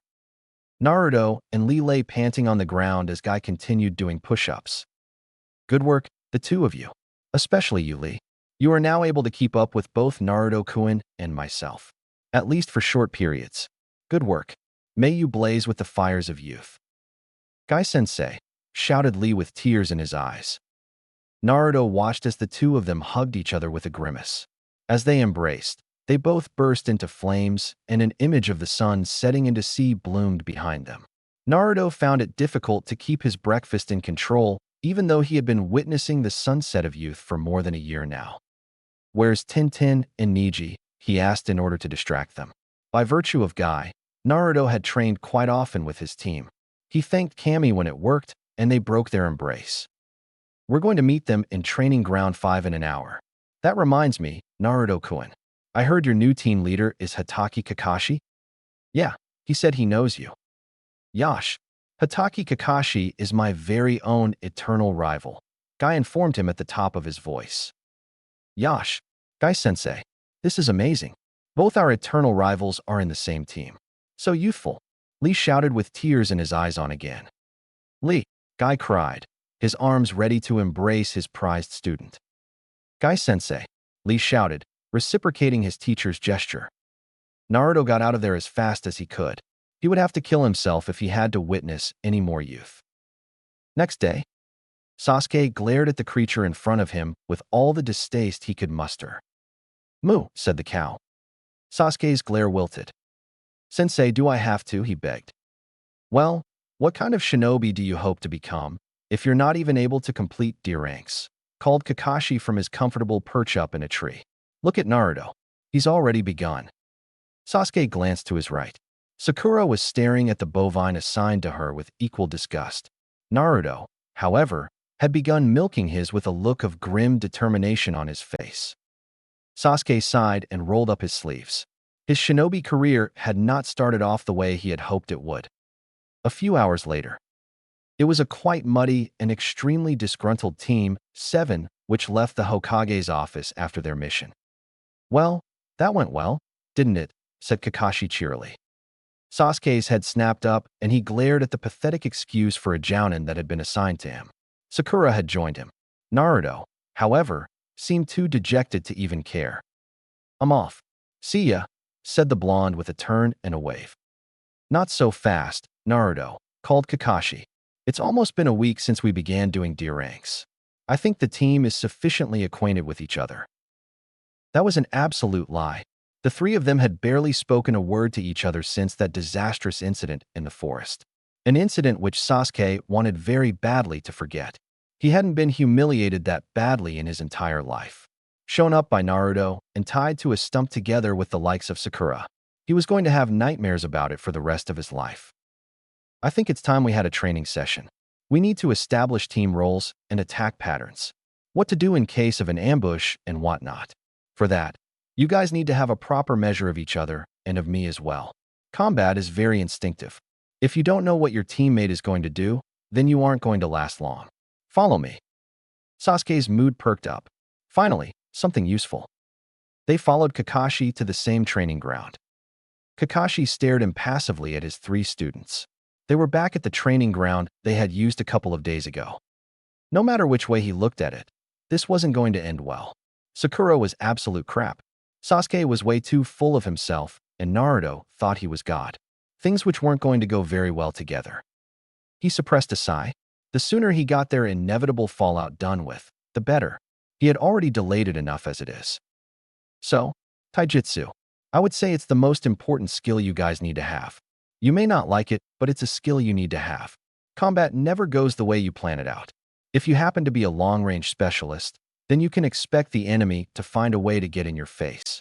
It's always better to be well-rounded. Gives you a better chance of living a bit longer. Now I got a chance to test you guys out a bit last time, but that's not going to cut it. I need to know what you guys can do if I have any hope of protecting you out there. First Sakura, said Kakashi before pausing. Try as he might, he couldn't think of a single nice way to say this. He shrugged. He wasn't known for his niceness anyway. Well, simply put, you suck. As he had expected, she didn't take it too well. Her face first widened in shock when she heard his words. She then hung her head in dejection. Kakashi sighed. This is why he hated kids. They tended to overreact to the littlest of criticisms. Granted, his criticism had been a tad more severe than the norm, but nevertheless. Look, I'm not going to mince words here. I'm your Jounin sensei, and as such, my job is to groom you to be good shinobi for this village. My job also is to ensure that you guys survive out there in the field. I saw your scores, Sakura. You graduated from the academy solely on the strength of your theoretical scores and your ninjutsu. You scored really poorly on all the practical tests. Shinobi life is not a schoolroom test. It's real. If you're not prepared, you die? Somehow, I get the feeling that you're not really serious about this. If you're not, then I suggest that you quit now. No point in risking your life needlessly. If you want to continue, then I suggest you buck up. This is not going to be easy. She was staring at him open-mouthed, but seemed to be listening. That was a good sign, he supposed. That said, your scores also indicate that you have excellent chakra control, which is an excellent skill for a shinobi to have. If you work properly, you can branch out into genjutsu or even into the healing arts. Her expression buoyed by the compliment he had paid her. Kakashi refrained from sighing again. Just add a compliment at the end, and she was going to listen to each and everything he said. It just couldn't be that easy. Now he knew how the Hokage felt. You two, on the other hand, he continued, turning his gaze over to his other two students. You two do seem to have some potential, and you weren't too bad the other day. But you guys seem to be missing one important fact. He had their attention. The village constituted this team and allotted me to it so that I could mold you into a useful resource. I'm not here just to aid and abet you in your personal ambitions. I'm here to fulfill what the village wants of me, and you guys should be here because you want to protect this village. If your reason for being here is something else, then I'm telling you right now that we have a problem. Understood. His words were clearly directed more one of the duo than the other. And from what he could discern, Sasuke wasn't taking too kindly to his words. Nevertheless, it was too early to judge. He had to give the boy a chance. He received two nods in response, one extremely sullen and the other slightly bored. Good. Okay then, we'll be meeting here every day after we complete our allocated quota of D ranks. I'm going to be drilling team formations and tactics into you. I'm also going to training you in fields I feel are essential to survival and you happen to be lacking in. Am I clear? There were nods all around. Good. Time for some sparring. Sasuke versus Naruto. Taijutsu only. And that means no swords, Naruto. Sakura and I are going to watch. Sasuke was clearly too excited for his liking. This is a friendly spar between comrades, you two. Keep it clean, he called as he and Sakura backed away to give the two Jonin some room. This definitely isn't going to end well, thought Kakashi. Sasuke took up a fighting stance and stared Naruto down. The idiot, however, just stood there, with his hands in his pockets. Either the blonde wasn't taking him seriously, or he was baiting him. It was most probably the latter. Picking up a stance, he thought back to Naruto's fight with the ANBU. He must have most probably used a Shunshin when he had taken on that ANBU. Kakashi had insisted that this fight was taijutsu only. That meant he didn't have access to the speed he had showcased earlier. And that meant that it was a level playing field. From the fleeting instance of action he had witnessed from Naruto, he had noticed that the blonde seemed to prefer his right. Sasuke slowly began to circle to the left. Naruto didn't move a muscle. Sasuke continued circling him until he was almost at his blind spot. In an instant, Sasuke sped into action. Accelerating as fast as he could, he slipped into Naruto's blind spot and charged. With his left hand, he feinted. With his right, he aimed for the blonde's liver. In an instant, he was within striking distance. A feeling of triumph bloomed in his mind. It was too late for Naruto to react. He called that too early, he realized a second later. His eyes widened as Naruto began to move. He watched, as if in slow motion, as his opponent moved with a speed far beyond his own. Neatly sidestepping his attack, Naruto launched a perfectly timed counterattack, one that would use all his momentum against him. He was going to have to take the blow. Gritting his teeth and tightening his neck muscles, Sasuke braced himself and plotted his next move. He never got an opportunity. Naruto's punch hit him like a herd of rampaging elephants. Sakura shrieked in alarm. His neck snapped back violently, and he felt himself being thrown back. He bounced and rolled over multiple times on the ground and came to a rest 20 feet away from where he had been a few seconds ago. His head felt as if it had disintegrated into a million pieces. He lay there, staring up at the sky blankly, all coherent thought driven out of his mind. Sakura was upon him in an instant. "Are you okay, Sasuke-kun?" she wailed. Bending down, she began to examine his face. Her voice drilled through the haze of pain and brought his mind to reason. Irritation bloomed within him. He didn't need Sakura to worry about him. With a look of distaste, he pushed her off and slowly made to sit up, a task made difficult by the fact that his body didn't seem to be listening to him. Sakura grabbed his shoulder and helped him up. "You okay?" asked Kakashi as he and Naruto walked up. Sasuke nodded slowly. "Good," he said and turned to Naruto. "And you're going to remove your weights for all further training sessions. We can't have you killing your teammates with a misplaced blow. This one was bad enough as it is."